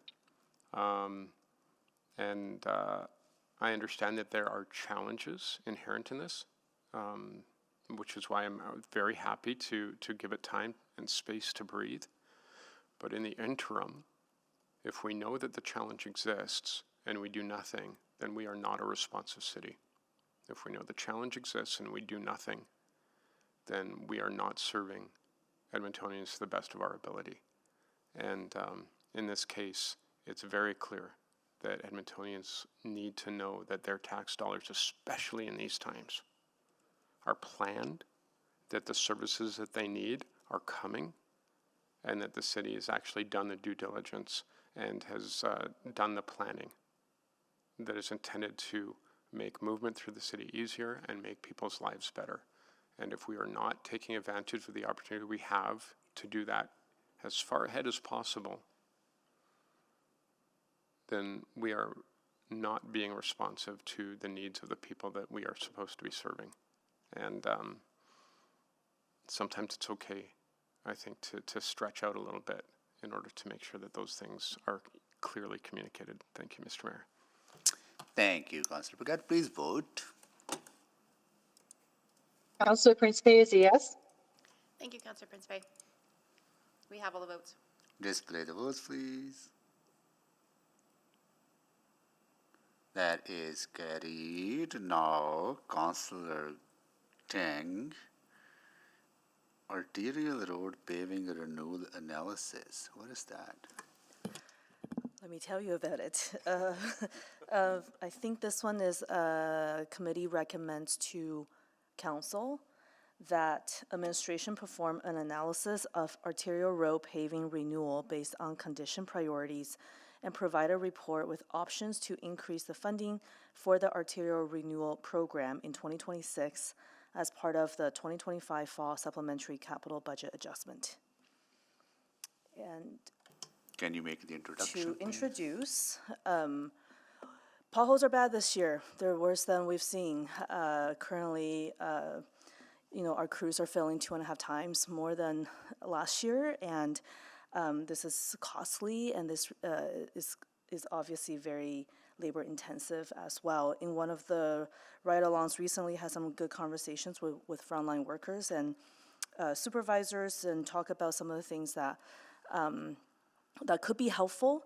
Ultimately, even though we're seeing lots more freeze-thaw cycles, ultimately our road conditions are not in great shape.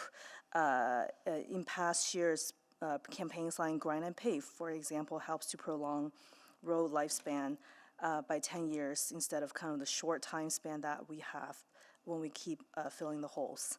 So when I took this back and dug deeper into it, our arterial road makes up around 30% of our overall road inventory. They see heavy wear and tear because this is some of the major movements of goods and transportations are.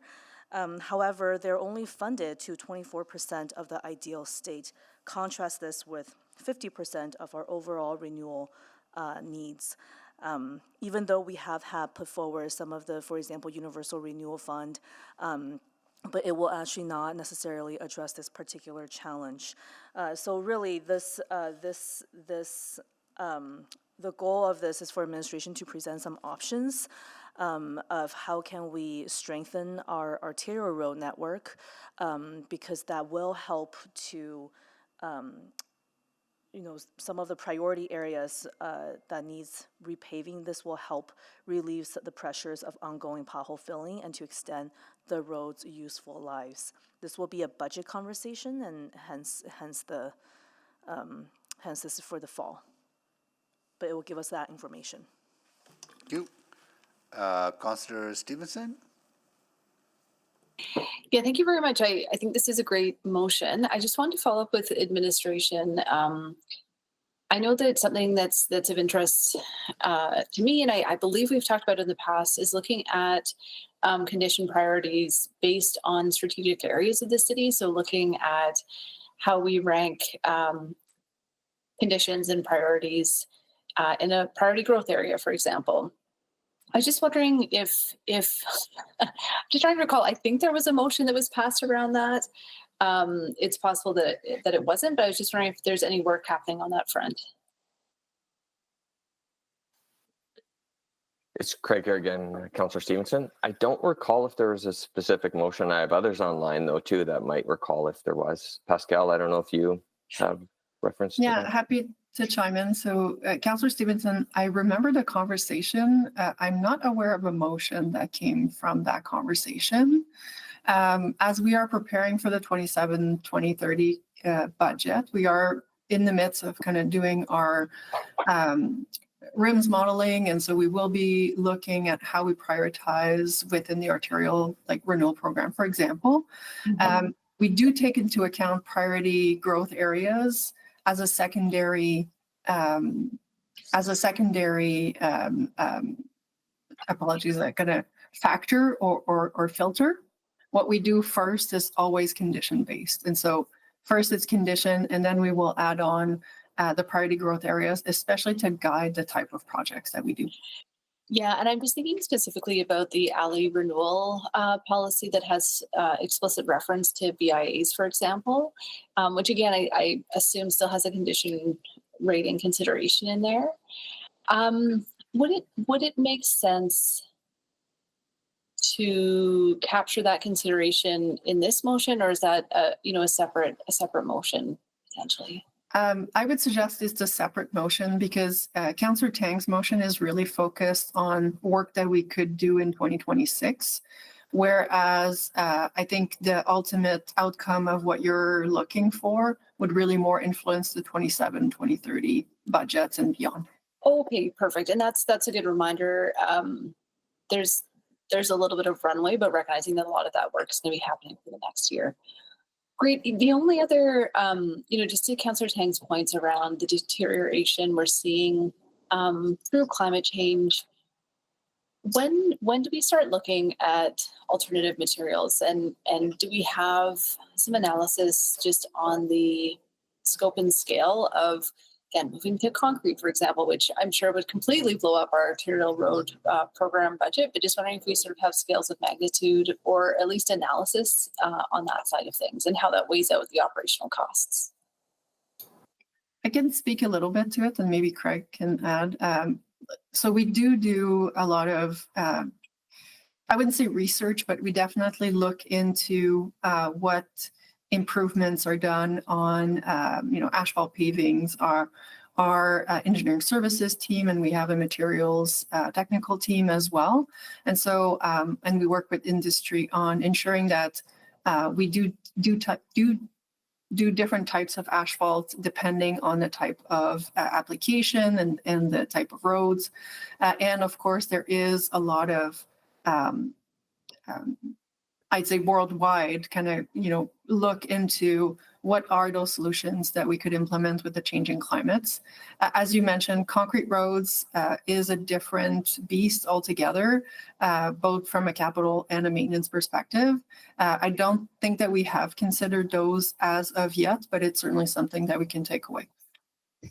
Yeah, Pascal's right, and I know you only have 50 seconds left, but really we have an annual program where we're always looking at our specifications and we're adapting them over time, and we do updates. So further to what Pascal said, we have an ongoing program to try and keep pace and always looking. I know even on the ops side, they're looking at materials for pothole filling for more sustainability. So we do that through and through as a course of action. Keeping up with climate change is a challenge within that mix, but having said that, we do try to do all those things. Yeah, I appreciate it. And I, really value that continuous improvement on the asphalt side of things. And I guess for me, it's just like understanding where that tipping point is. And it could be that tipping point doesn't exist because the cost differential is so significant. But great that that's at least sort of on the radar and continue to be looked at. So thank you. If you're talking the concrete asphalt thing, it is pretty big scale for a tipping point, but we're looking at all options. Yes. Perfect. Thank you. Yeah. So how much shortfall we have in our renewal fund on the arterial roads? Pascal, do you have the percentage off the top for this budget cycle? I have the percentage. I don't have the dollar amount, but a Percentage, like how much is, I thought it was 50% or something, 50? No, so for arterial renewal program, we are funded at 24% of the ideal. Yeah. So only 24%. And the 50% is the average. If we look at all the renewal programs, we were funded at about 50%. So Just over 50 on all. So our arterial renewal program is only funded at 24%. About 1/4% of the ideal, 1/4 of the ideal funding. Okay. Yeah. And was this year particularly bad for potholes? I can answer that, Council. Yeah, Caitlin, you're here, right? Yeah, I can answer that. So it isn't any worse necessarily from the freeze-thaw cycle. We saw similar patterns. However, we had more precipitation on the roadways. One of the things that we're seeing is we're seeing more concentration of potholes in specific areas linked to the condition of the arterial roads. So in the roads that are of worse condition, we're seeing more clusters and more severity of potholes versus the varied ones along the roadways. So the crews are having to spend more time in specific locations to fix larger, more severe degradation of, or even defects within that roadway. Okay. So what option would there be for 2026 to increase the funding? I know we'll have that conversation for the fall supplementary capital budget adjustment, but any idea if there would be options to add more within the existing budget? I'm pausing, seeing if Stacy if she's there, wanted to say anything on that. Well, we'll see. And obviously the budget situation is not great. Yeah. So like the options around like what we can do. I mean, I'm sure we can provide options on what we could do differently with the road surfaces or different programs. Yeah. But the budget's going to be a challenge. Yeah. Yeah, and sorry, I didn't know if I apologize. I didn't know if Stacy was there or not. No, but that's fine. really, it would come down to the funding options. If there's any availability, and if we took this away, it would be scoping and scaling best value for money. To Caitlin's point, where those worst areas are in the city for those pothole surface condition of the arterial network. Yeah. Council can always adjust the budget, so that's always an option. Okay. All right, Councilor Tang, go ahead. Questions? Yeah, I just wanted to maybe give administration a chance to kind of talk a little bit about kind of if you bring this report back, where exactly you would focus on. So arterial roads is ranked by, conditions A, B, C, D, and F. Can you just talk about, what percentage of our roads are in condition C, for example, what conditions are in really terrible shape, and what would you say this would really target?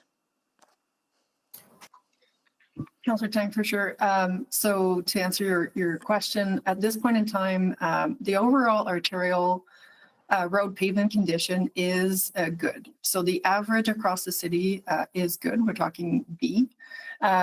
Very good to good condition. We have about 72% of our arterials that are in that condition. And so from that aspect, we are meeting our objectives. What we're seeing is that fair condition C is 19%, and the poor to very poor condition, so D and F, is 9%. And so as Caitlin was mentioning, the D and F are really affecting operations' ability to maintain those arterials in satisfactory kind of condition. And our fair condition in C, the risk that we have with the funding availability is that they will, that that range will continue to grow and some of it will fall into the DNF. And so by continuing to have funding that isn't at our ideal renewal level. The objective of additional funding in 2026, we would be looking to focus on repaving arterial roads where our useful life could be extended in a significant way. And so we would be looking at our arterials that are likely in C and D condition where we could pave and buy 10 plus years of useful life. And so that would reduce the amount that city operation needs to spend on pothole filling on those stretches, ensure that we are using as much of the life cycle and investments that we've previously made in those areas.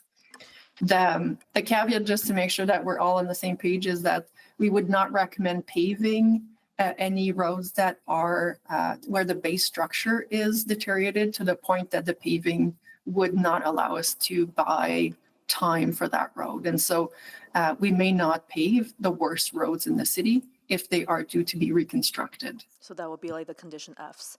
And then for most of those C and Ds, whereabouts are those?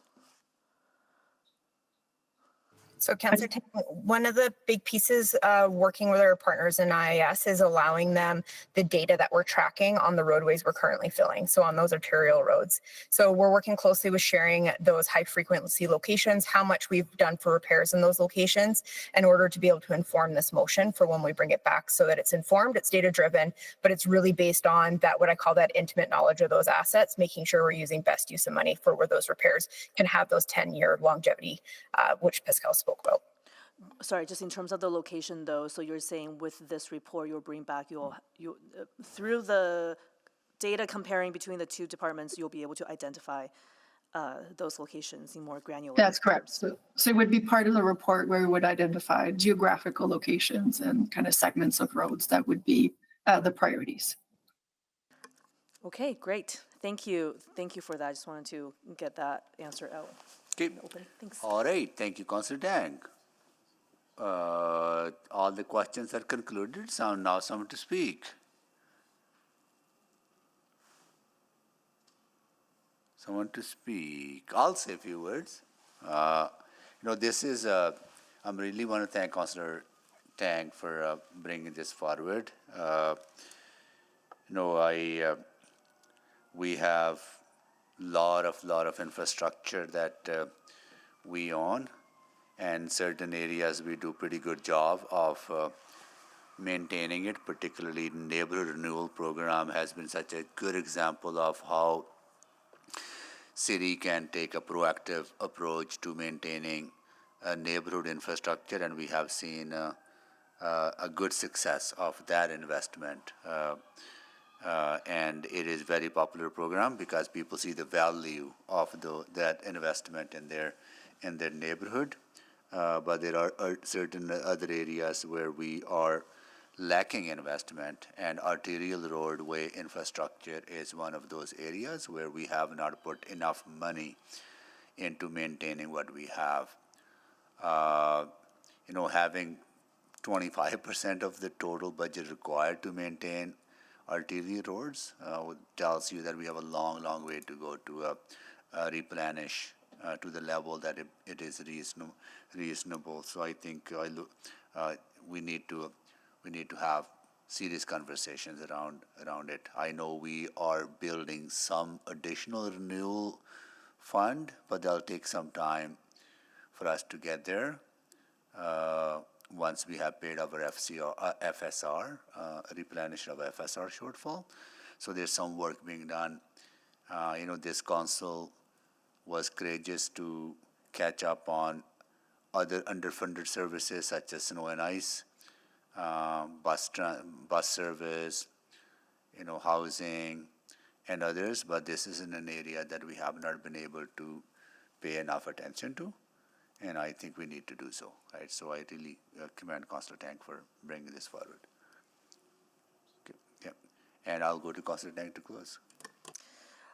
Yes, I appreciate that. Thank you, Mr. Mayor. But I will say no need to thank me. I would thank the crews, out there showing me the work that they do on a day-to-day basis, and the observations and lessons learned that they bring forward.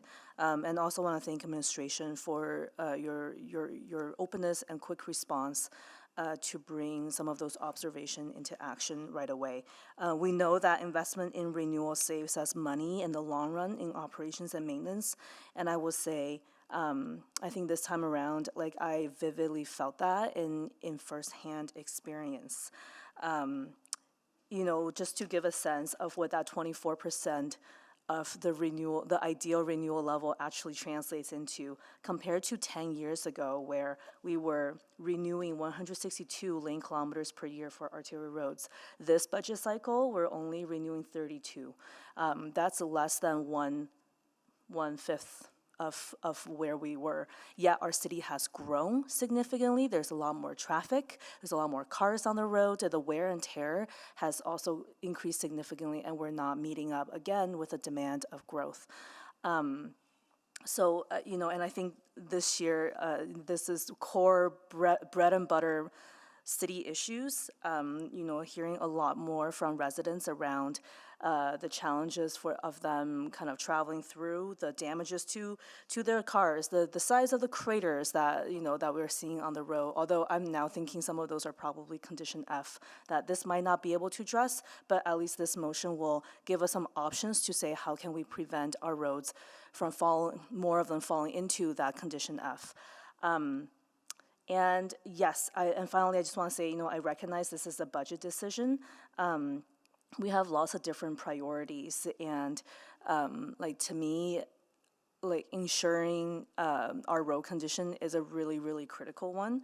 And I will say, having this on the table certainly elevates the arterial road renewal, at least for me, come budget time. So thank you all for the collaboration and the input into this motion, and also sincerely appreciate the frontline crews who give me that time and sharing of their expertise and knowledge on this topic, and also thank the residents in my ward who've been writing in quite frequently about potholes this year. Thank you, Councillor Tang. Please vote.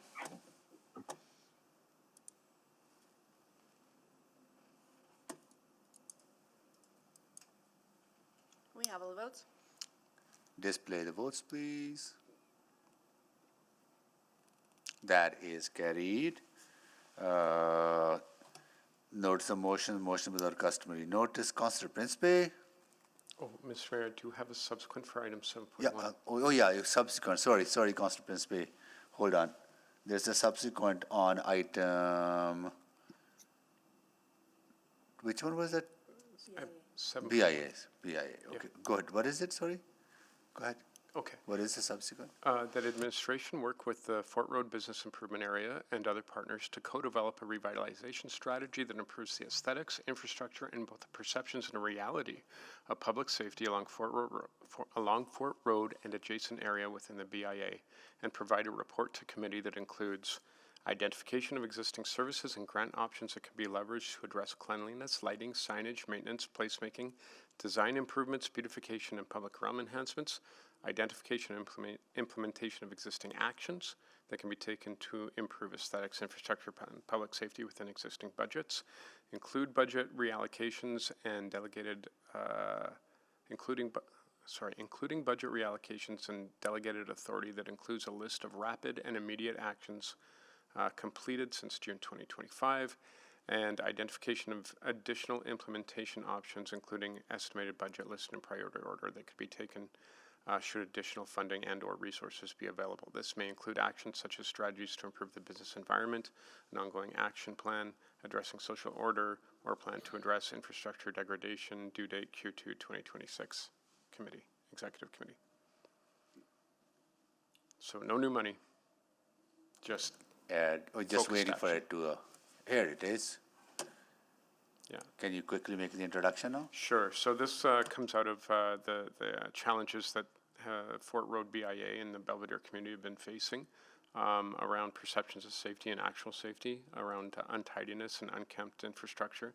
And, just those challenges that they've had that have held their BIA fairly stagnant over the years. We've got a CRL there as well, so we should probably be investing in ways that make sure that we are doing our best to ensure the success of the area. All of this was developed or gone through the lens of administration, filtered through administration, and none of it requires any new money. Thank you. Any questions to Edmund?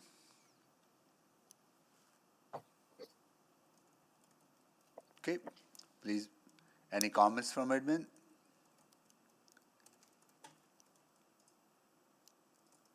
Okay, please vote.